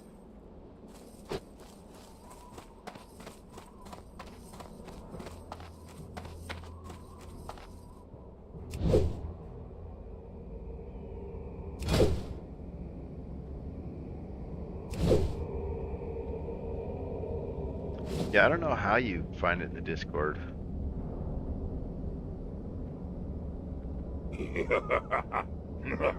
I know this legacy Discord needs to be freaking cleaned up though. It's got way too many channels. It's like a nightmare. And then some channels, yeah, aren't open. You gotta like go through I think the server guide.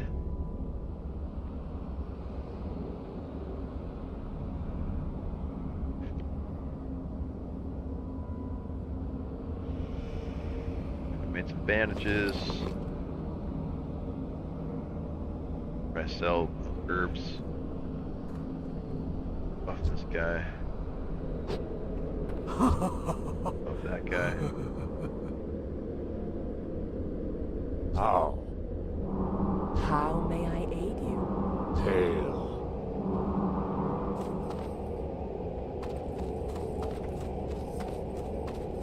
Mogra. Bear flank.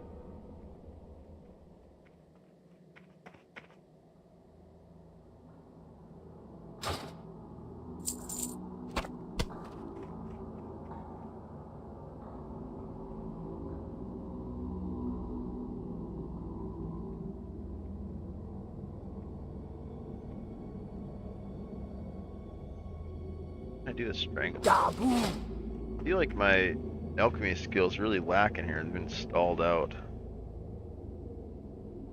Need to make a bunch of stuff here to level it up.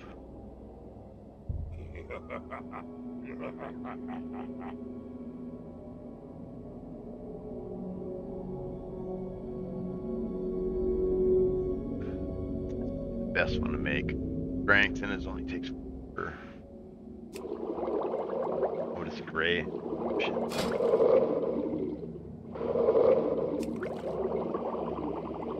That's the trouble. We've been spending all of our resources on the gray ones. Like this one here. Isn't really very good for us. We don't use mana. Oh, on Steam? I had to look it up. I couldn't remember how to do it. Let me see if I can walk you through it here.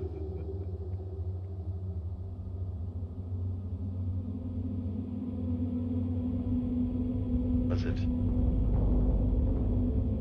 I'm looking for it now on my profile.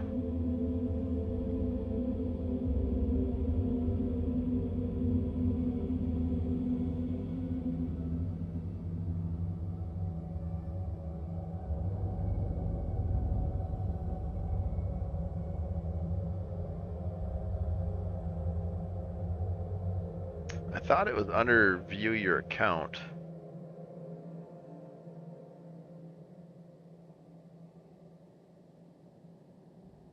Yeah, I had to look it up on Google. I just typed in, how do I find your review on a walkthrough? Where is it?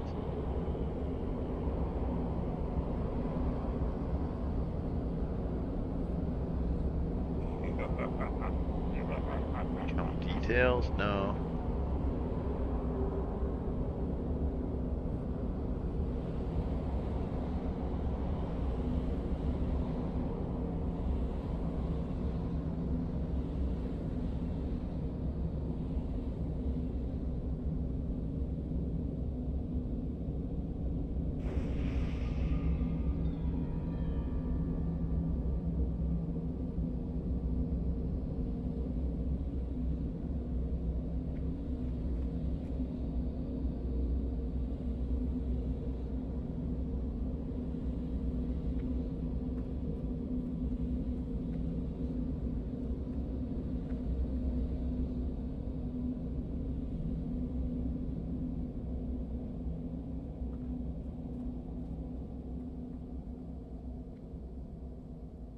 Man, I can't find it. I'm looking for it.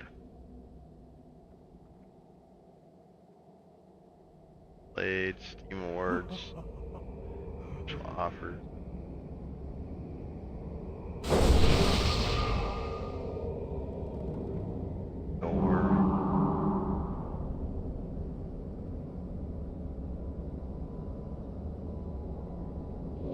I think you just gotta Google it.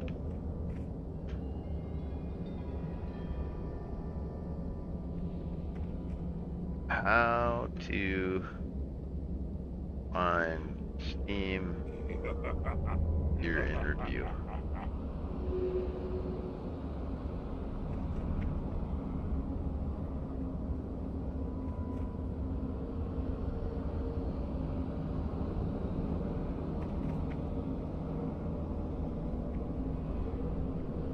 And then I use Control Window S,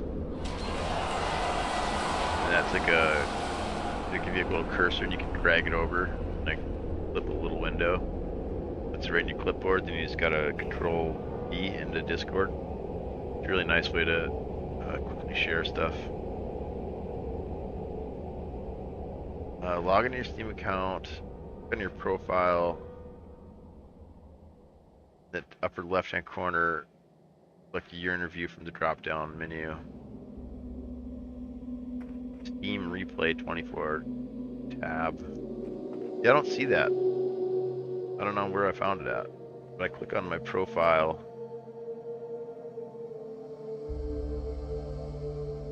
I don't know where I freaking found that at.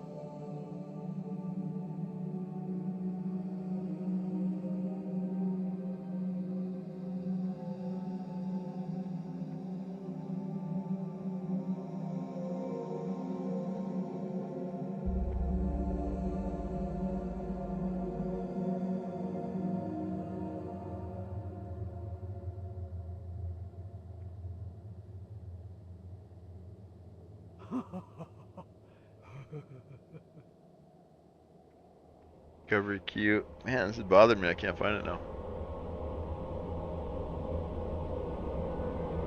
If we search for a review. No, that's games.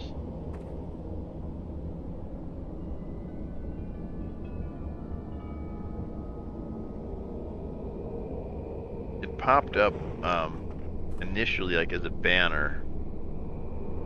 Then after that it goes away and you can still get to it. It's through a drop down menu somewhere. It says in the upper left hand corner, but I don't have my account profile's in the right hand corner. That doesn't make any sense.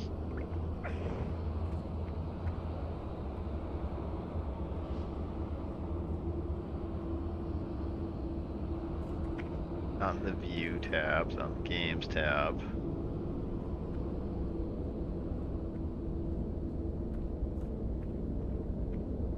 Count. I don't know.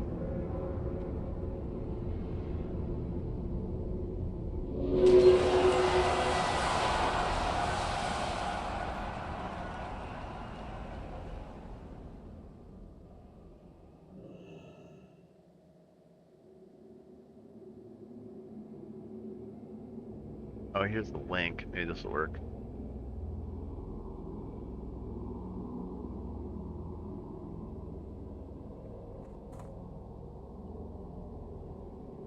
Oh, like through the website, maybe. I don't remember going through the website.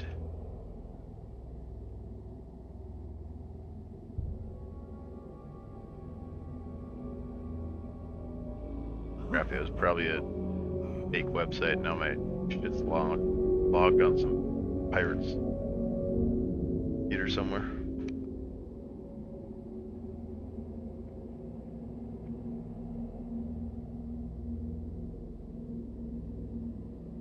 Yeah, here we go. How to check.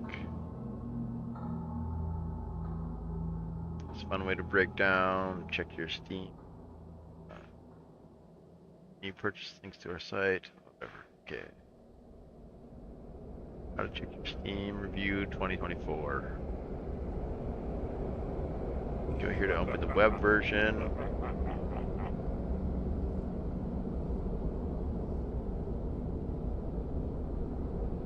Oh, it just tells you how to open up the web version.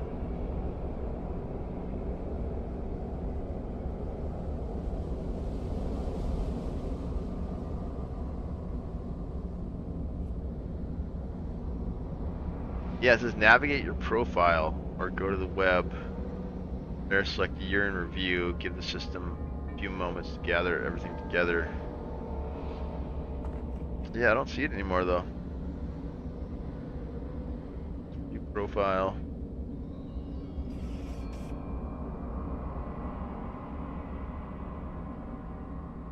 Yeah, this thing's all buggy. I got like drop downs like blanking out now.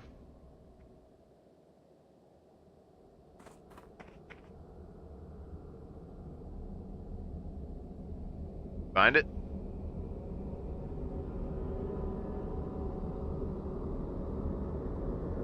Yeah, it's in there somewhere. I don't know if I know how to do it again though. Did it once. I did it once and that was earlier today. It's been 4 hours since and I have no idea how to do it again.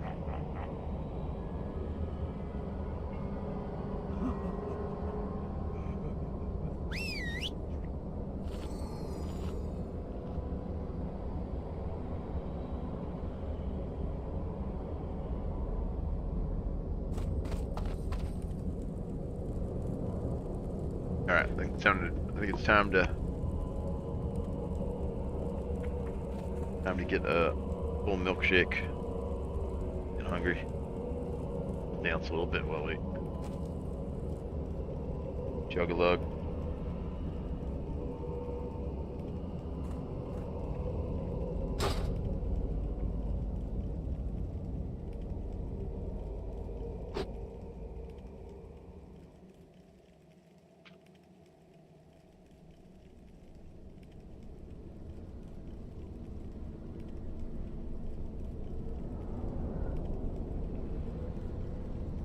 I guess I'll put the AFK sign up too. Everybody's like 5 minutes.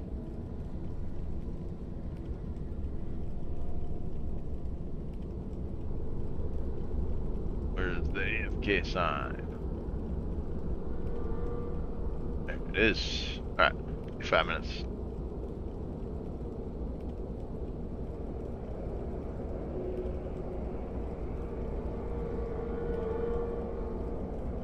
You find it, Otter? I cannot find that fucking thing.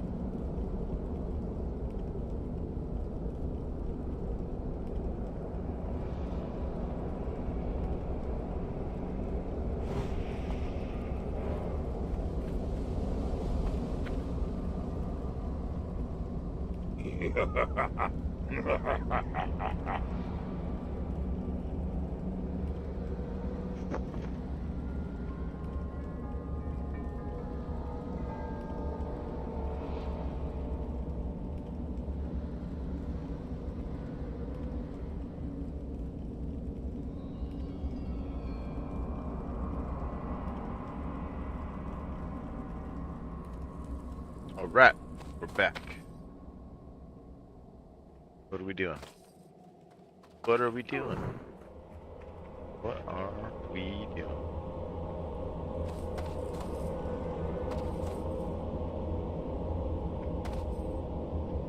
Music is enabled. Oh, headset's dead.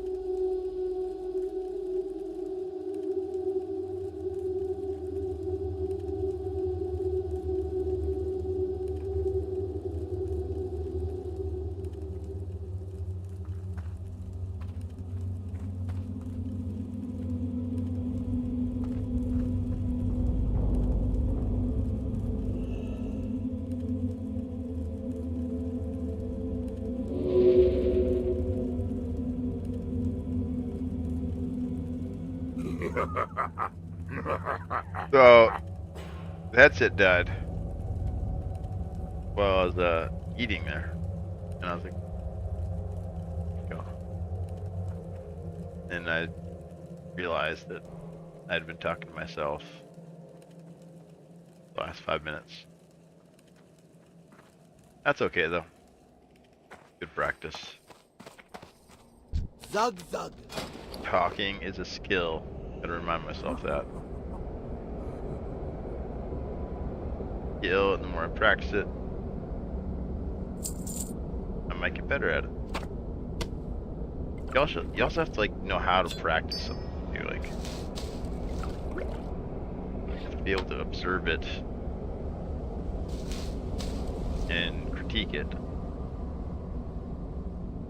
then work in the direction that you think is better. Okay. Don't really see how I don't care to that. Actually, keep it. Get rid of this. Strangle kelp might be better. We don't have recipes May for your it though. blades never Need to dull. work on our alchemy. We work down here. We went through there and got lost. Our Hearthstone is cooled down, so we couldn't do anything.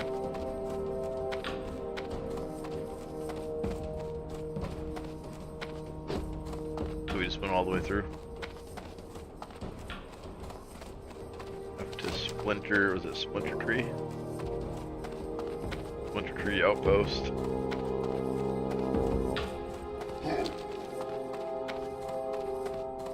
Which is kind of fun. We got a level out of it. Killing bears and unlocking new areas. It'd be nice to get the cobs. The kebabbles.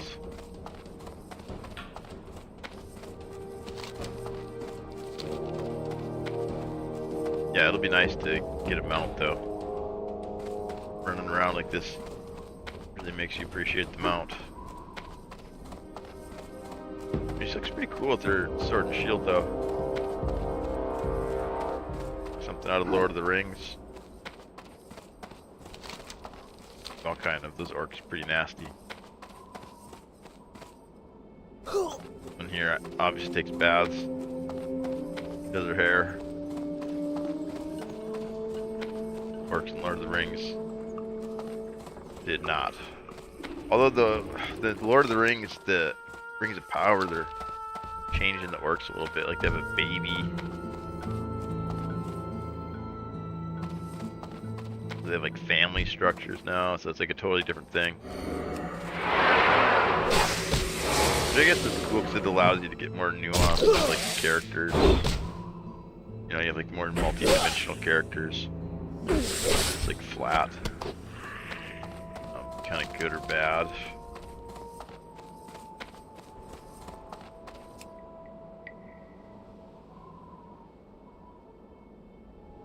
Shows I've been watching. There's another one too. Oh yeah, the new Star Wars one. That Goonies in space. Pretty good.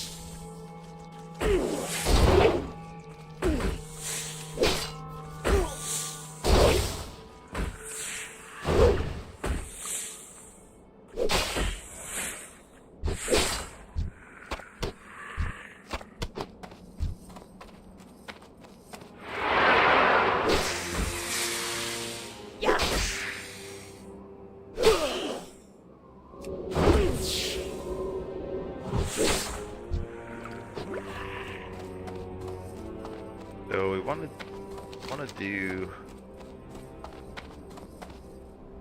Yeah, finish up the Goblin Invaders. That one we'd like to find too, but I don't know where that's at.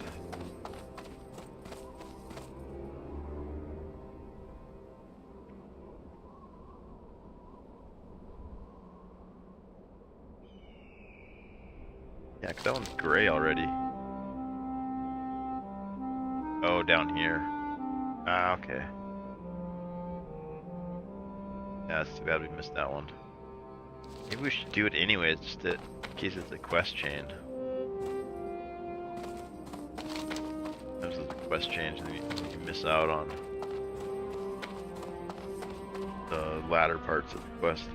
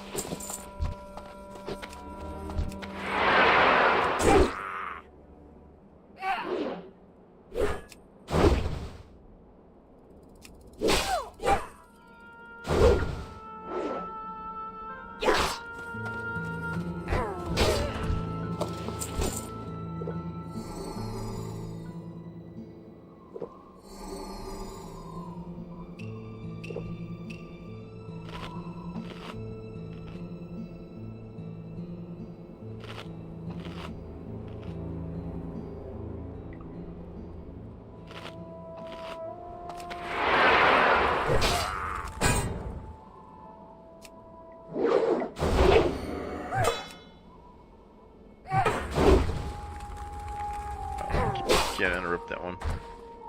Let's kill him instead.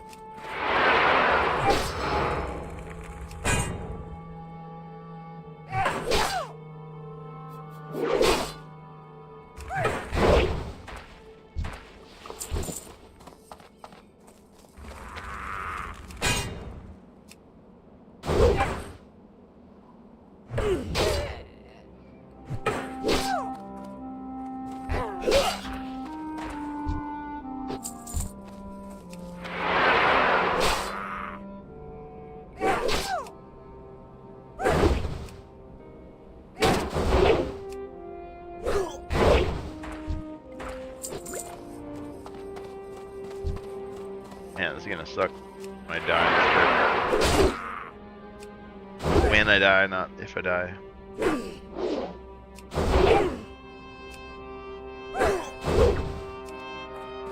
Valheim one is pretty tough. Although I did have a hankering to play that today. It didn't crush my spirit. Like, I'm sure this is gonna be bad. I probably won't re-roll right away.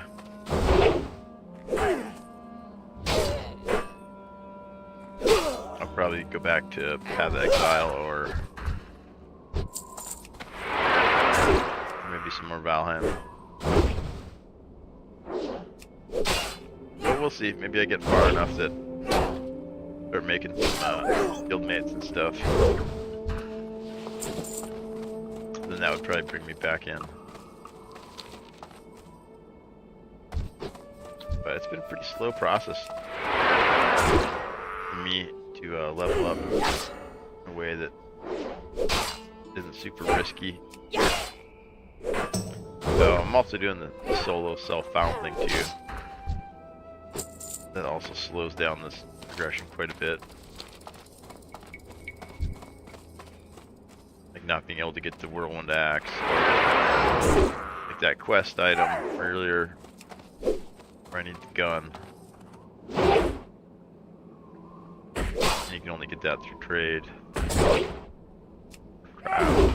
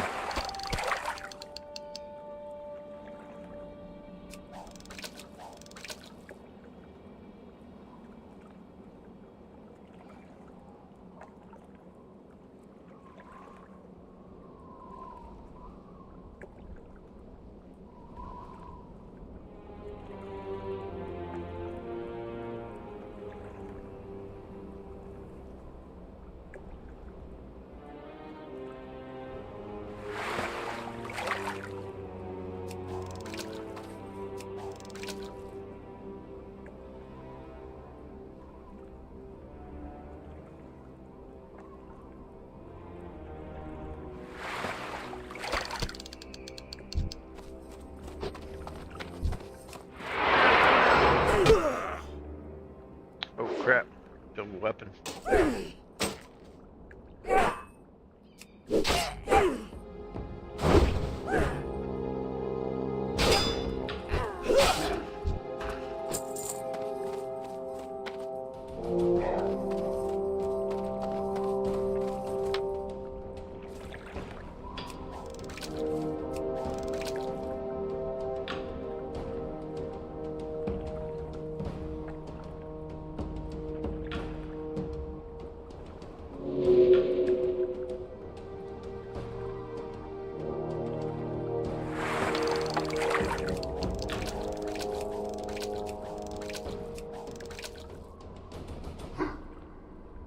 Alright. Now we're fishing on. Yeah, this headset was unplugged for like 5 minutes and died.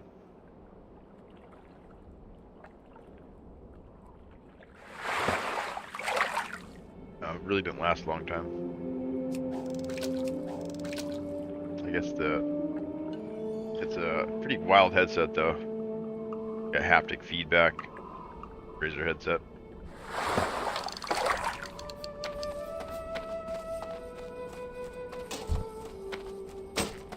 It vibrates.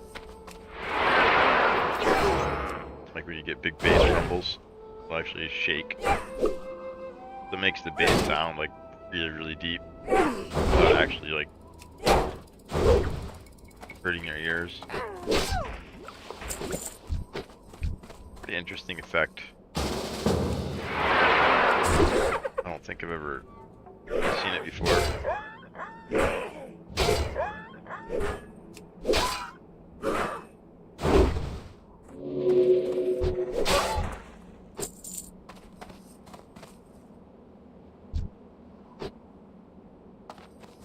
Fight for.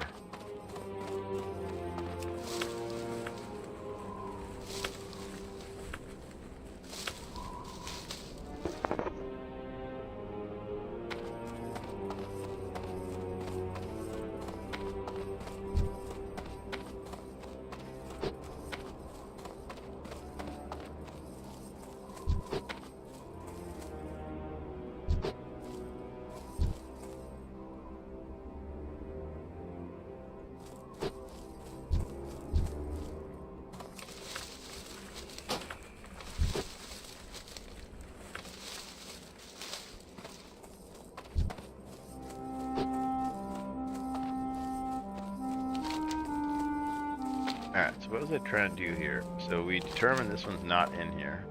Down a little ways, we missed that. Finish that. I think we're done. Maybe he's going to do that one.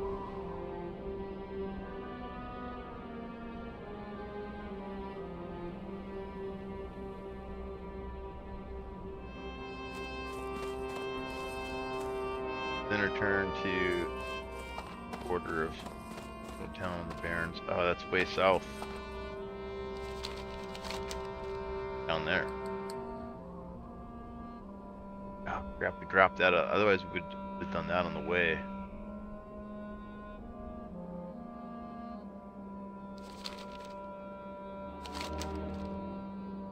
Yeah, where's this? You killed Green Elite.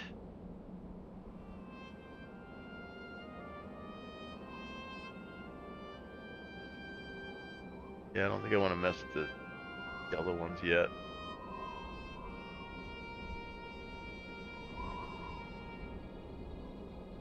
Yeah, the harpies. We could go try and pull a few harpies, I guess.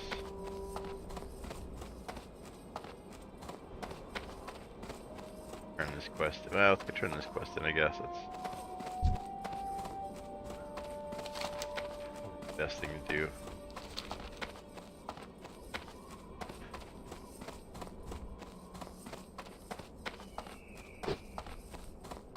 I don't want to go get that Ray quest again too, though, in case it's not a chain of some sort we're missing. We miss out on.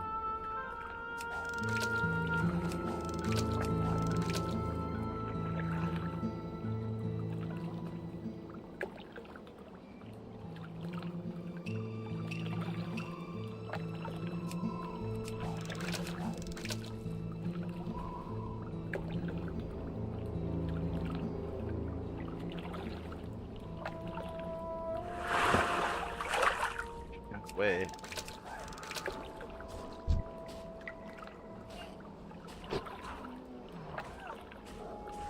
That's right. I don't have the bait on anymore.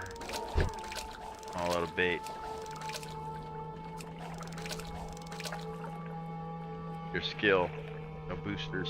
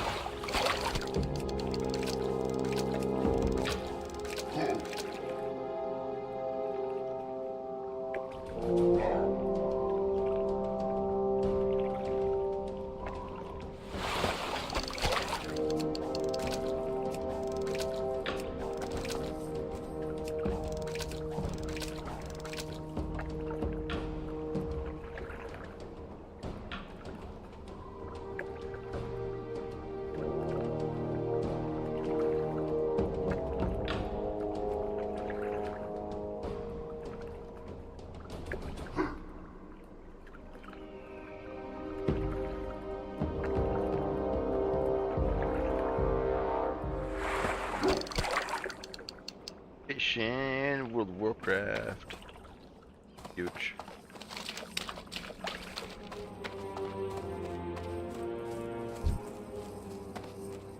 Running around World of Warcraft. Huge.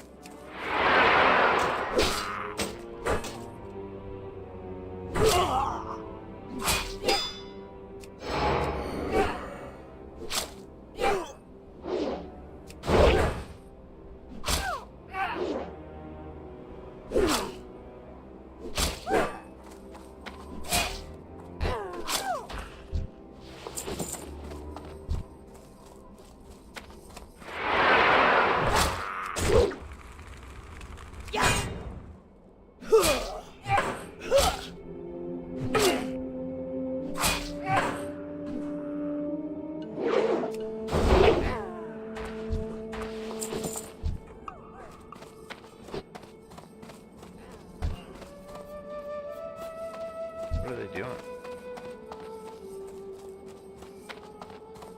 I didn't mean to group earlier, but I don't know what he is.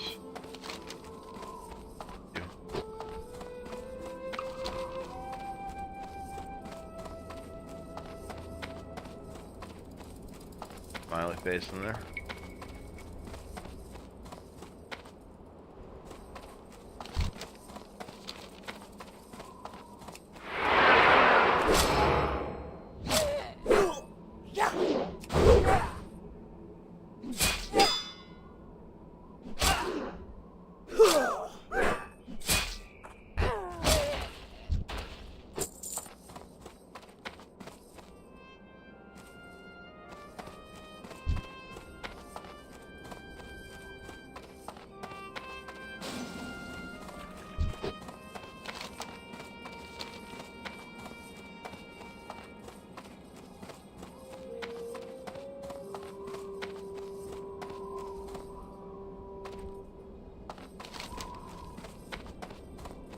Alright, yeah, I was dumb when we dropped that quest. But at the wrong time.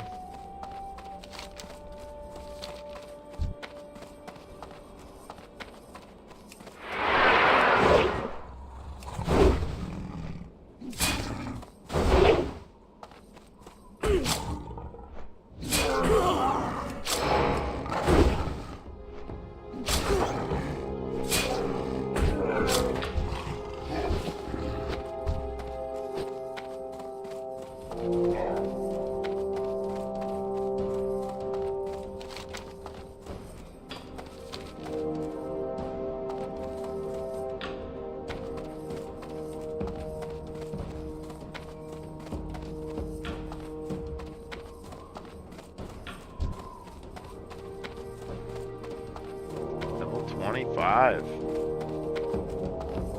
Doing it.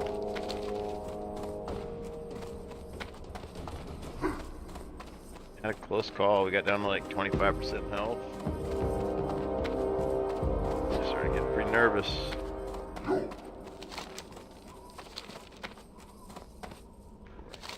I don't want to go back. All all the way down at the bottom, I think.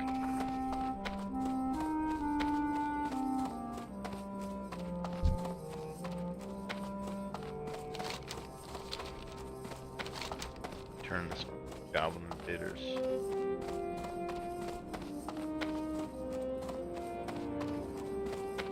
Northwest, beyond the Great Wood Vale. Windshear Crag. Find goblins and their servants at work. Show the board. Not allow. Station of Stonetalon. Wow. Violence. Okay, but where am I going? In return. On the border of Stonetalon. There. Yeah, there's a little camp down here. I'm getting kind of sleepy. Oh god. Ah, stretch. Stretching the legs.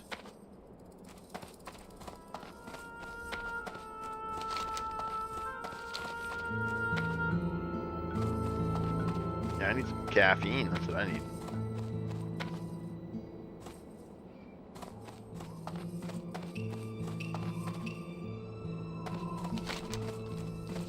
I don't think I got any coffee or anything though. Have to drink more water maybe.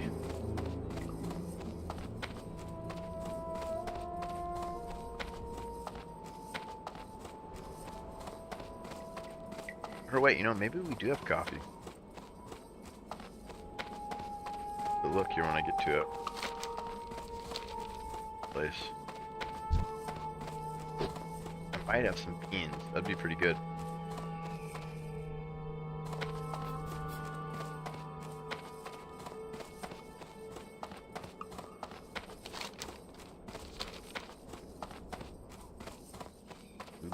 Argyle. That was tough. Died in the dead field. Thunder Bluff. None of them fell to their death. A lot of people fall. I've fallen there once. Oh. Oh. Oh.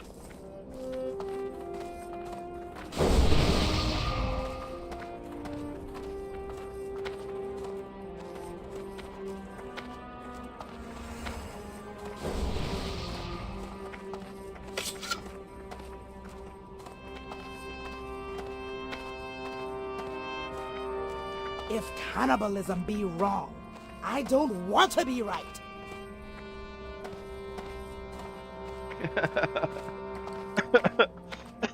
I have no idea what's going on.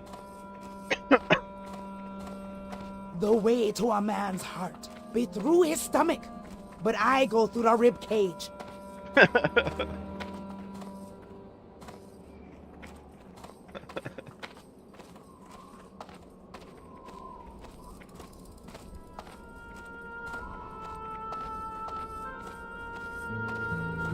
This is great. See, they're not getting into the. I feel pretty. Oh, so pretty.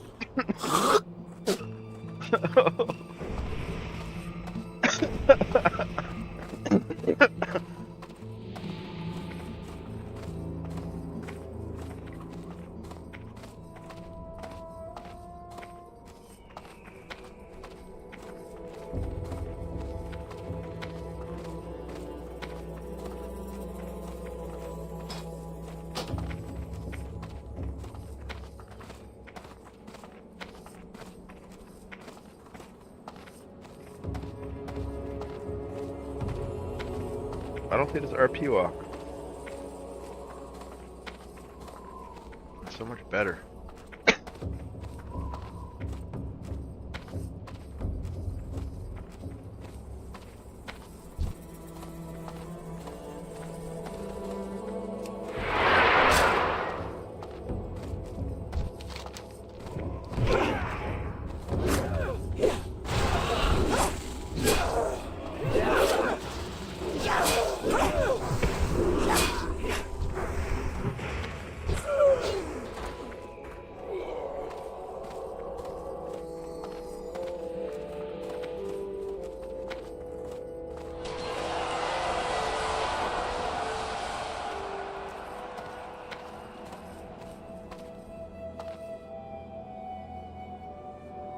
Dig it!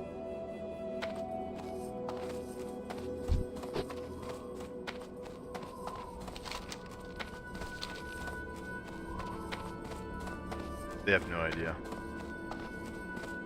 They have no idea that 20 million people just watched him RP with blah blah.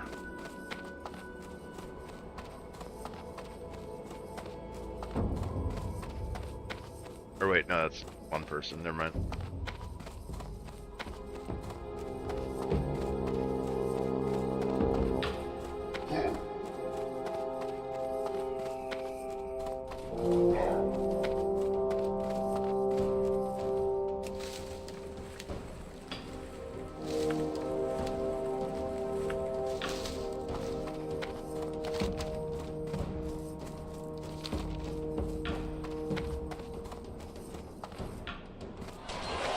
We did get 1 subscriber today, though. That is huge. 1 subscriber is a big deal when you only have... How many do we got? 7. How'd we get 7? That's a lot. I gotta figure out who they are and thank them. That's pretty cool. Then on YouTube, we only got 25. And we need 500. Pretty cool on that one. That one's a long ways off. Twitch we started first though, and we've done more work on. That kind of makes sense. Glory We gotta work a little bit more on the YouTubes. Strength. Greetings. What do you need? And the TikTok Go too. with honor. Can't Go do forth TikTok. to victory. Need 1,000 Farewell. subscribers on there before I can stream. So we're just gonna send our shorts over there for now.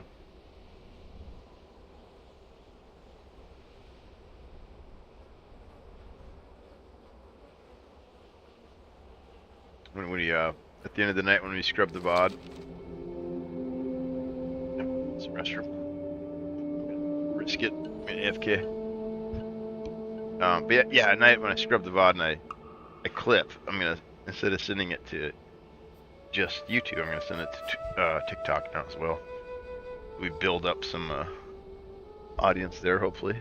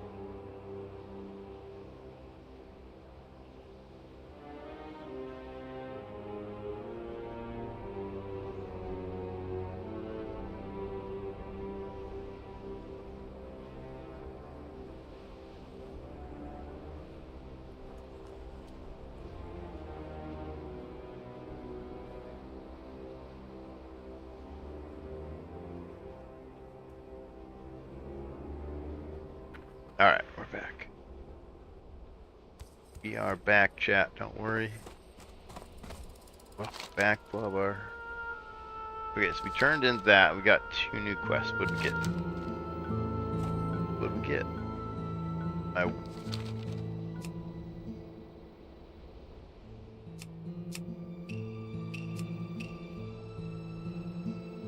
Yeah, this is the log. This is the log that I wanted. World data log. Like I went AFK, I accepted 2 quests, I went AFK. Now there's all this spam in the way of the chat, and I can't see what quest I got. But I have this log over here that just has world data. Anytime like quest is accepted or somebody hits level 60.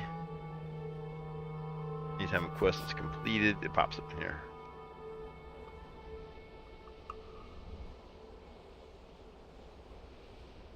So it's basically just like a shorter log with like more specific data. Yeah, I think I got it expanded a little bit too. I have silver, how much gold you have, and then experience. There's a couple stats it's tracking basically. Oh, I shouldn't have all that loot though. Look at all that loot clogs it up. Yeah, I might have to take the loot out of there. I kind of like seeing it, but clogging up the data. I almost have another one for just loot.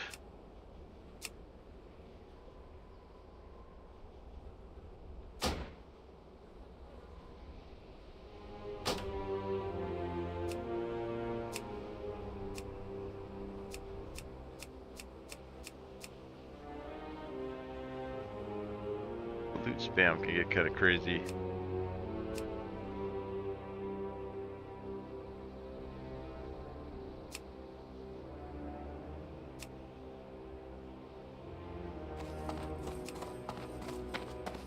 Okay, so we're going back up there, right?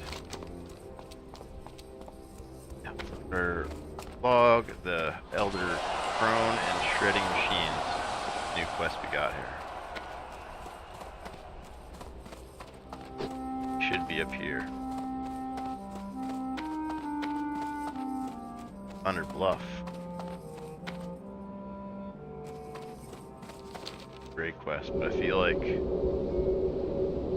since they're sending us to Thunder Bluff, it might be worth checking out.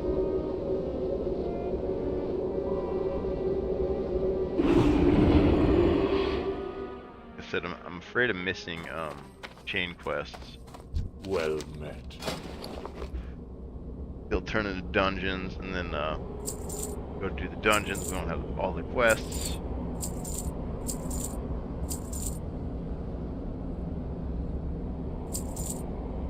We really want to get those because that's a lot of good experience points. And if you're risking going there and doing that, you might as well, you know, try to maximize your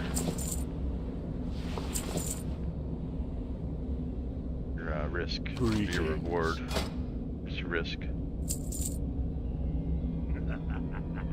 Put those in the bank until we can We shall meet again. find a recipe to use them with.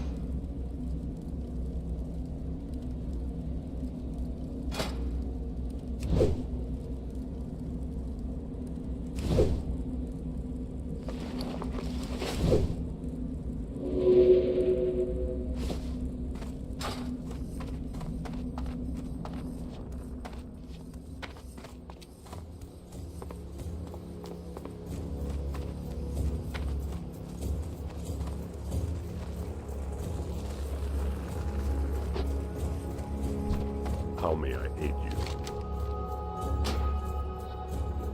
Ancestors watch.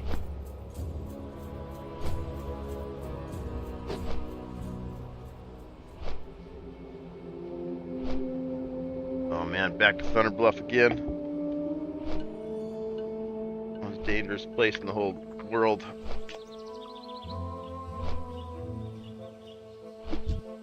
Oh, coffee. We're gonna see if we had coffee. Can't remember if we do or not. That'd be cool if we did. No. Oh, no, coffee? Oh, we got coffee, chat. We're doing it. They're brewing some freaking coffee.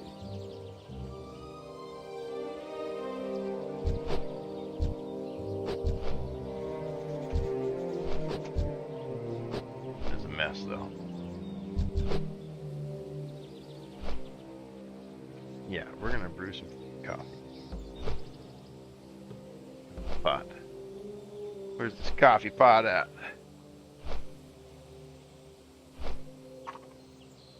Wow, since I've cooked any coffee.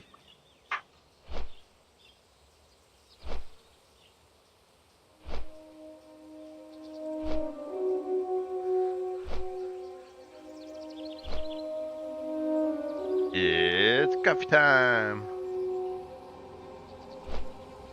I already have more energy just thinking about drinking the coffee.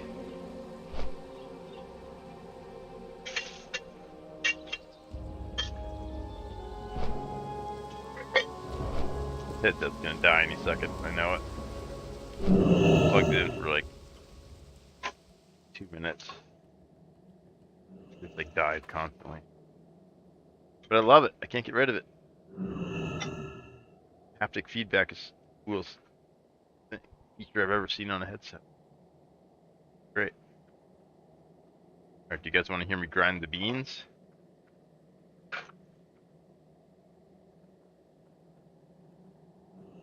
I don't hear a no.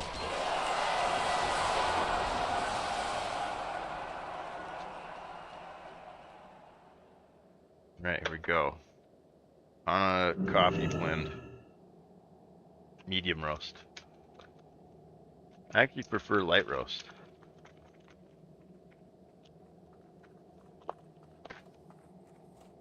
Everyone seems to prefer dark roast, but dark roast like destroys all the caffeine. So like a really dark cup of coffee is actually like a really weak coffee in terms of caffeinated. You want lighter roast. The heat destroys all the good chemicals in it. Arguably, you know, you get more flavor, but I like some dark roast. Don't get me wrong.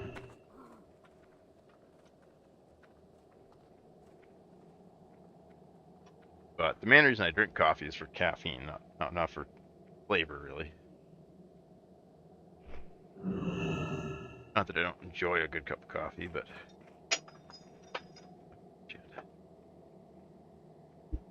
Filter.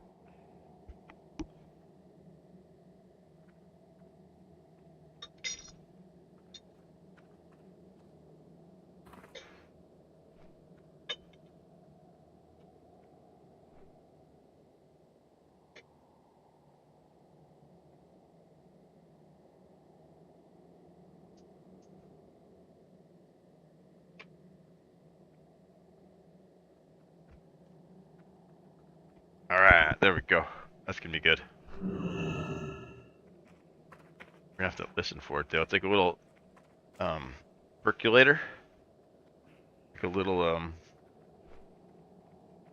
boiling pot on the top, on the cooktop. Stove cooktop. Some really, really strong coffee. I don't think it's espresso. More like a shot.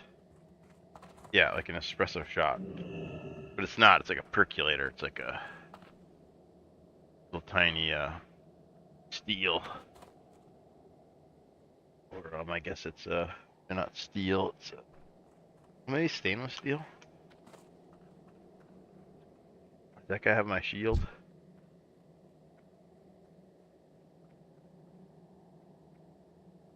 Army. No, war paint. Wonder if that's the same guy I seen earlier.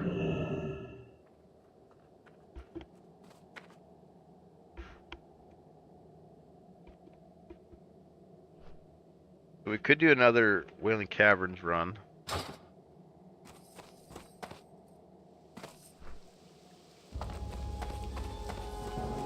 Try to get some more gear out of there. We could keep working on these quests.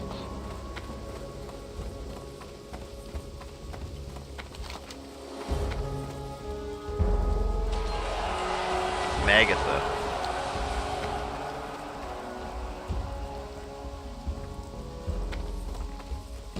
Elder Rise, maybe? Quest is called the Elder Crone. That makes sense. They share the same word.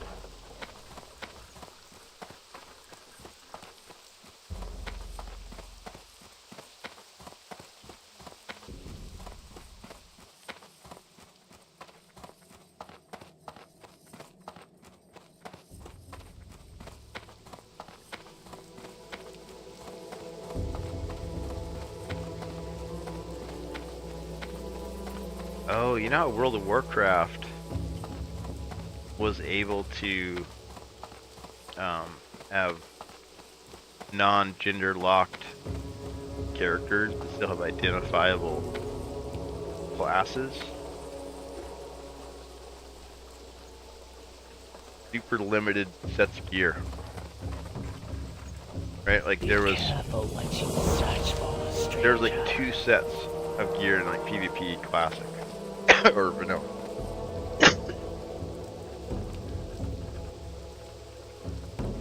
Right, you had like the High Warlord set, and then you had like the Blood Guard or something set. 2 or 3 sets, like that's it. And the sets were huge shoulder pads, massive. So that even though the silhouette was different, the armor would give it away. The armor was like a good enough tell. They oh, that's a warrior coming at me, or oh, that's a warlock, or whatever. And the character didn't matter as much because there's such fewer pieces of gear. Oh, what's up, goofball? Talking about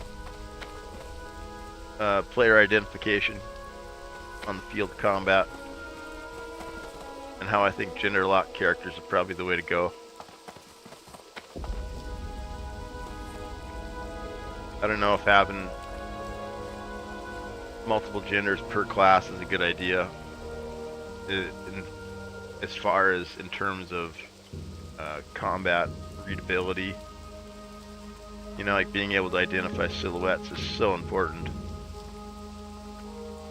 especially in a open world or like a PvE game, or like, I think for storytelling it's better to have more options, like from like a storytelling like perspective, because like for a story to work you have to like be able to identify the characters in it, and if you don't identify the characters, then like you're not going to hang around for the story, you know.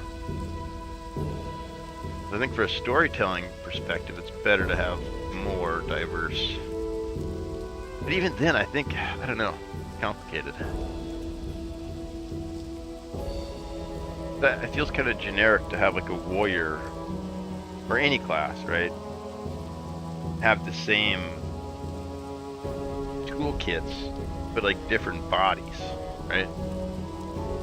So like the big massive warrior dude, he's gonna be able to pick up more shit than like the rogue, right? Like he's just bigger, right? That's why the rogue can't like pick up rocks and throw them. I don't know. I think it's designed well. I would just like to see more diverse classes, right? To have each class, I'll just have like tons of different classes. Like have a class for like every gender, if that makes any sense.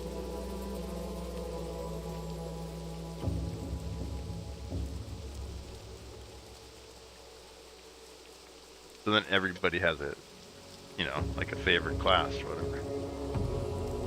But they started with like really basic ones, right? Like really classic tropey kind of shit, which I love, but maybe not everybody does, right? So then as the game grows, you expand more and more classes, you know, and eventually you have just this massive roster. I don't know, but then that's like League of Legends too, right? Like that's kind of a different game. If you guys are wondering why we're not playing it now, we're in the kitchen making coffee. Yapping. Found the beans. I'm already like excited. I'm like smiling. I'm grinning thinking about the coffee. I'm really excited about it. I haven't brewed a cup of Joe in a while here. Oh, there it comes. Little percolator's so nice too.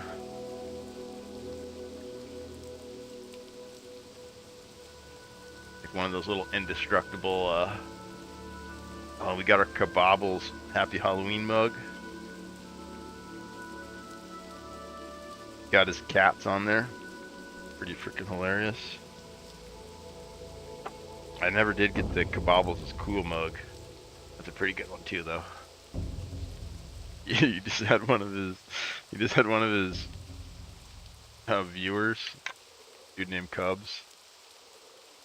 Write Kabobbles is cool in like MS Paint, and they just like use that as the graphic. It's the funniest thing ever. I don't know. I think it's the funniest thing ever. And it looks like a 2-year-old did it, you know.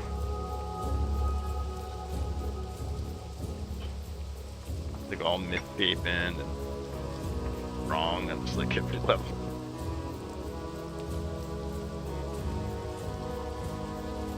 But it's cool. It's like ironic. I don't know about it.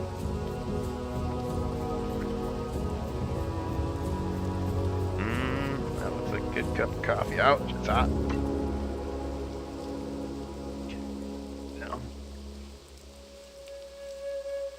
We gotta clean this kitchen up. Today though, we're gaming. We got piles of cans. Couple pizza boxes.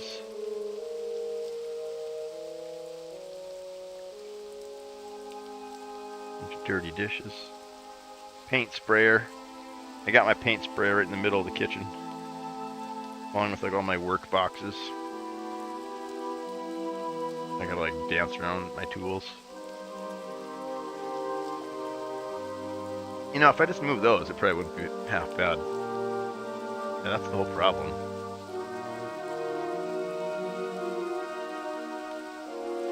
Oh man, this coffee's strong. You guys gonna hear me yapping?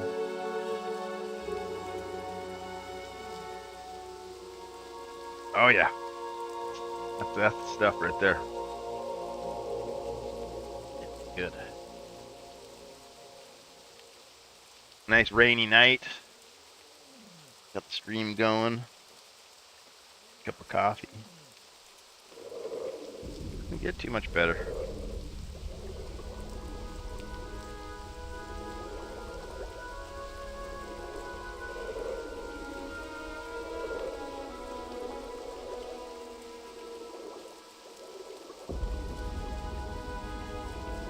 Dude, somebody just sent me a picture of a Darth Vader Christmas tree. That's like the full Christmas tree. Not just like a topper like mine. It looks like a silhouette of Darth Vader with like a robe, like his cloak over it. And then underneath is the Christmas tree. And then so Darth Vader's head is like a star. And then there's a big lightsaber right in the middle of it. Pretty sick looking.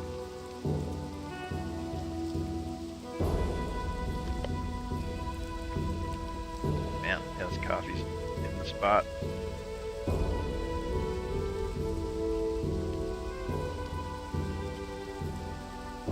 We can maybe fish a little bit while we drink the coffee. Oh, we gotta find that quest giver too, right? Did we? Check the world data log. I did. I completed it. I got 410 experience. And I received no follow-up quest. That data right there. Phone's blinking. Why is my phone blinking? Oh, TikTok's calling me. That's it, boys. We got 2 likes on TikTok. We're getting huge. Oh no, sorry, you got 1 like and 150 views on TikTok. The video of me RP walking, blowing up, getting viral. 150 views on TikTok, boys. Massive. Actually, it's pretty shit, but it's a start. At least we're doing it. At least we're trying it. It's kind of fun. Kind of fun I'm having fun like setting up this system. And I'm thinking like what else I could do with it too. Now we're simultaneously streaming on Twitch and YouTube. I got both chats on OBS. So what's next? Kick? Might be able to stream on there too. What brings you here? What else I seen? Oh, Steam. Steam has some sort of streaming option as well. Legacy isn't showing up on my playtime list. Weird. So I know there's two versions of Legacy. There was the demo version, which I don't think any of us get data on. I think that one's gone. And then there's the Legacy playtest.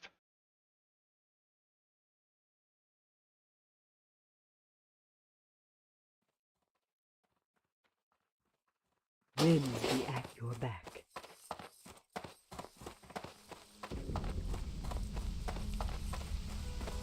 Yeah, you've done 2 playtests now, right? Or is it more? I have just the thing for you. Man, I hate deleting all these trade goods, but I can't use them. May the eternal sun shine upon thee. Greetings.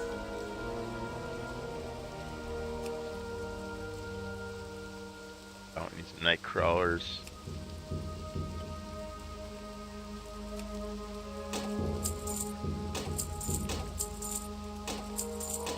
May the eternal sun shine.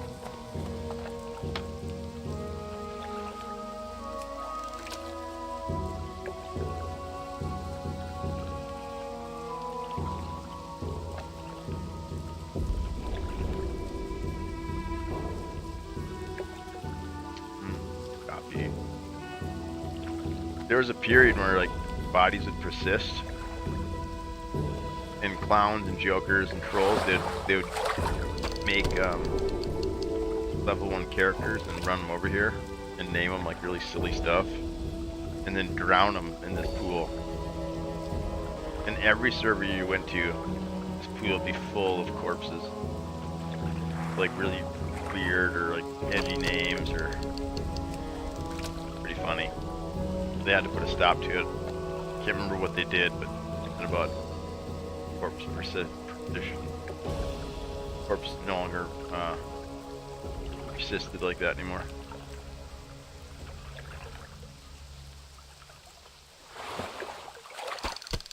Why we can't have nice things like corpses.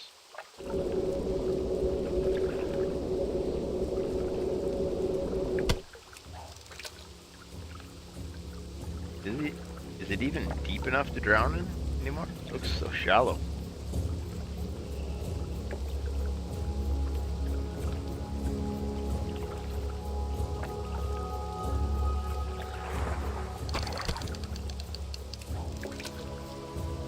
I think you can still catch 1 ring from here.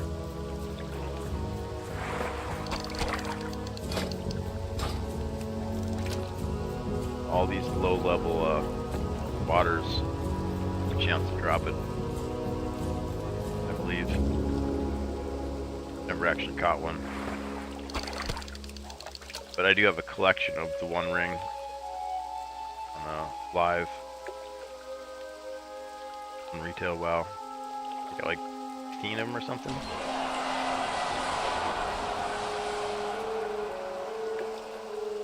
I just collected them over the years and figured I'd like sell them to an RP guild or like I don't know what I thought I would do with them. I just wanted to be the 1 ring guy with all the Lord of the Rings.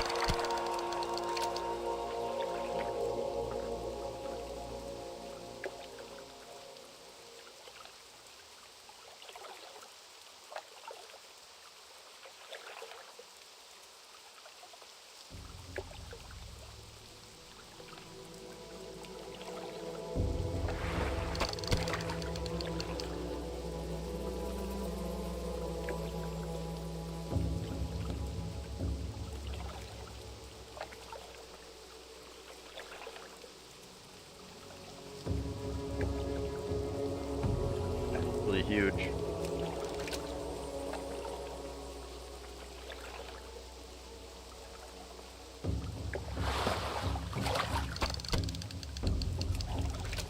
Ragefire Chasm.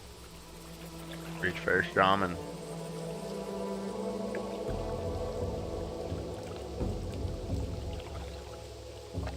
Wonder what happened there. Fell to their death. This fog blades, they fell off the Zeppelin, I bet. 26. Fell to their death in Cragpool, another one. Maybe the server stuttered or something. People fell. Back to back.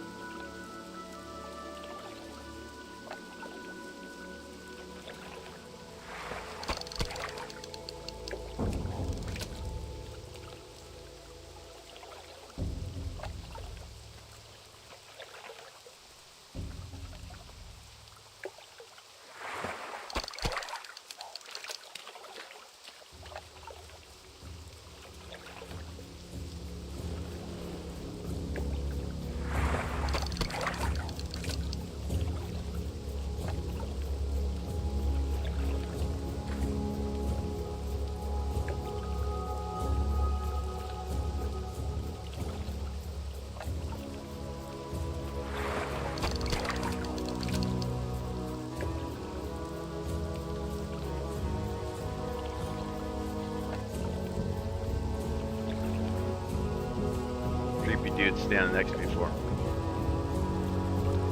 Targeting me? You targeting me? You targeting me, dude? Stop targeting me.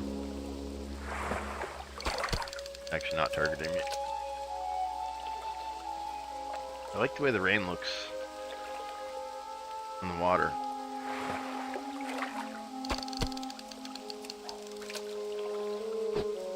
Kind of relaxing.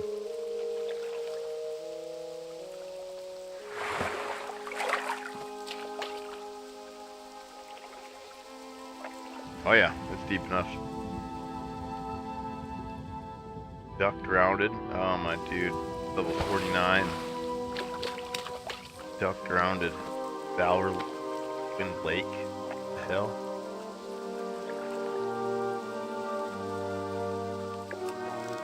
Now we're almost done with our coffee. Should we go back up to that?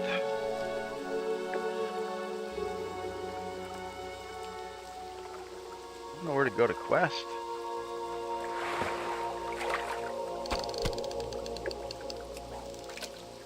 Maybe over to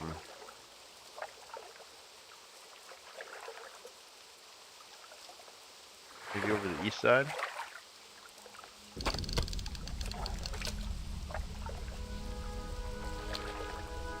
Over the Eastern Kingdoms. Do a little do a little bit of werewolf hunting, maybe.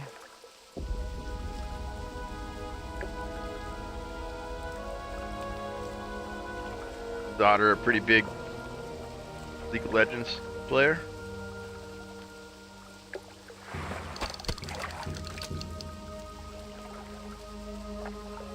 Yeah, I don't know if I've ever played League of Legends. No, I definitely have to have been. It was in my library. Wait, is it a Steam game?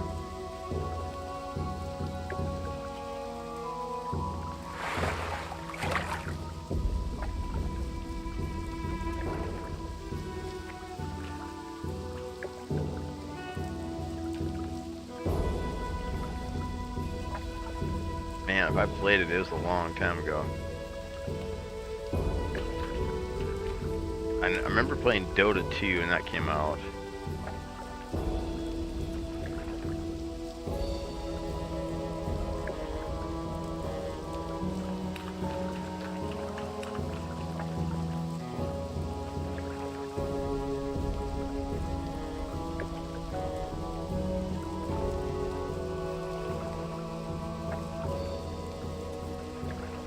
Oh, it's not on Steam.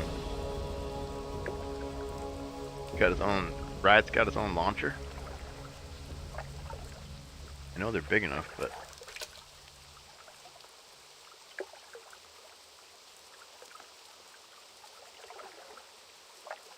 Otter's been chatting with me in YouTube all night.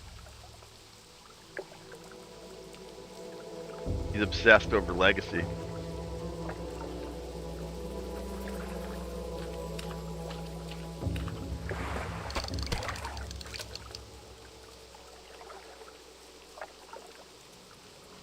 Yeah, look how cool the lights in here look.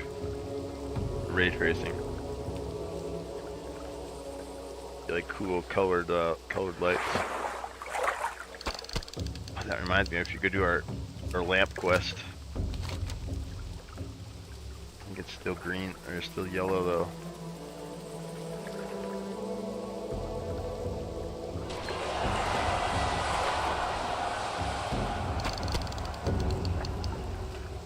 Yeah, it's still yellow. We're gonna wait a little bit. But I want to get that. Because they're so sick in the nighttime walking around with those. Do some next level RP with that.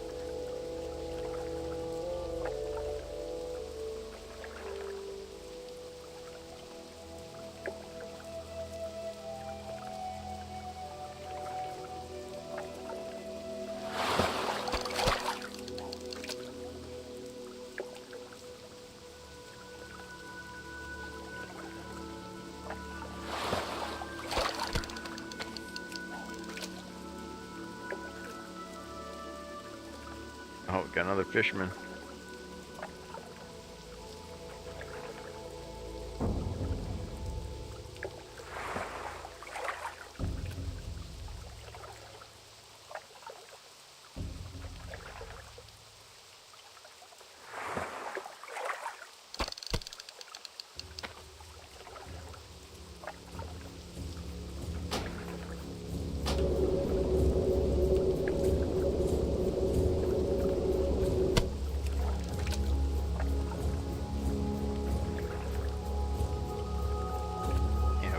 We don't need no UI. What do we need a UI for? We're just fishing.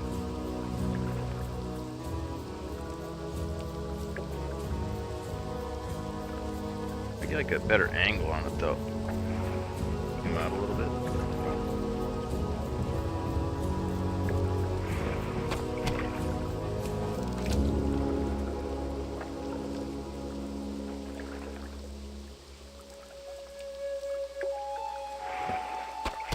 So she kind of disappears into that background. See that dark tree? Trying to move her over a little bit so we get like a better background for her.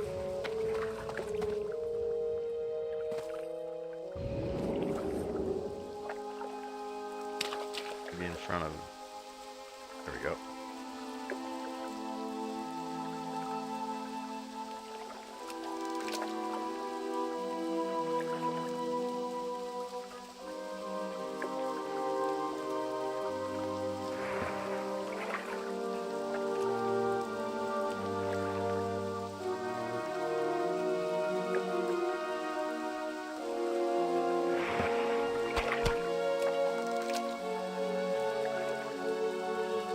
Looks like a desktop or something.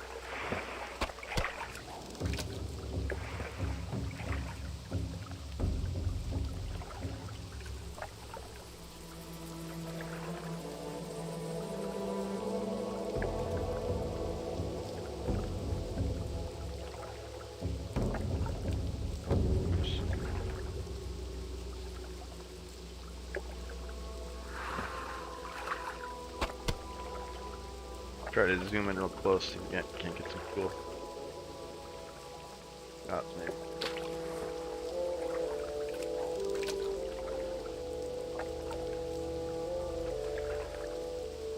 Yeah, it's kind of hard to. Can't see the water at all.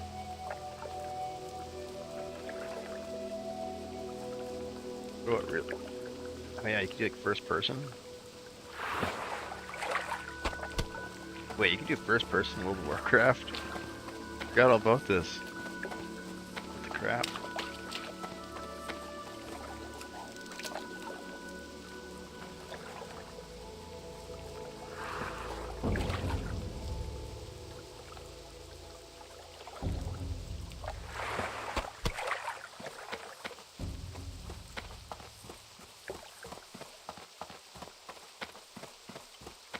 Dude, this is wild. I forgot all about this.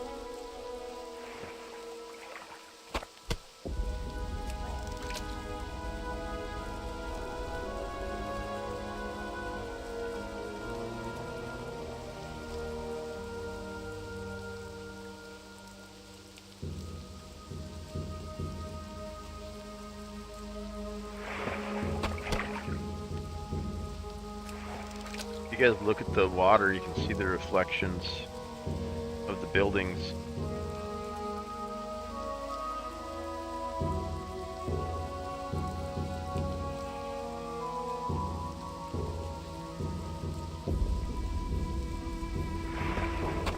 Should be able to see the reflections of the players too.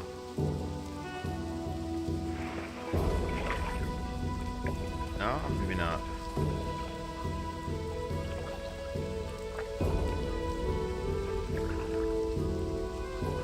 Oh wait, no, I can see him. Barely. Right? Yeah, I think there's a little reflection of him. Zoom in the first person again, see if we can. Pretty crazy here. Yeah, look at him. There he is. Totally reflect. That's so awesome.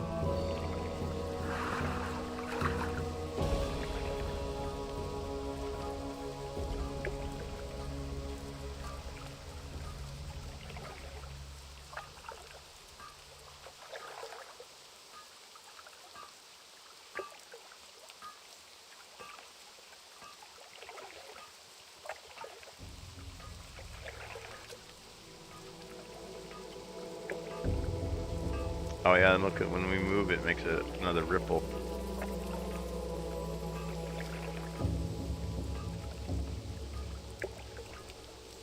Wow, that's pretty awesome.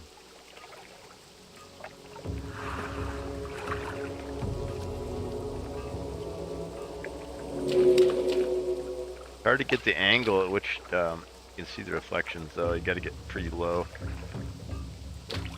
Here it goes away almost completely.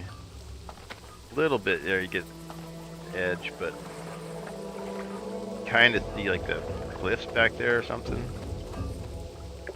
Get down low, then it'll really reflect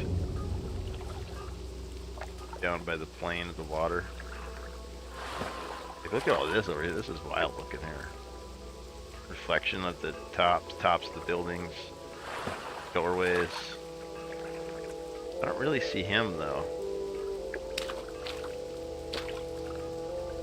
I could see that other guy when he's standing a little closer. I guess we could see him a little, I think. Yeah, it's him right there, right?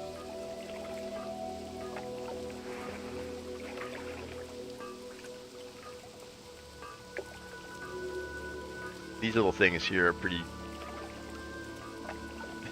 funny. These little drops, you just barely see them, and they're only up for like a frame or two. But it's just like a straight little like JPEG of or like a little tiny 2D of a GIF of a raindrop. But you zoom on, it looks fine. It's just funny to have that mixed in with like the ray tracing.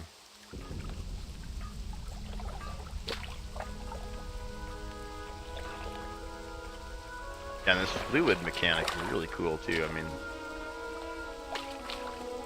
it looks a little too glassy or something almost right here, but like interacting with it and stuff, pretty awesome. Yeah, this engine's great, man.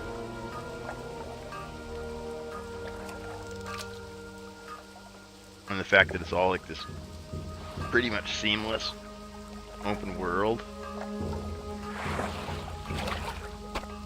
I haven't played Ashes of Creation. You guys ever play Ashes of Creation? I've been watching Thor play it a little bit though, and I'm intrigued. That and the Pantheon one. I was watching somebody play that too, and it looked really compelling. Looked a lot like EverQuest.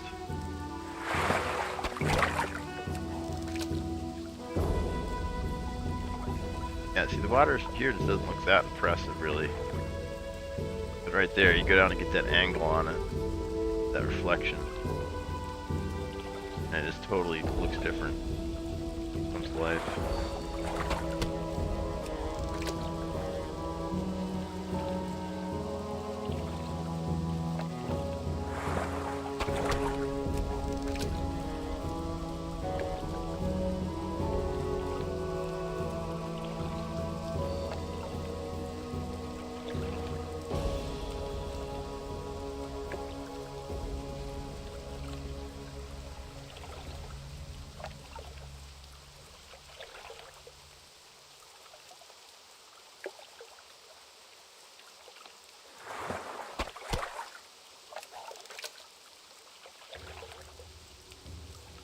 Wow, fishing stream.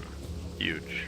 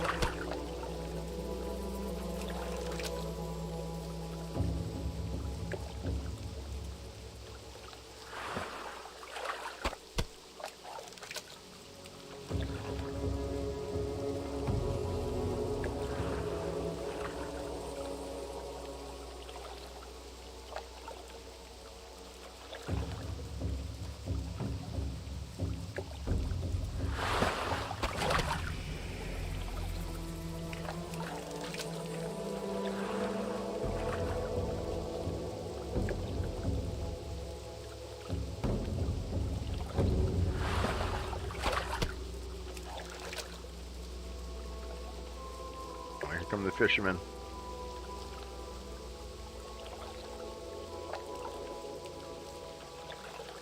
Once you start fishing in Thunder Bluff, everybody's got to. There's another one over there too. Look at all of them.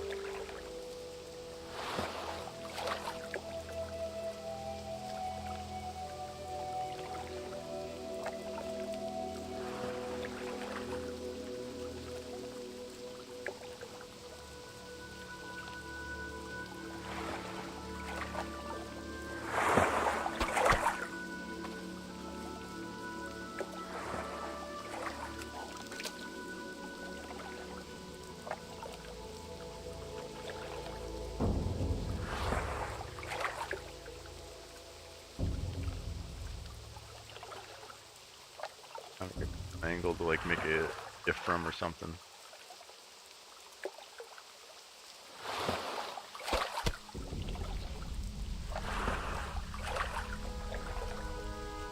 Yeah, you got to get that low angle on the water.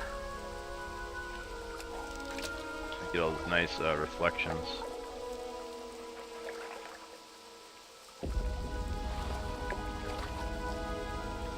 Fortunately, it makes this line right here look pretty bad.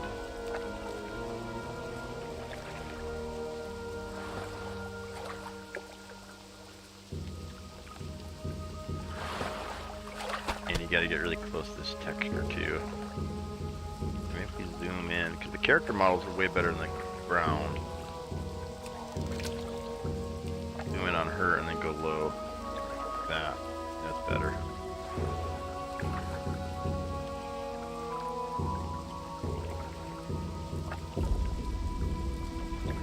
Yeah, I like having the other fishermen in there.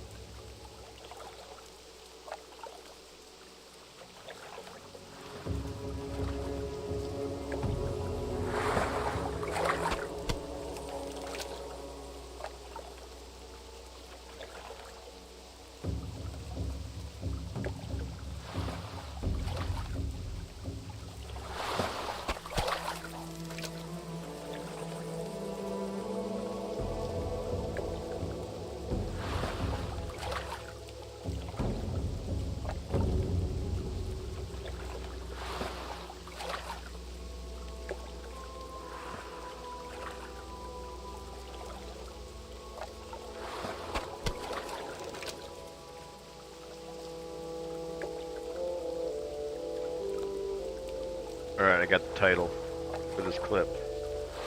Solo self-found hardcore World of Warcraft 3v1 fishing tournament, Thunder Bluffs. Huge.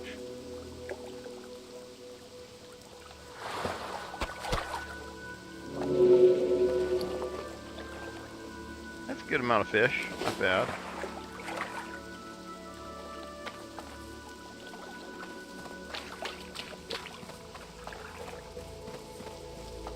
Go cook them up.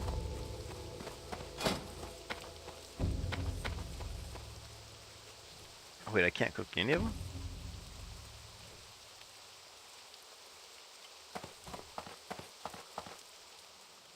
I don't have any fish recipes.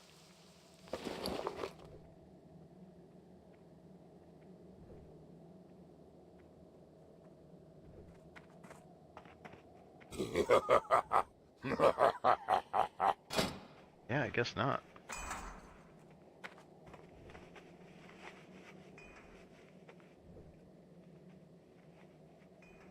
Huh. Maybe Orgrimmar sells them? There's gotta be a fishing guy here somewhere, right? Up there on that second gear. Let's ask one of the guards to point us Well to him. met. Actually, it'd probably be the cooking trainer.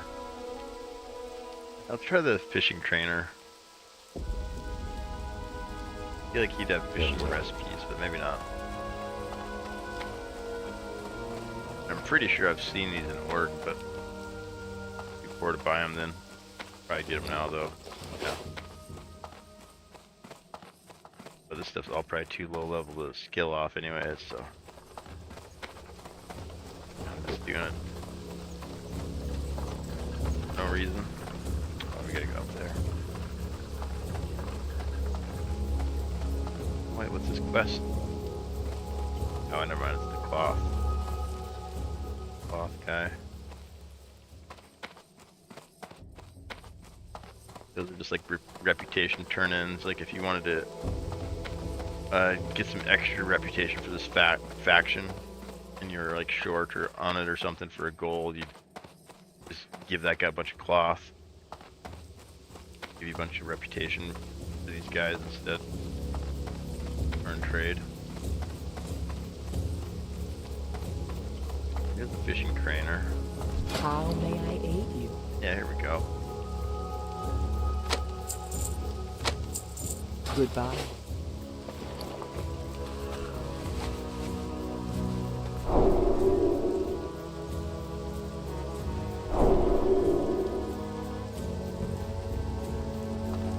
How? Oh, nice. Level up too. Walk with the earth. Now let's find some place to cook. Where are we cooking? Oh, look at that. Look at that, chap. What is this? What in the crap is this?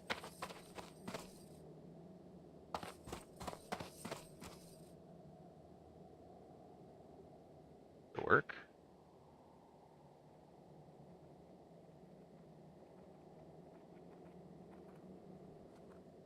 No. I need like a tool or something.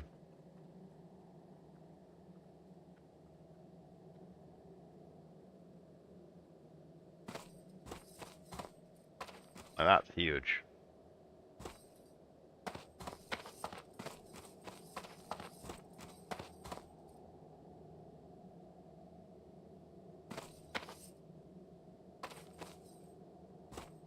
Red stuff coming out.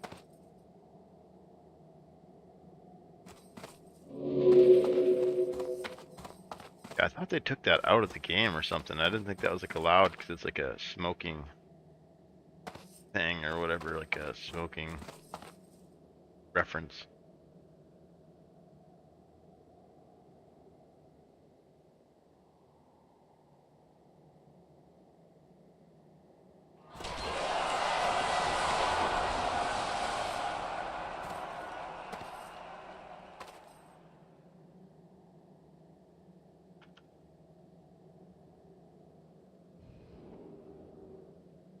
There we go. That's proper.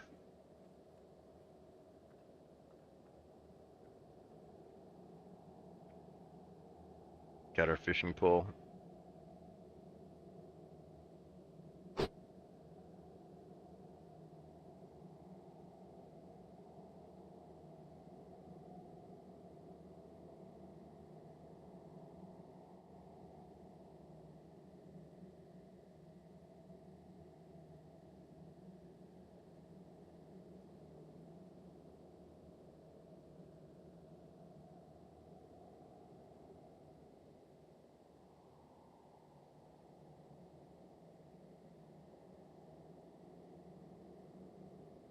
Yeah, I don't know. It's like such a big pipe. It's like hard to even like frame it, screenshot, while still like understanding what it is.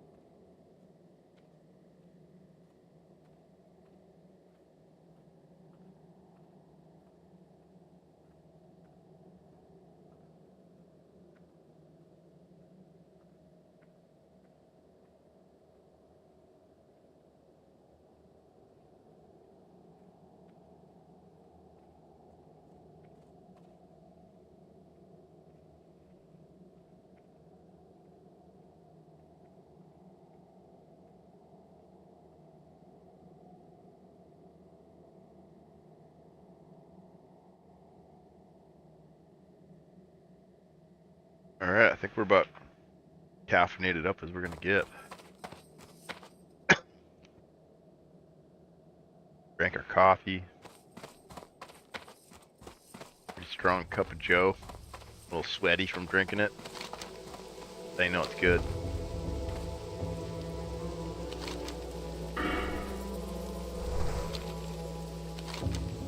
So what did we decide? We're gonna go... I really want to go do this, but it's a yellow quest. We're kind of scared of it. Oh, we're gonna go to Eastern Kingdoms. We're gonna go check out the Silver Pine quests. I think they're still probably green. The Shadowfang keeps coming up. We also got Blackrock Depths coming up. Peace, And friend. what other one? There's one more Go too. in peace. Like 3 of them. Drilling Caverns we need to do again.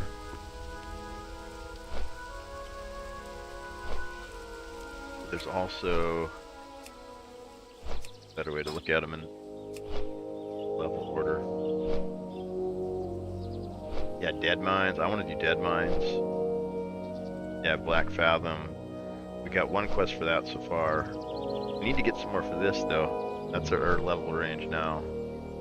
Dead Mines too. Oh, the Dead Mines goes up to 26. But I've seen some people running it.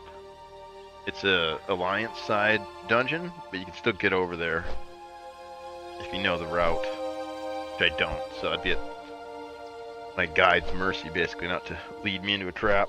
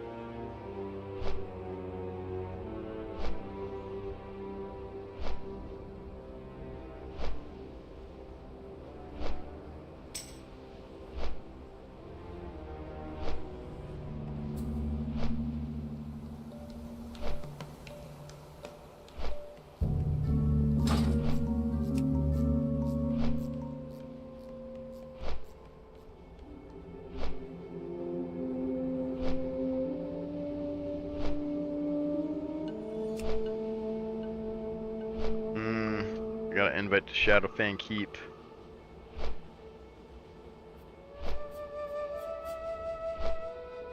Guess I could do it.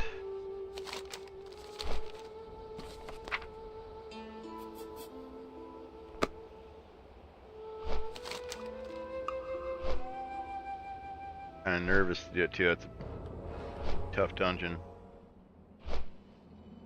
Let's see, I got 1 quest for there, I think, right?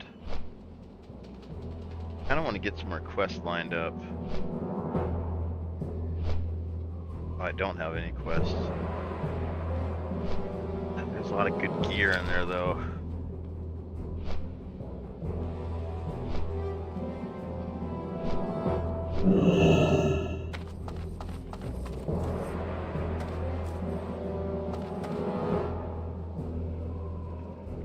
See what the level difficulty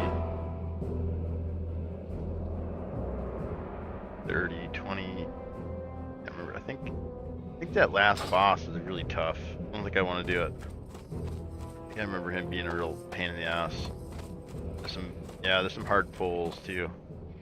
I think I want to be a little higher level. Let's head over there.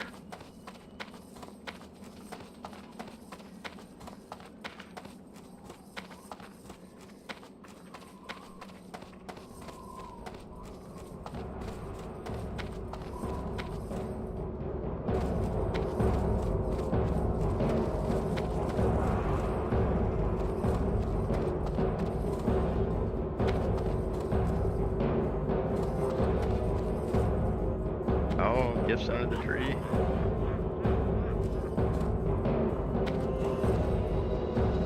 Where's the gifts? Oh, there's one.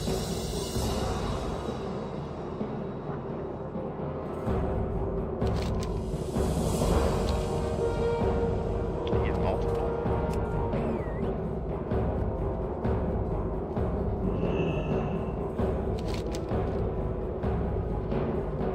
Ages 40 and up, it's hilarious.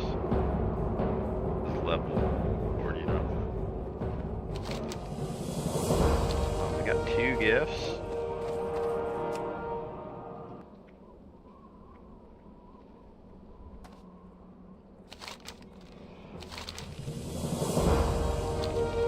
Got 3 gifts. I think I already got this one. Alright, let's open up our presents. Down to give us.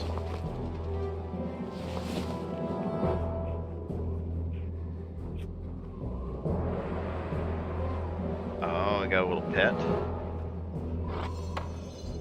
Got a wand.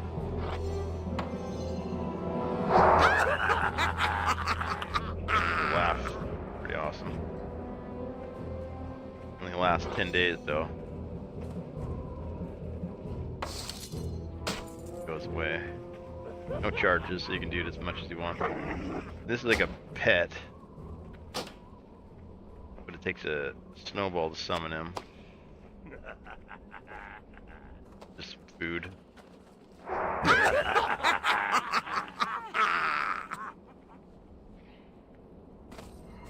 We gotta go buy a snowball for a bunch of them. Talk to me. So we can have a pet. Got the best deals anywhere.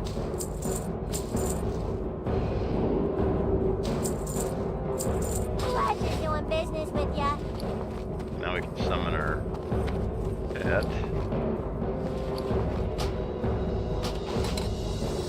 There we go. Now we got our little helper.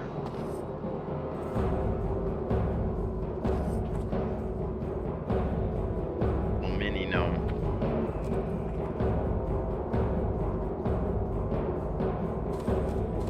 And these extra snowballs we can throw in the bank. And then whenever we want to summon her, we have to have one of those box. I think I could put the box away, maybe? No, I bet you have to hold the box. These we could put away. Try to put this away. Nabu. Oh, look at that.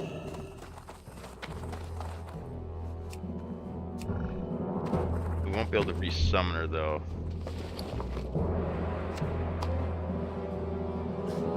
Yeah, I'm not sure if he like stays up for a certain amount of time or whether maybe she's permanent until you die.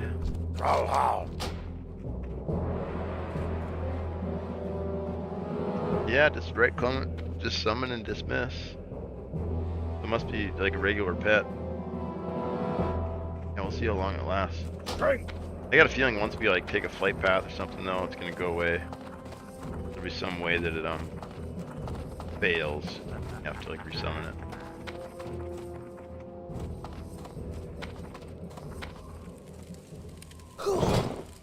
Cook up our fish. Oh yeah, look at all this.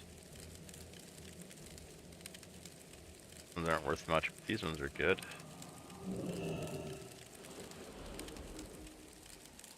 Yeah, we'll cook them. We'll probably get a little bit more gold for them when we sell them cooked to the vendor. Probably not worth doing like as far as like time efficiency, but the fact that we have it, might as well. You guys got a blood razor? No. Vanquisher sword. Same graphic as the epic one called Blood Razor. Applies like a dot automatically.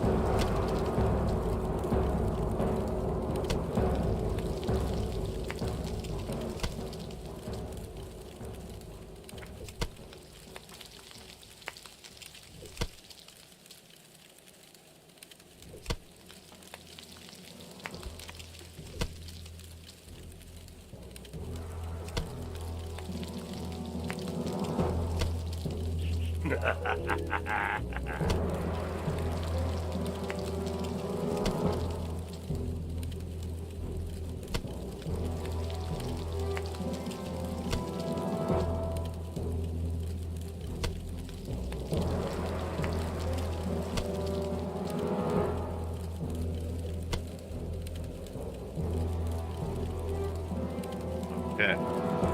All the fish are cooked. I'm gonna sell them. What can I help?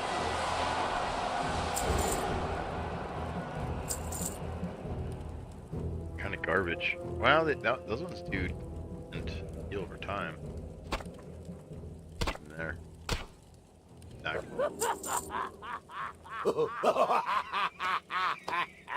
I guess we keep that too. I guess we keep it. Get rid of that though. We need some apples. We cook that. Can't seem to find any anymore. We can only find in Under Bluff. Shit, we were just there. Oh, that's right. Ah, could have got it there. Oh, there's gonna be a fruit vendor here somewhere, right? Where's the fruit vendor?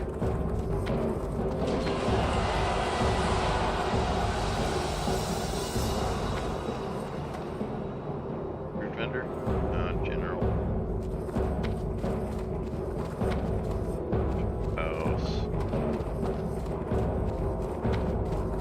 Shattered axe. I know there's a fruit vendor.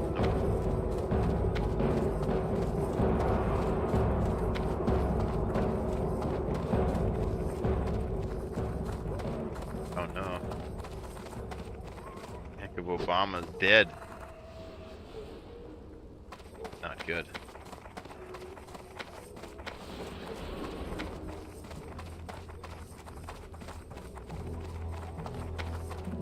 Where's that fruit vendor at?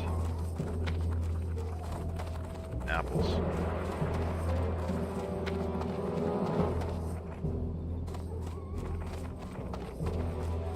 Back in this little area here.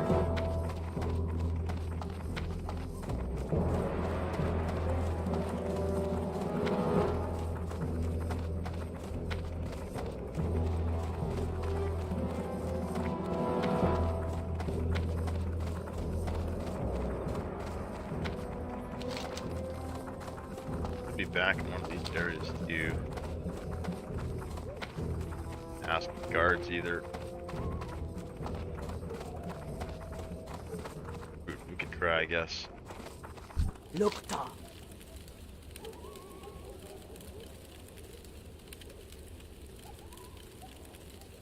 And no fruit vendors. Could try cooking. Go for victory. Maybe they got apples.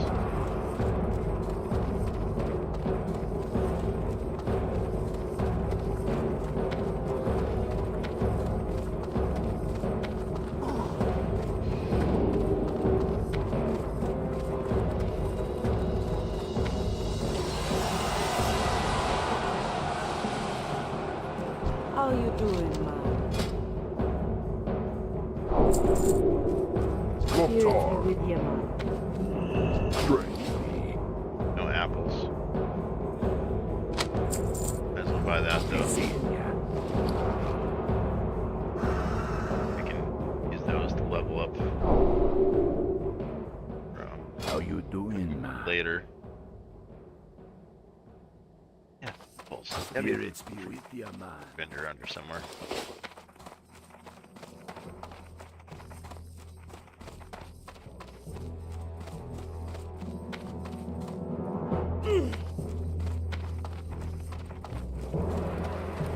I know there's one in back in Torrent or Thunder Bluff. Probably be Valley of Spirits or Wisdom, I'm guessing, but look in here since we're back here already.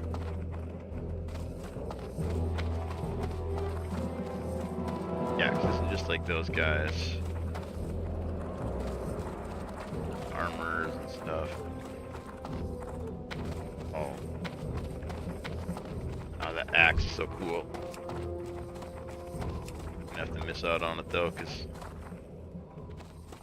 be able to solo it.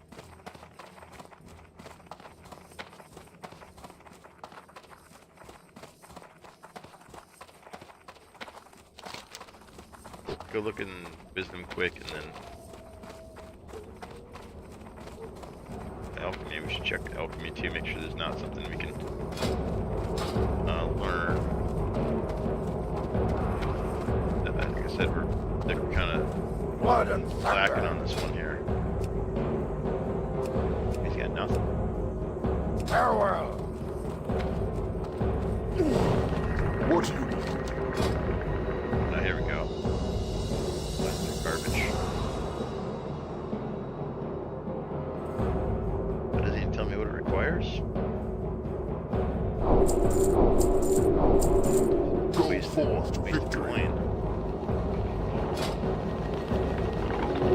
Oh, Swift Thistle, we got some of that. I think we got some oil. I can't remember what kind of oil it is though. Wisdom, that doesn't do us any good. That we need more of the stuff. Might have some blackmouth oil. That'd be nice for fishing and swimming and stuff. Get them around water.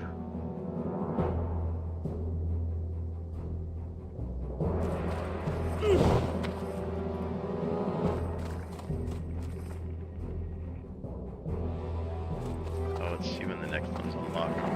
Ho ho. 110. Oh, just 3 levels. We should try to push that actually. Yeah, crap. Let's make 3 of those, I guess. Garbage, but should get us the, because that's a nice healing potion there. Good upgrade.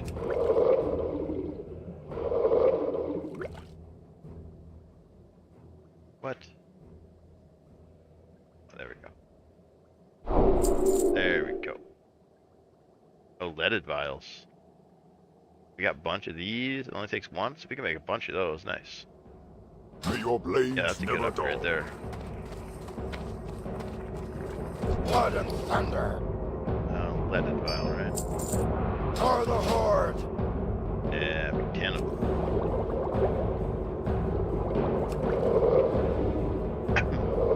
Well, then what's that gonna push us into? It's gonna unlock another one too.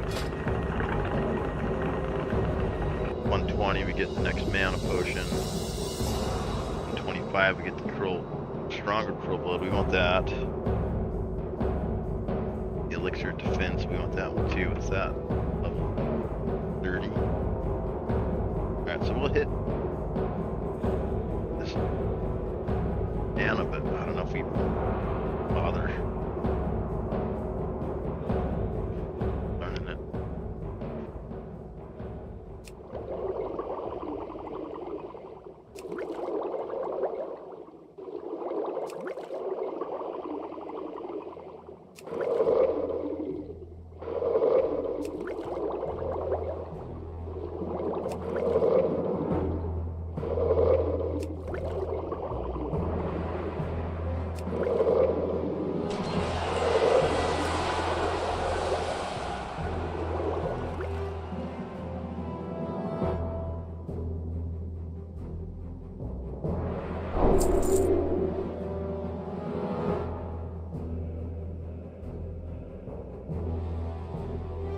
Yeah, some more leaded vials, I guess. Pretty good ones, big. Use them. Don't think about it, you know. Don't have to try and be like careless with them or whatever.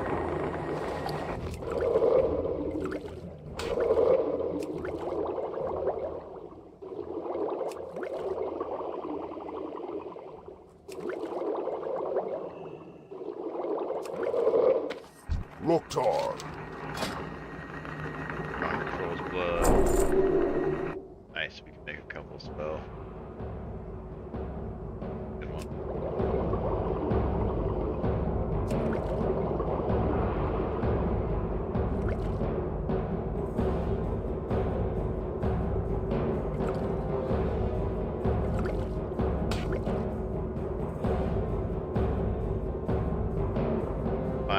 Or 3 more too. Elixir of defense. That's 150, nice.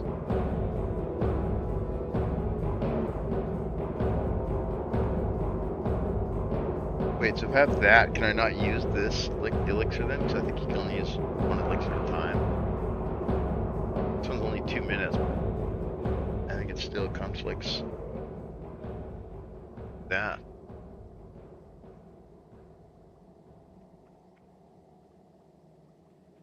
That's good potion upgrades though. Got enough leaded vials. Strength. Go check and see what's in our. Oh no, what are we doing? We were looking for fruit vendor. That's what we were looking for. We're gonna find it though.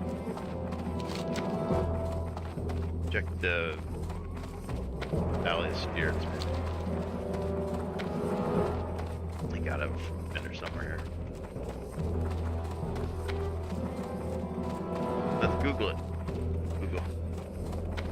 Fruit vendor Pasqua. Or Grimar. Level 35. What? No, that's a Pandarian. He's not here. What the crap? Cool.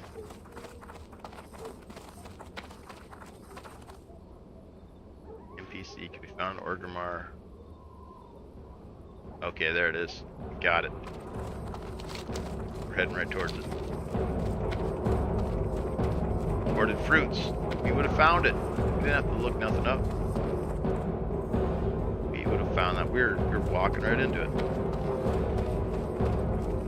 What can I do for you? You say.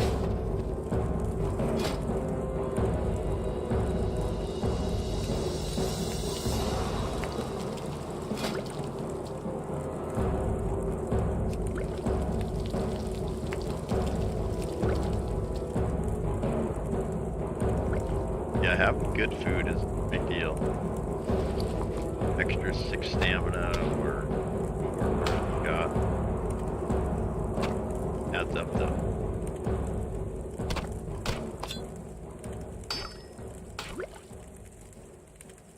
That plus like the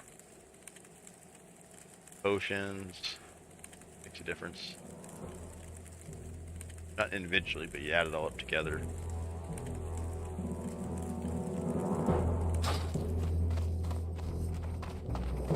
Do all the little things. Helps. Oh, extra wisdom can get rid of those, I guess.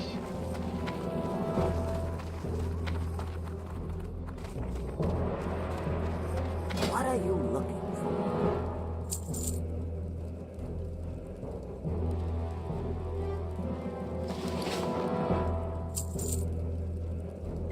We got that queued up there. Here, we can put a couple May in your the bank. blades never dull. Don't need to carry all this stuff around.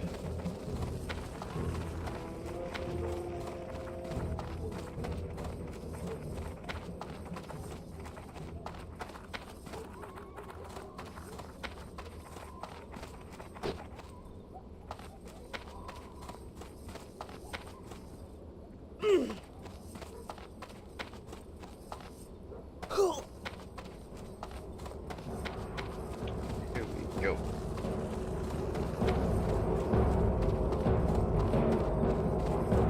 Now let's dump some of this stuff off.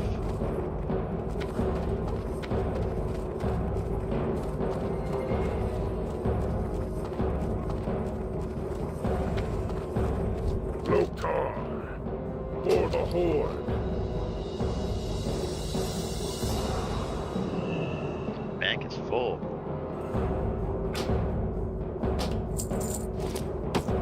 How about that?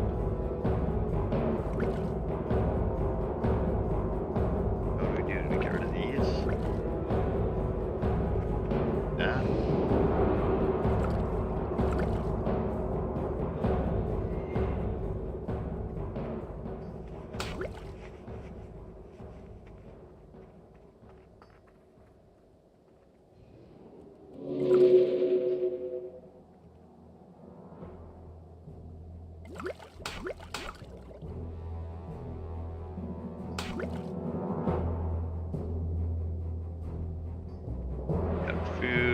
got potions.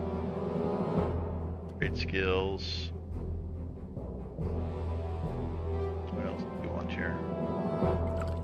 Top that off, I suppose. Take the two-hander out, but the thing is, this thing here does damn near the same amount of damage. So might as well sell that.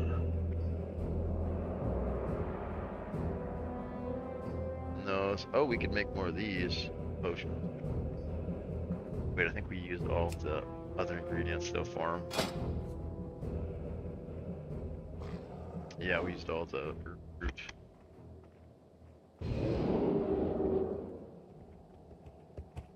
I think we might be done crafting here. I think it's time to head back into the field.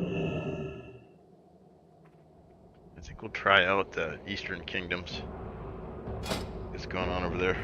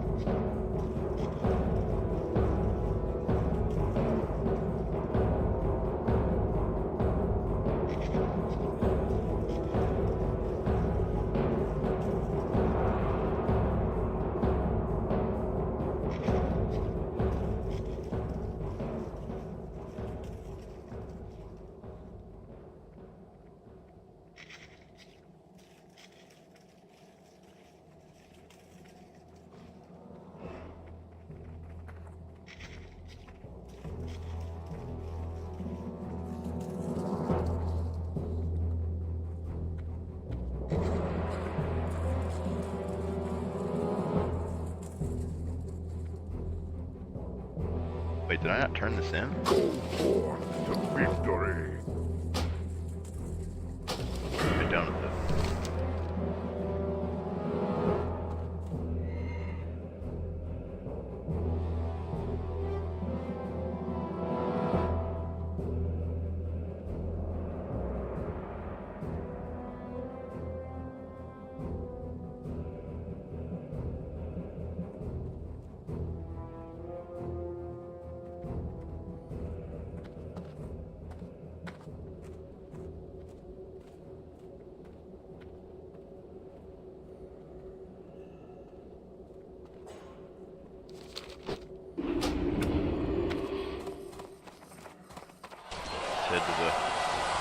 Head to the other side.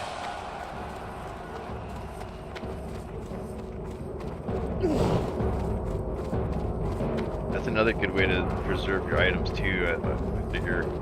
Oh, nice, perfect timing.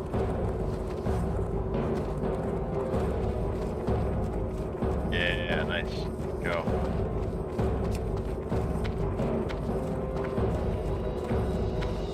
Perfect timing. Bat dab right there himself. Yeah, outbreak.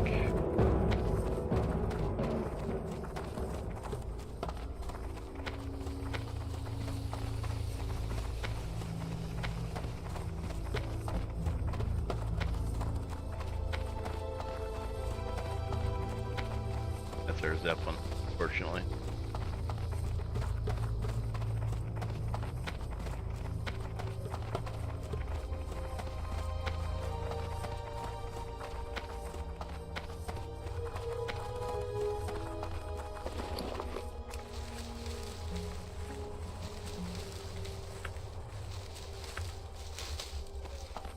Yeah, they're gonna have to wait a full round here. Think, chat, should we do it or not? Are we gonna goblin? Are we gonna nomanize? Or are we gonna go troll? Yay or nay?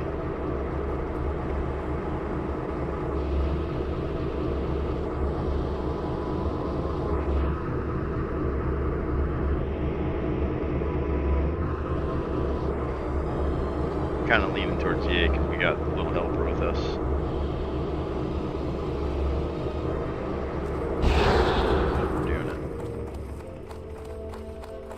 start doing it.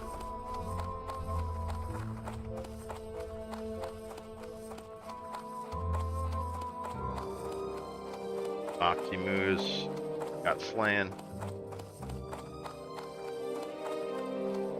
Oh, is this it? Hey, how you doing?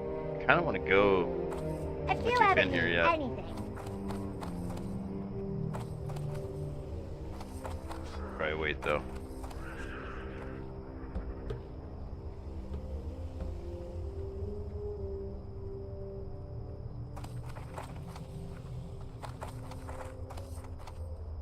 Here we'll dance with our mini-me.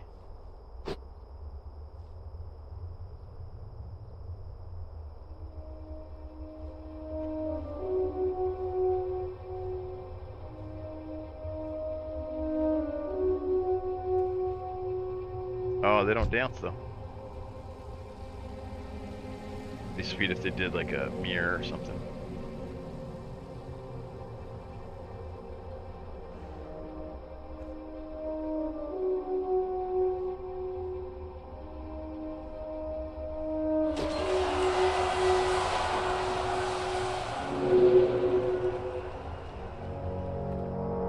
Might be a little too spicy, I don't know, for Blobbar TV.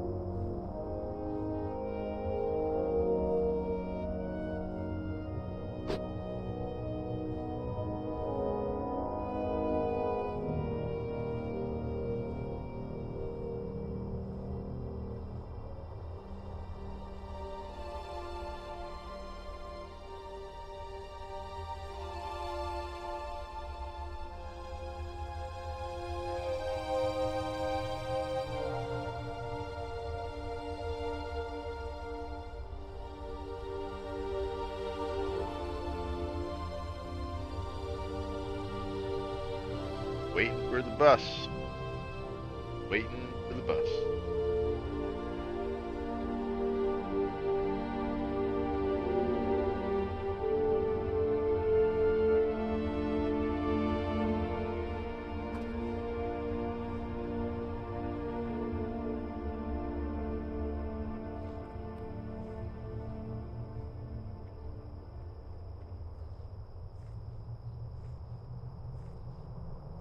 Wow, we got level 60. Burn. Junk.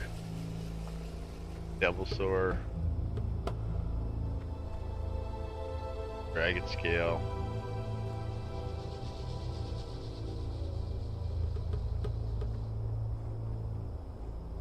Junk. Oh, Boomerang. Cool. Yeah, I got 2 Devil Sore. That's actually really good. Get all that hit. Plus 2 to hit, 1 to crit. 46 to attack power, another 1 to crit. Those are 50s. For rogues, for hunters. They're leather though, it's the only problem.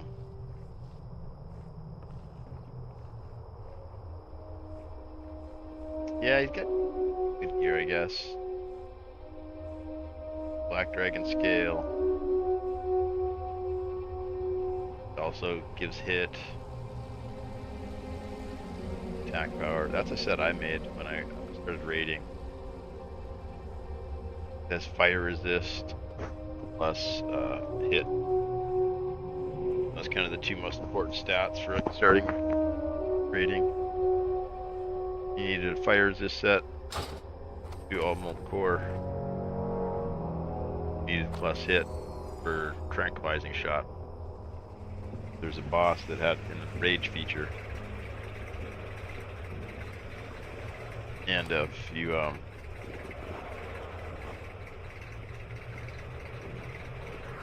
if you missed, he would enrage and like do tons of damage to the tank, possibly wipe.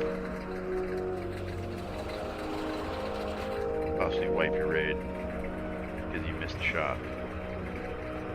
You'd want to have plus hit gear on, and you have like hunters doing it in rotation too. So like if you miss, you gotta call it out quick. The next guy in rotation will hit it.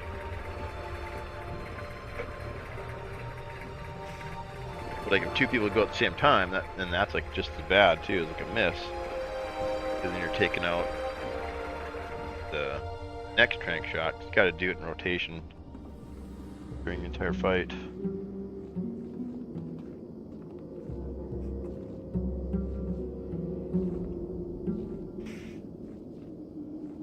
Those are pretty fun raids. I kind of miss doing them. It just takes so much investment, the whole thing.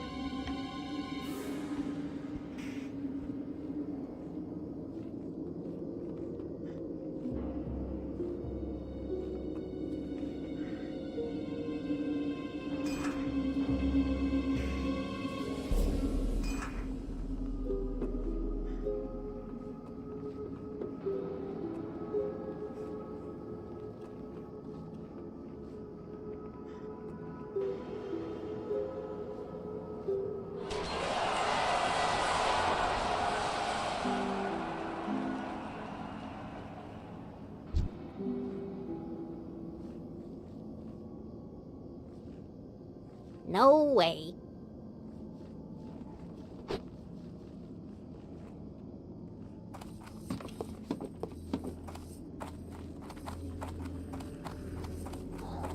Skull Rock takes another one. Those Void Walkers, man. One guy in there summons like 4 of them at a time. Oh! If you're not ready for it,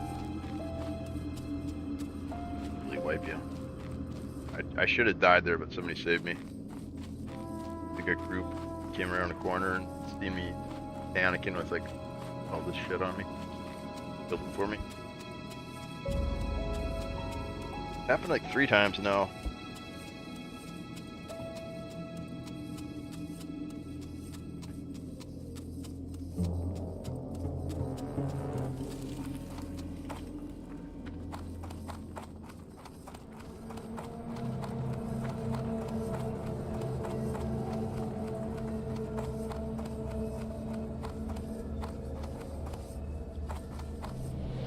Huge. Guys, we got a freaking sub today on Twitch. Which is huge. We haven't really gotten a sub since our birthday. Our birthday was pretty hot. People were feeling pretty generous. I think we're up to like 36 subs or something. And now it's down to like 8, 7. We got a sub today. Telling you what.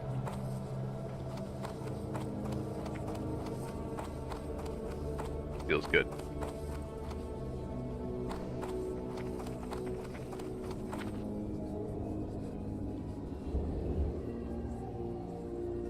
Alright, here we go. Elevator death. No. It's never gonna happen to me. Never. Well, it could, but...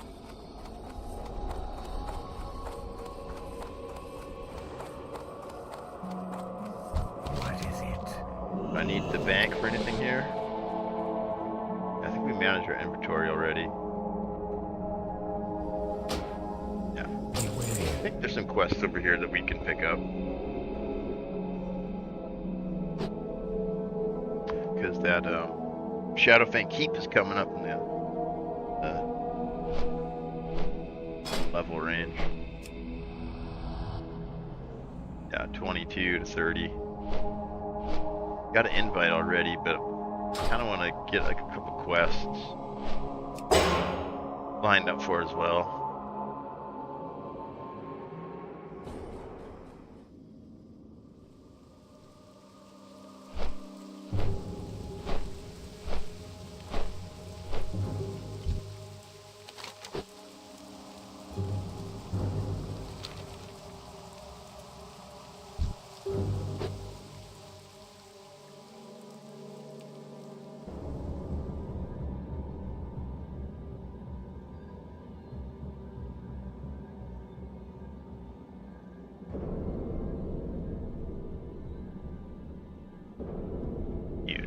huge. We're gonna fight some werewolves.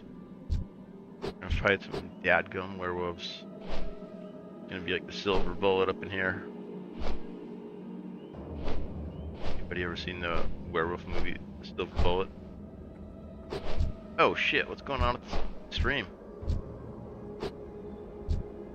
What the crap? It's just like the little tiny screen?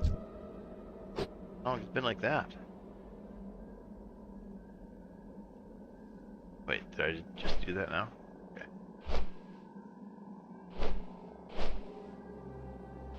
Yeah, I just looked at the screen and it was like miniaturized.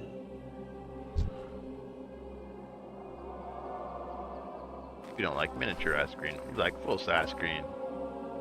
Alright, we got some quests here. I think these are going to be level easy. What we're looking for.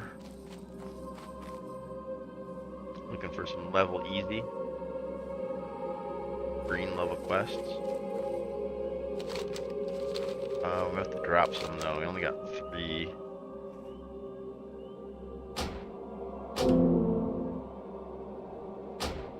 I think both of those we can pick up.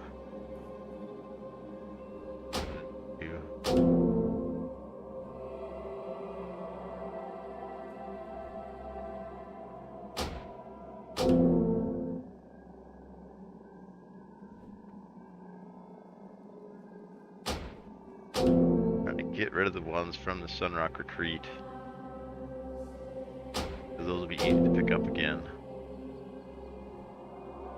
These fizz ones, but I think we want to keep because in the middle of nowhere.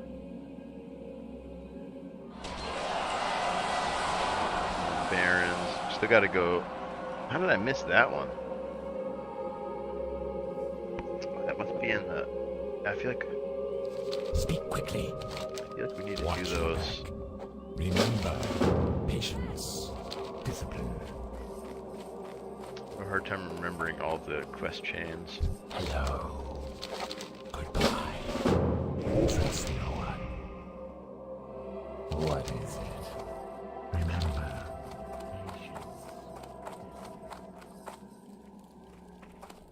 What do you require? Embrace the shadow.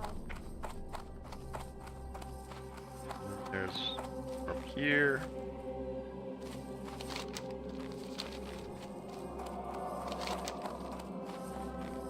Got some Raven Gray. I'm listening. Our time will come.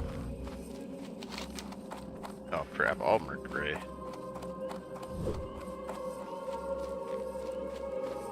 Well, that's not is the one leading us out of here. Dadgum.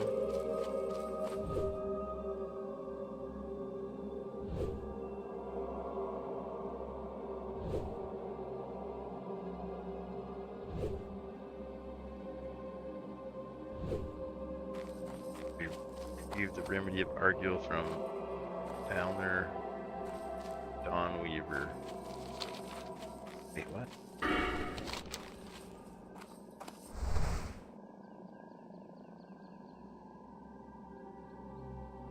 Review the Remedy of Argyll.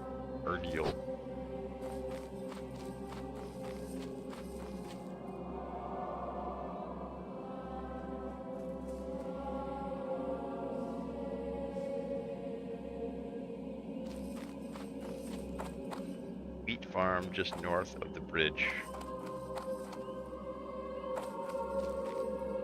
On the Deathstalker's report, seeing some spellbooks. Okay, just north of the bridge. It's gotta be the bridge. It's gotta be the spot, right?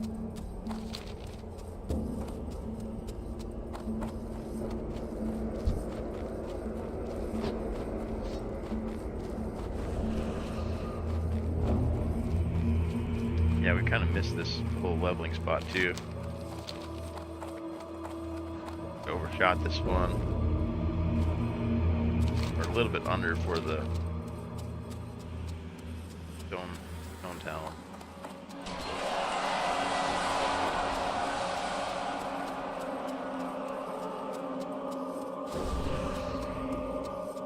Dabby. Oh yeah, our pet's gone. I figured flight over or like that would wipe him out. Got him cast.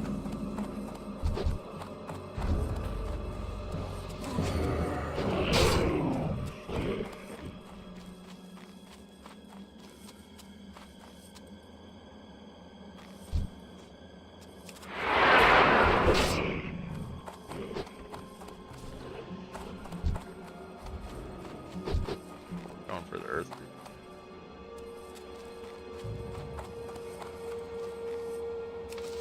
Coveted earth group.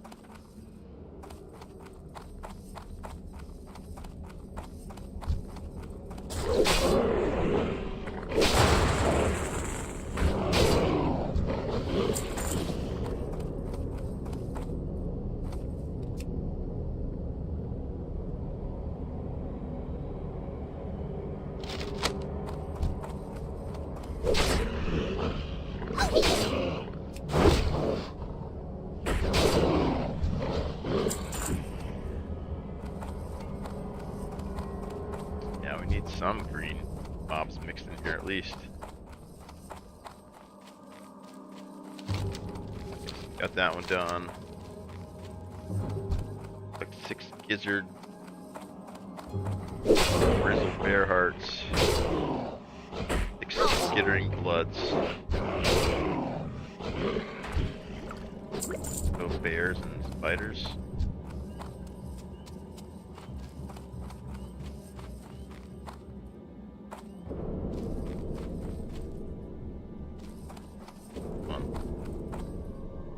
South, all around. Yeah, village to the south. That one's leaving the zone. There.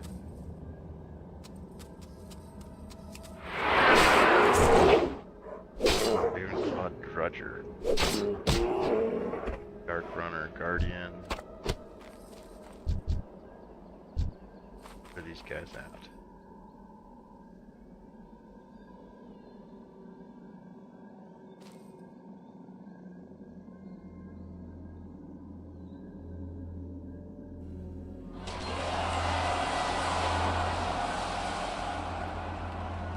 Appears to be a cave in the hills near a pocket. Daldaran Wizards of South again. Maybe we should head down there first. Worry about the bears later. Got 40 minutes on this. Those quests are green, so they'd be a little bit more difficult. I don't think it's in a cave. Not good.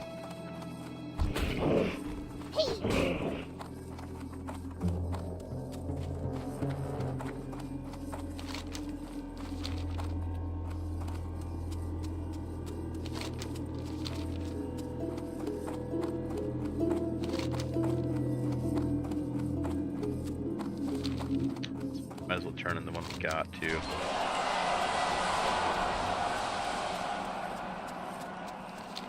Looks like a multi-parter.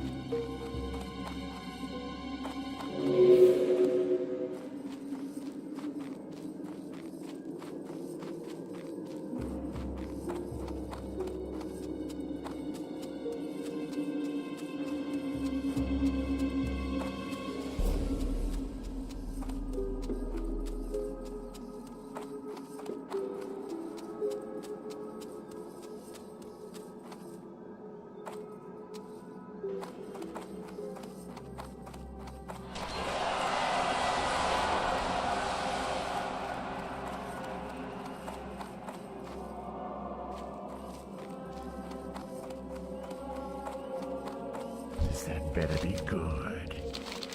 Beware the living. Bring 6 Gutton shackles and 3 Dark Soul shackles. Dark lady. Those are the ones right outside there. So gray, yeah. Yeah, let's go down and do this one. And another one too. Down there. Thought. Oh yeah, this one. Wizard crate.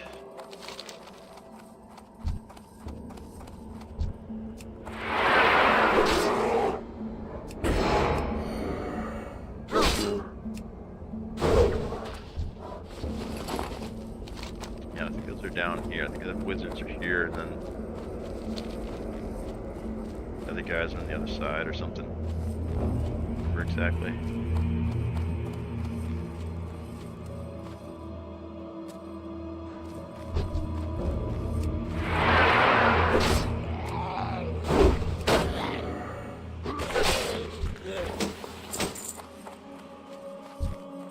Oh crap, we should have sold our loot over there.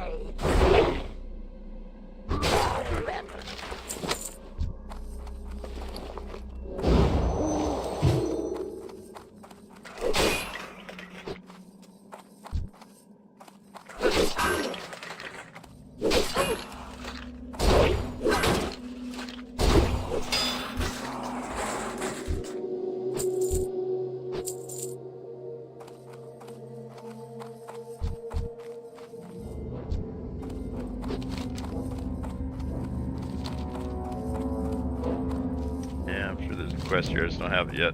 Kind of skipping ahead down here. Trying to actually get into some stuff that I need this buff for. Otherwise I'm kind of just wasting that buff. Killing gray mobs. So I want to try to find some at least green ones.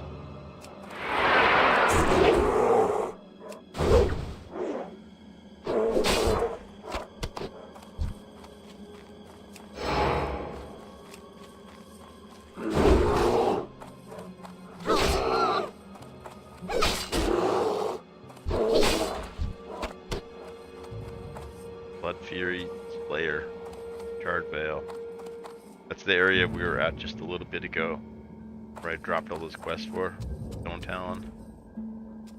We actually dropped that specific quest for one level higher than he is, and we actually dropped that quest that we just seen there too. Just 28.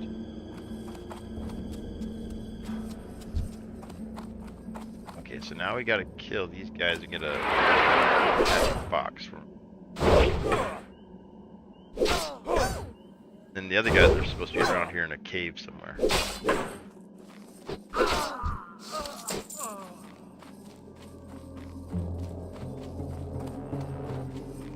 I think we gotta go in and unlock this section, and then maybe he'll show us the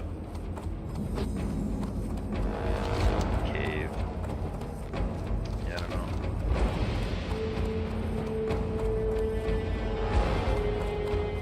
See if we're in the right area here.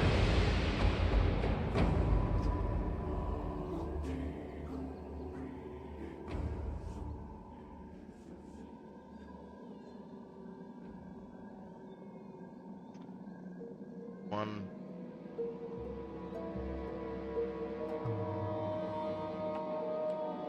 It asks for the thing from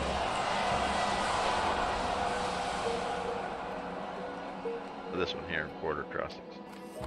Read the contents of one of the Dollar and Wizard's crates you'll find in that Briarwood village to the south. The Amber Mills, the wrong one.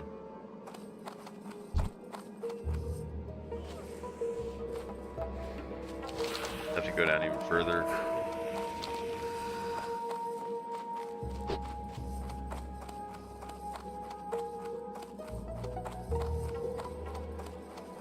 Crap, we should have set our Hearthstone.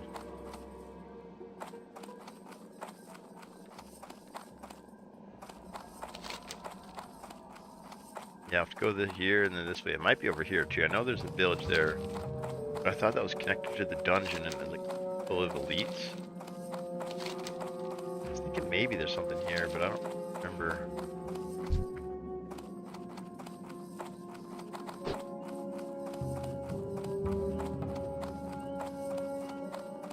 Yeah, we're kind of wasting this buff here. We haven't even really fought anything.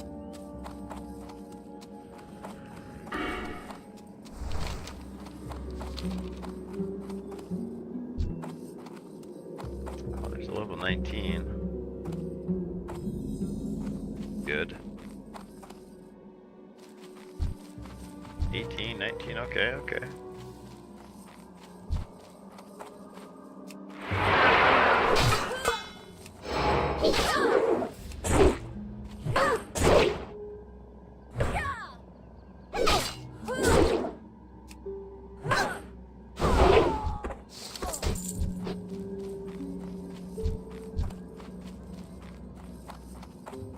Can we take two?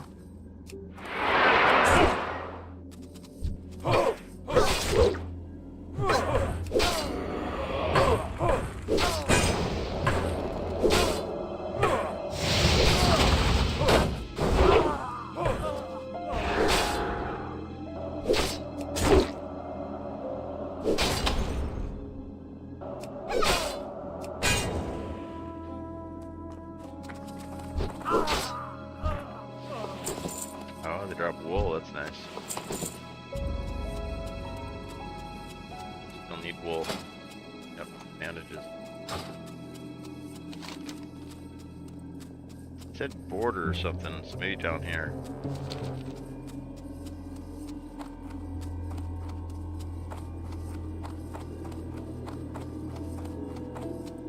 See a building there, maybe. Oh no, we're in the other zone now.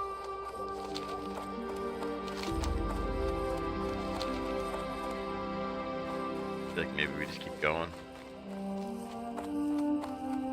Turning this other quest. Go to Terran Mill.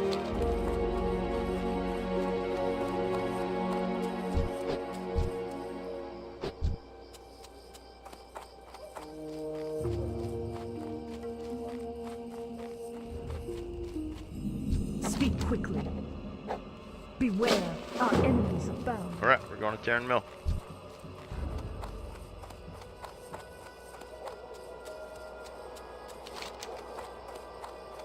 I think it's right up here. Used to be one of my favorite zones though. This is the zone I met my guild in. Like my first guild. I was really reluctant up to that point to join one. Yeah, I don't really need to. And then the zone just totally kicked my ass. PvE was super hard, but there's also like an alliance town down here, South Shore. They got a bunch of quests in the zone too, and it's a contested zone, so neither faction owns it. So just by being here, you're flagged for PvP. So I was trying to solo in the caves up in here. There's like Yeti caves. And I just get killed constantly over and over. So I had to finally make some friends, put a party together, get invited to parties, invited to raids. But yeah, the mechanics made me do it. It's like you don't get to keep playing solo after this point if you want to, you know, progress at all. You're gonna need a team.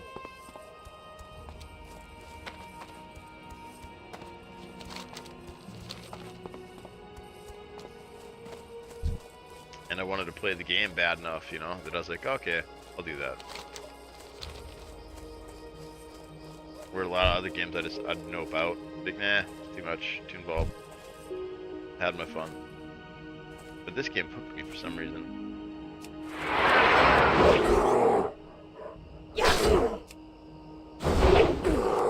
I really wanted to like experience the rest of the game.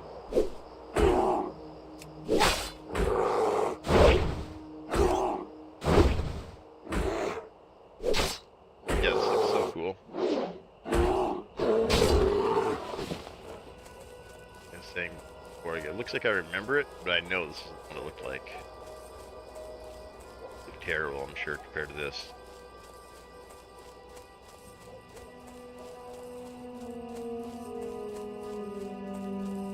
Bubba. Dead mage, Bubba. Killing owl. And Torn Mill should be a great.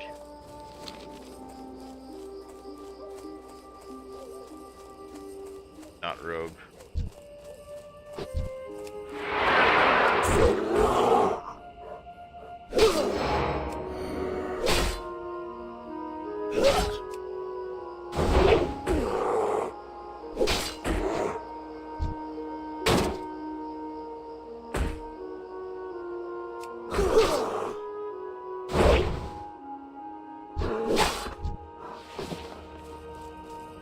Shadows of birds, but I look up and I don't see any birds.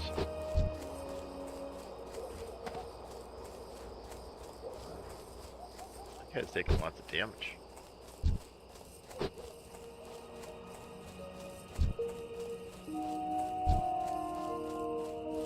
He got. Merchant got.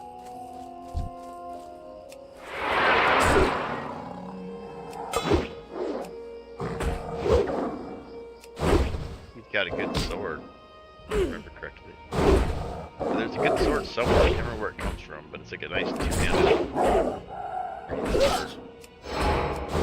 executioner sword.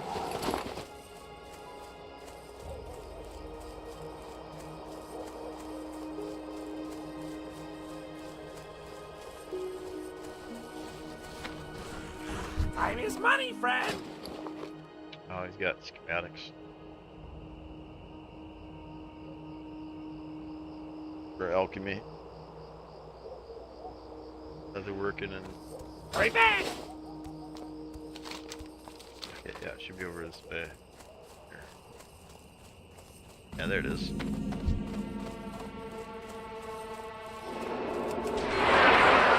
Yeah, this was the spot here. Like this. The alliance would be out here. Get these 3 lines. And then they'd come in on this road. Like where the battle would happen right here.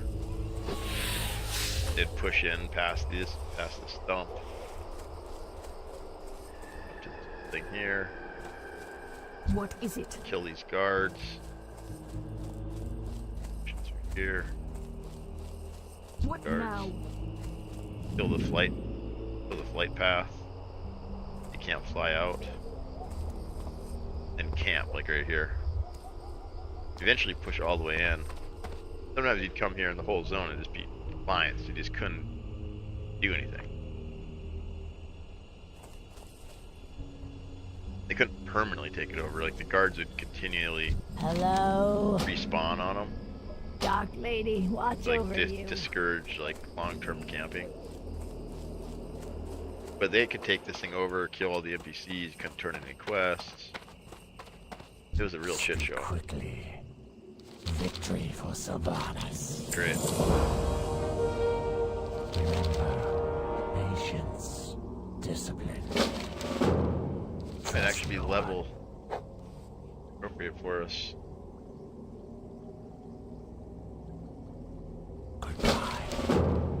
Our time will come.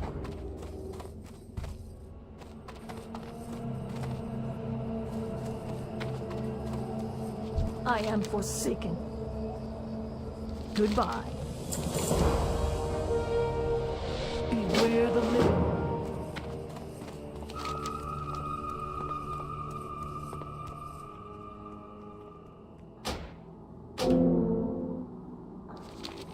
blood and thunder. Oh, that's pretty good. Upgrade.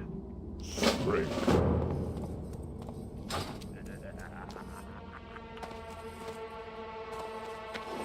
Yeah, then like you'd fall back to the end to like try and hide.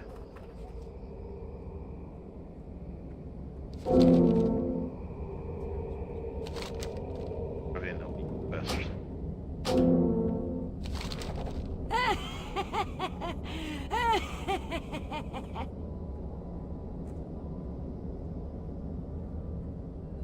Triple kill.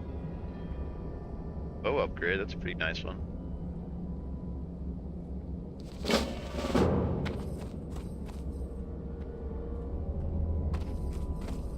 I'm listening.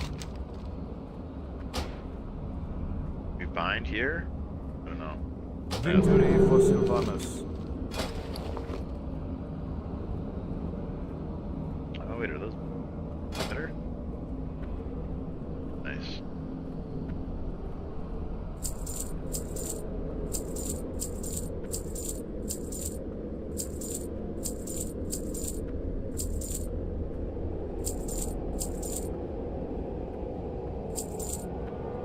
Oh wait, those. Munching on. For a snack. Wait, no, we got 2 stacks. Wait a minute. That's the same stack. Just addition into this one. Leaded. Regular. Yeah, we got off a kill, right? Delete it, but. Oh yeah, we can't do that either.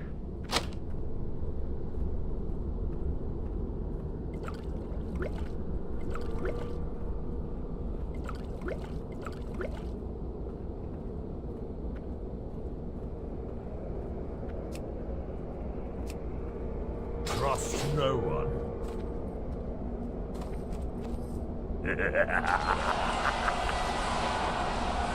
That better be good.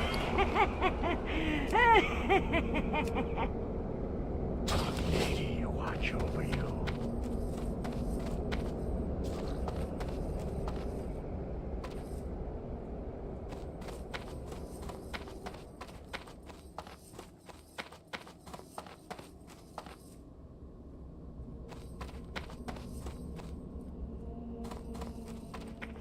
Quests. Those are green. That's nice. Start with those. Yeah, I need to get orange pretty quick.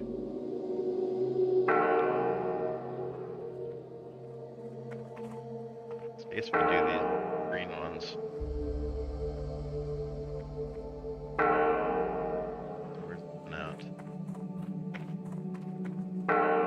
Journal.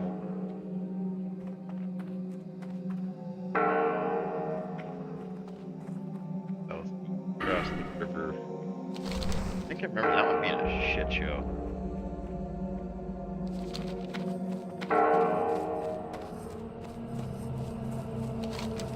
And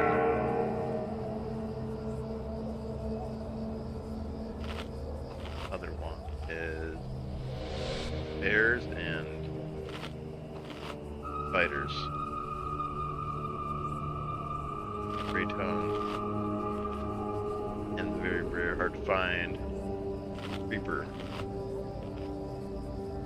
outside of Ashenvale. Yeah, we'll start there. Doing those. Better work our way over to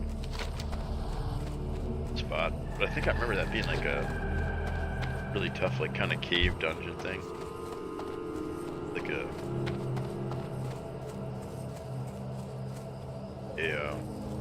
dwarven fortress, something. I think or boss in it.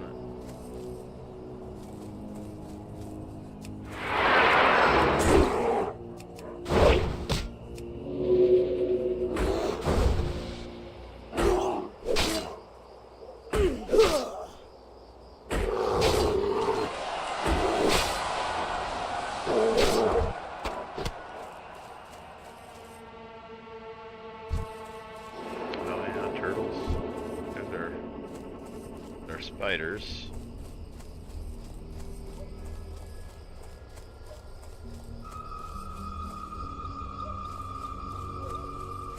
But yeah, the whole like tension is kind of sucked out of this because the Lions aren't going to come up and contest me in a fight that I'm, you know, got like a 50-50 shot of winning.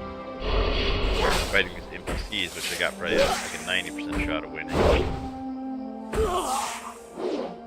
So the overall like kind of tension is much less than like what PvP servers were. But again, I didn't die from the early already. Just moved on. The tension's kind of replaced. Yeah, that's permanence of it.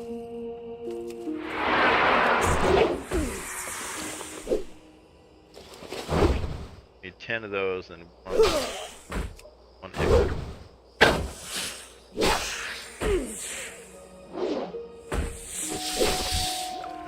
Oh man, somebody fell to their death in Chrisfall. That means they fell off the Zeppelin. Level 31.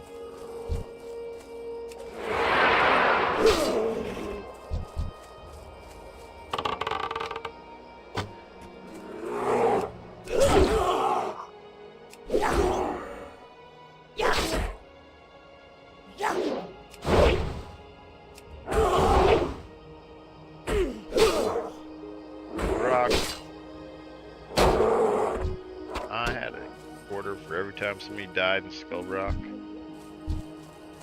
Shitload of quarters.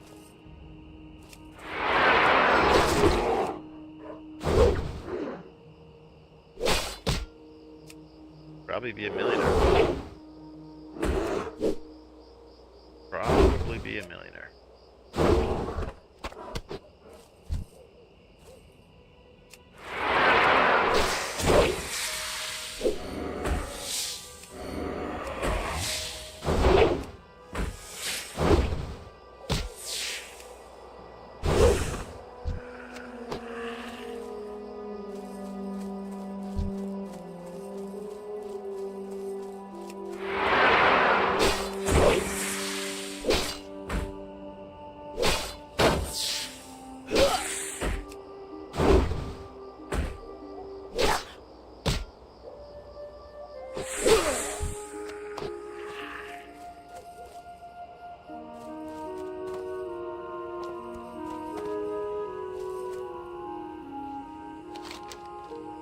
There's South Shore. It's gas over there. We don't want to go anywhere near there.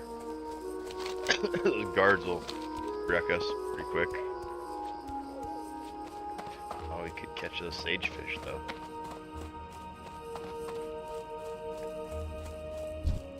What do you think? Do you think the Elder Grey Bear will have them too?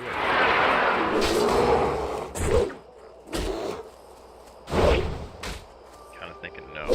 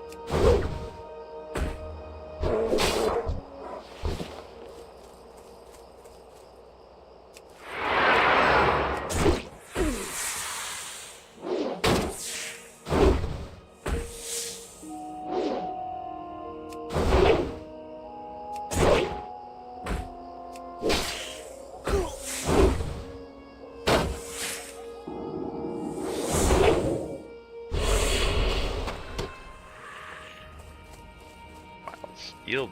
I don't think I've looted that one before.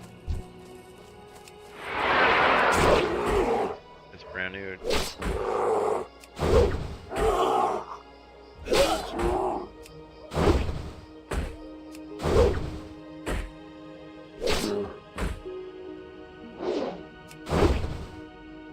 Oh, it's because I have that poison. That's what it is. Poison plus him. Pretty good amount of damage. Those new potions are nice though. The elders do drop the Grey Tongue. That's good.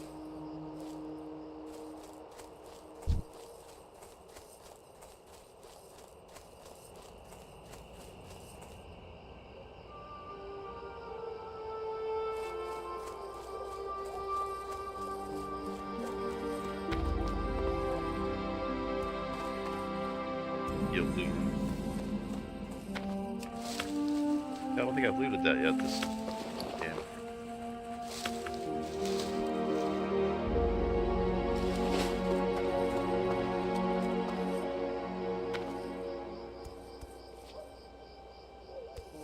Where'd that bear go? There's a bear right here too.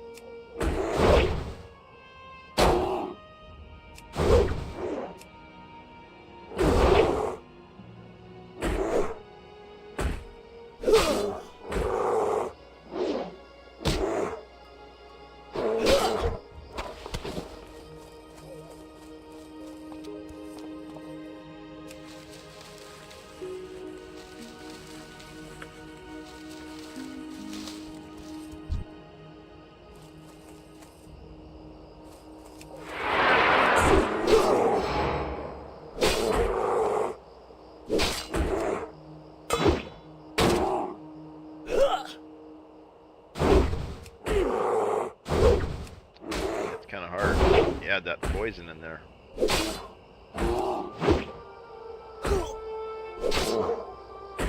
you can end up doing some damage. Look at that. Like a series of misses or something. Goes down pretty quick.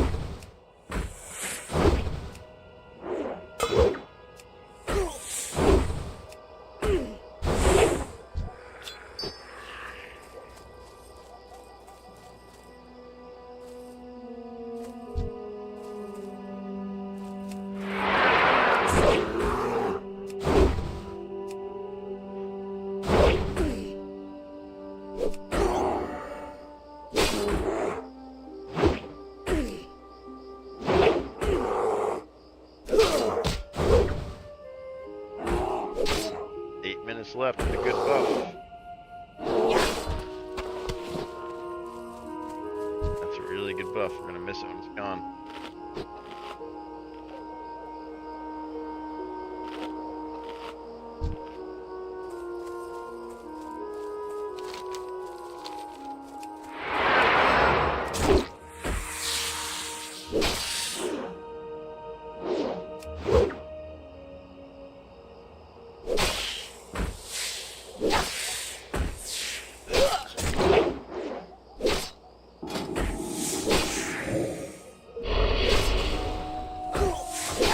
Swords are pretty much maxed out. Let's switch to dagger for a little bit. Dagger needs the leveling. Yep, we need to catch up with the dagger.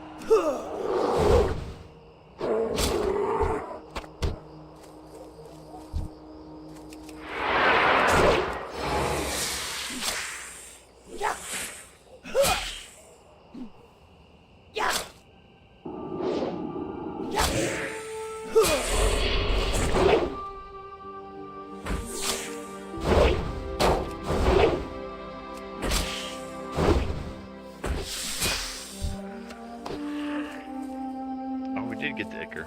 Okay, so now we just need the bears.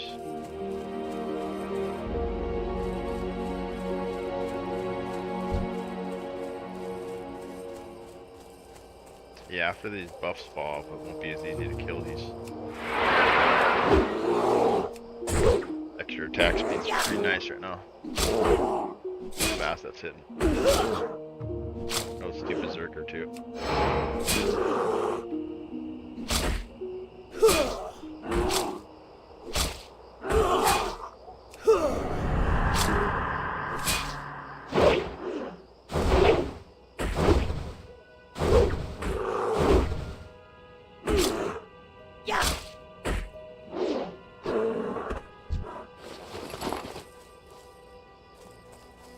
We need this here back though. Chance to generate an additional rage point when you deal melee damage with a weapon. That with dagger and then fast attack speed, you can get your rage pumping pretty good. It's a pretty good combo. Super fast weapon. Bridal rage. Probably best with like two weapons, you know, like dual wield. So then you're hitting twice as much. But with tanking, it's really good too. Generate a bunch of rage.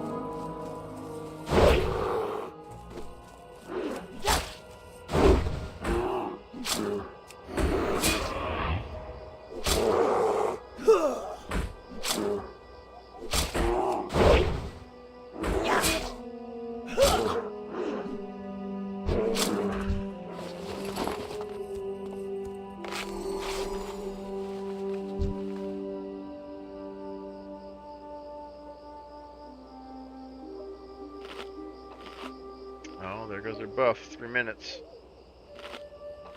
Oh, damn. Down.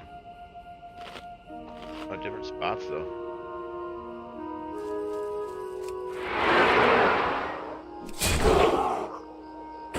Oh, rock. And another.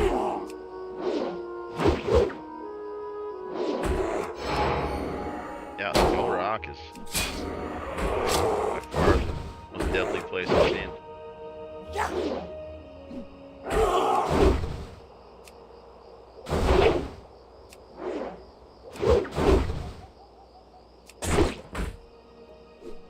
Bear's taking a lot to take down. I keep missing? Parrying me? It's crazy, this string of parries.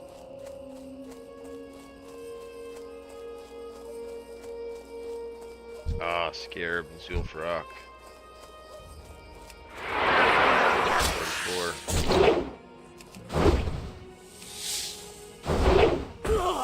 Another guy in Skull Rock must have fucking there.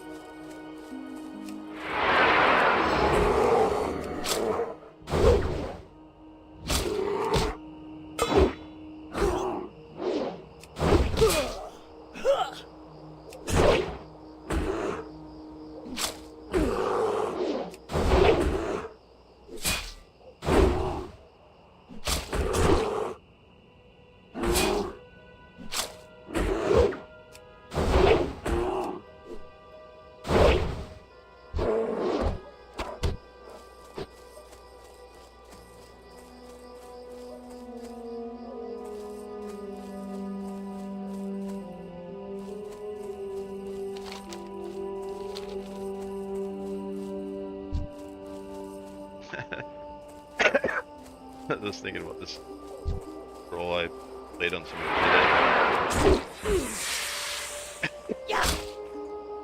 They made this like really nice infographic. Like a community event.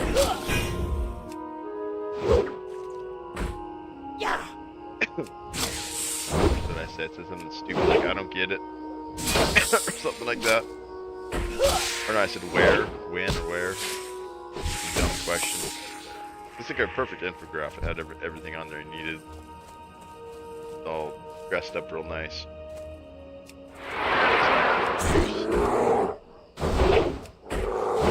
They replied with sea image.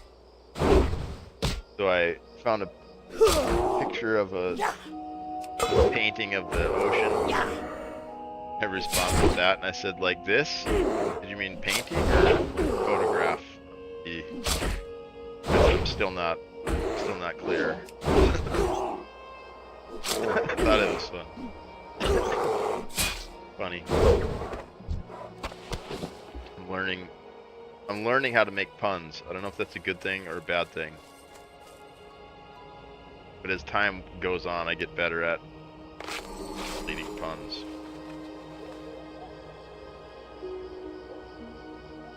I used to be jealous of people who do puns.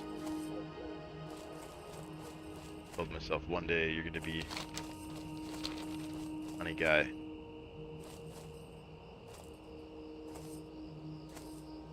Yeah, that's as far as I can get, punny guy. That's like the peak of my funness. Not enough. Okay, our big buff's gone now. A little more scary out here. Level's this guy, 26, hunter. A little more safe. This. Good rogues.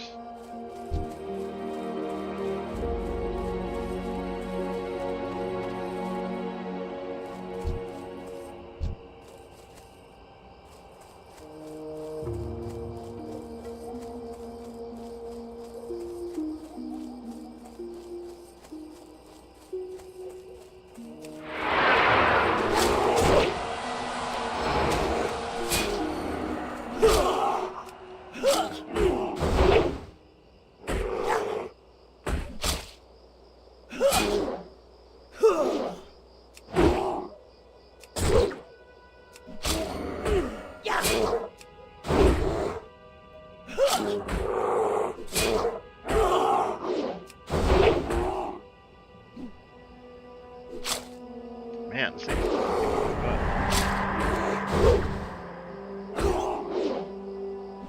maybe he's doing like a frenzy of some sort. Get low on health like that.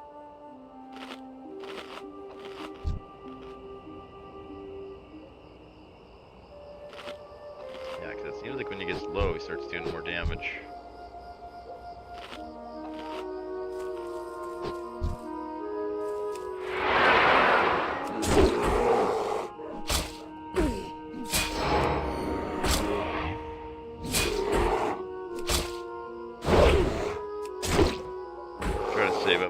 this time and then burst down.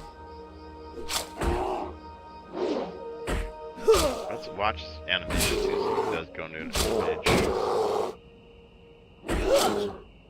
I don't see any. Usually like in rage they just like turn red, get like a little icon over their head or something. Anything though.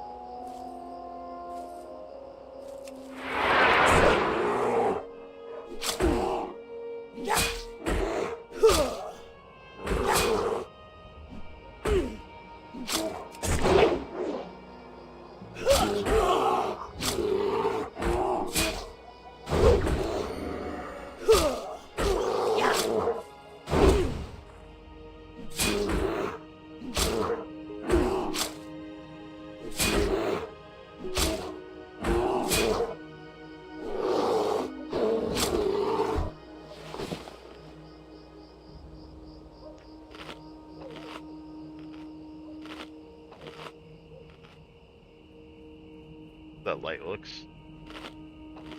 That's awesome. Can't wait to get a lantern. Well, it's kind of hard to carry around for me because it's not functional. Their wands give off that cool glow. I'll have to just carry it around for RP purposes and swap it out.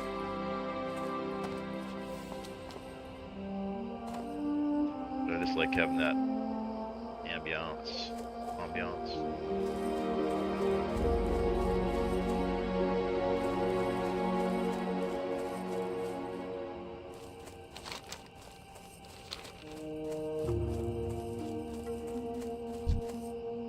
Oh, now these big boys down here.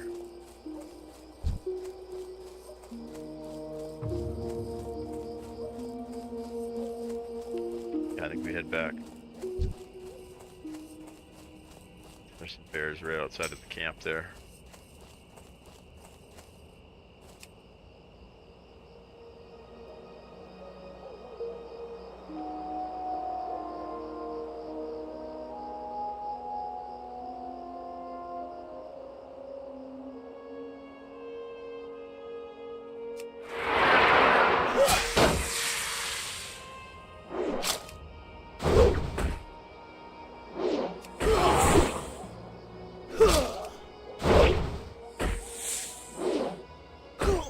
Shadowpan keep invite.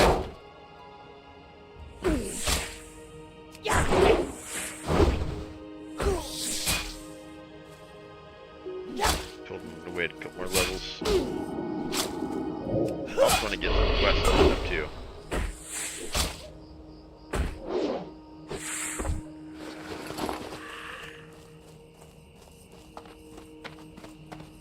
Then we double down on our reward versus our risk.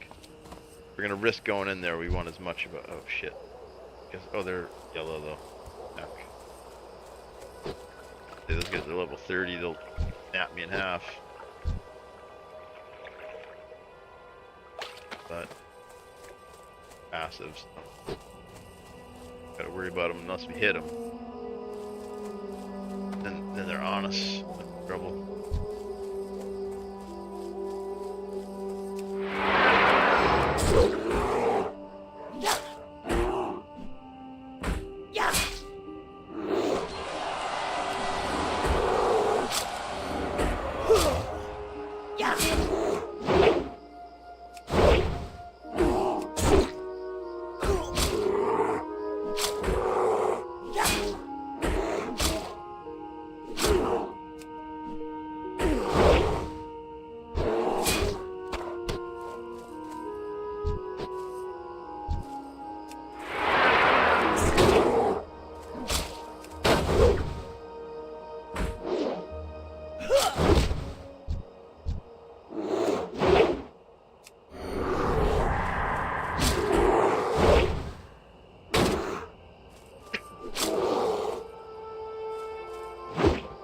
Even I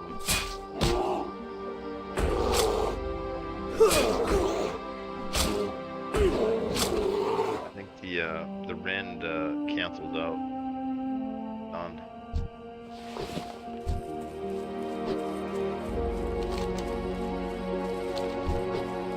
Close to South Shore again. Stay away from there.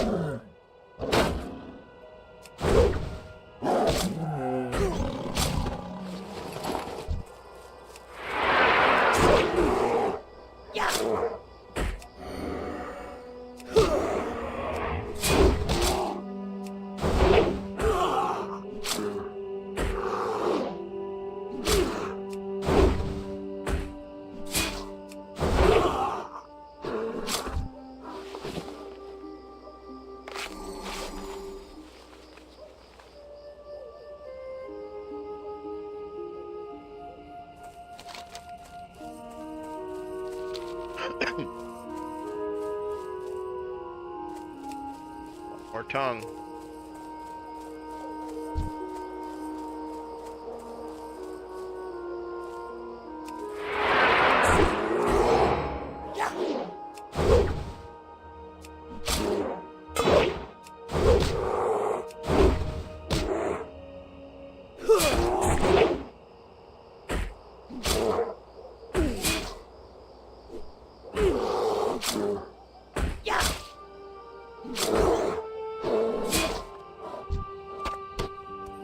Go. 10 out of 10. We never made it down to Thull and Tog.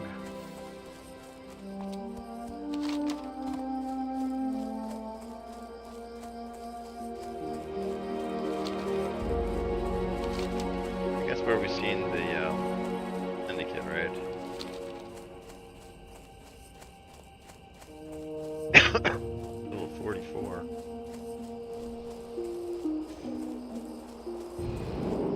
Yeah, some of those higher levels, man, it starts getting rough.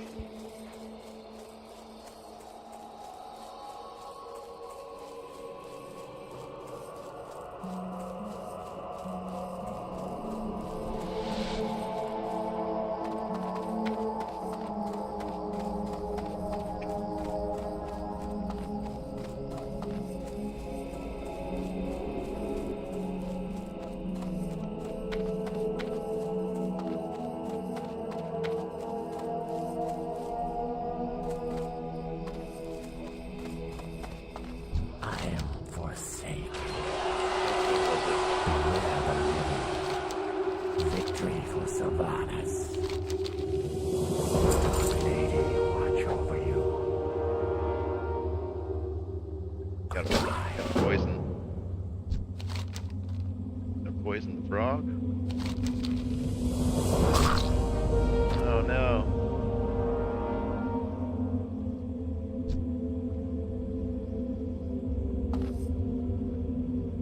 Well.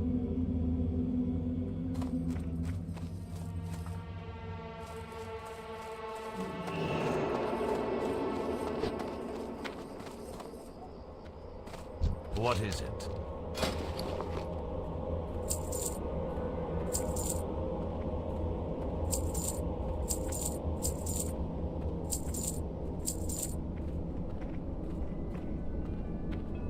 That? Are they salting the road?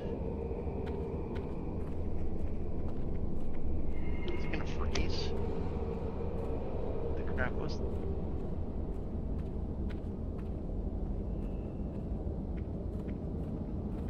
Raining, but yeah, if it freezes and it rains, then we're in trouble. Yeah, it sounded like a ice machine or something. Could have been a street sweeper, I guess. Yeah, check the weather real quick. Man, this little PC gets hot. It's belting out the BTUs. This little studio doesn't need a heater to play games all the time. I don't even have the second one running either. I need to build a Valheim server, I think. leave it on all the time. Let everybody Valheim on there.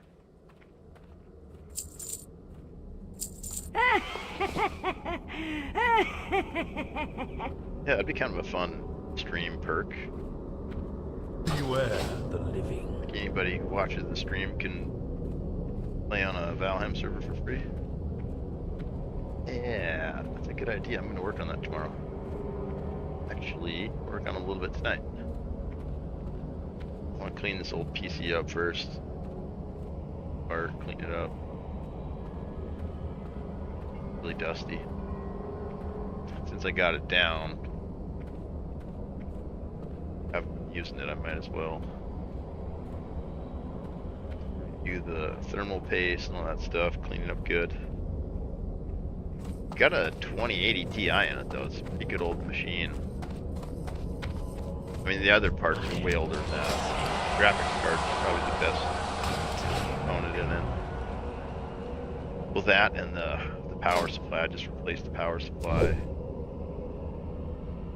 And the graphics card I replaced maybe 3-4 years ago now. What do you require? But that was a used card I got from one of my friends.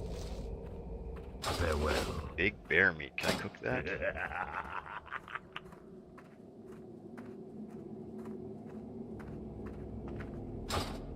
And you are... I got the recipe for big bear meat.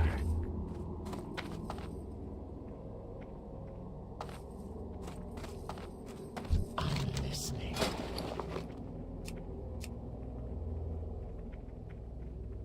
Alchemy potion, shadow protection. Victory for Sylvanas. Big bear meat.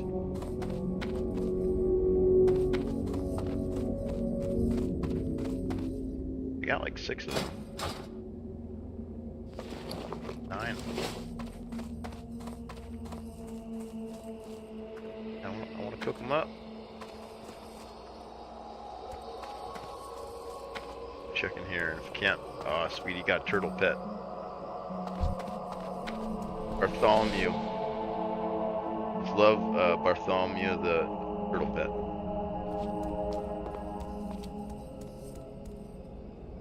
Taylor. Yeah, let's look up bear meat.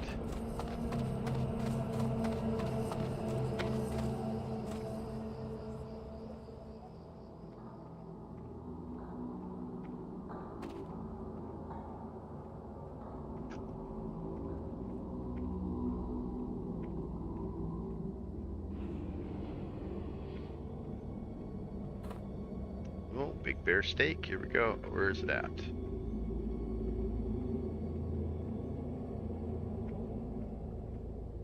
It's a nice one too. Gives 6 stamina.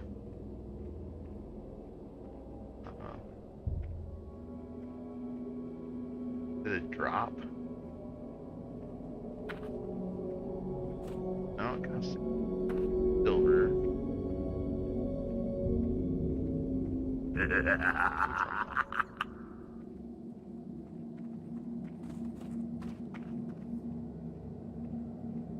Purchased in Desolus and Ashenvale. Oh, that's a map of Desolus. Okay, and there's Ashenvale there. Okay, we're actually right near there. I wonder why we didn't see. Well, that sucks. We'll have to go back there.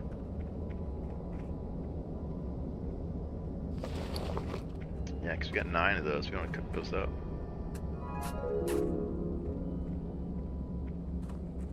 After we got a hearthstone here.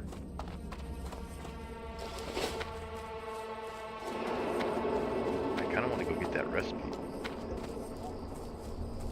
Because we only got one more of these +6 food. I'm listening.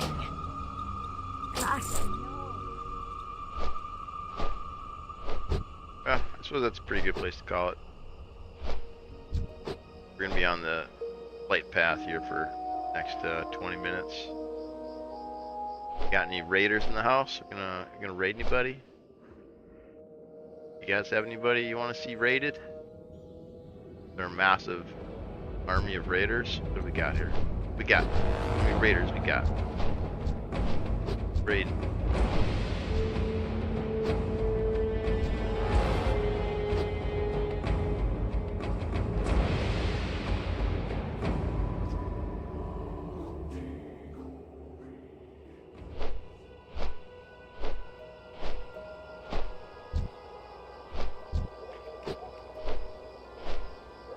I don't think Kabobbles is up. Oh no, Kabobbles is up.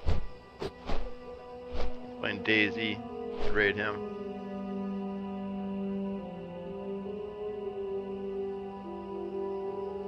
Alright, raid Kabobbles. Bye.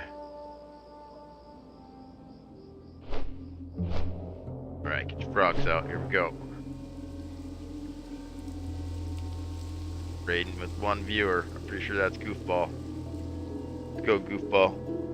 Frog. Get him up with the frogs. Get him good. Thanks for watching, guys.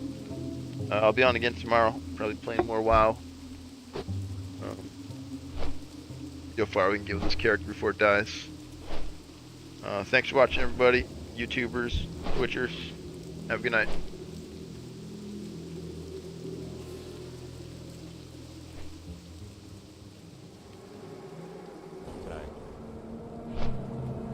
Can I use this for beverage?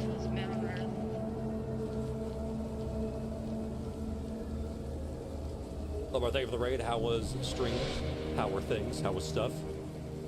How were the wieners?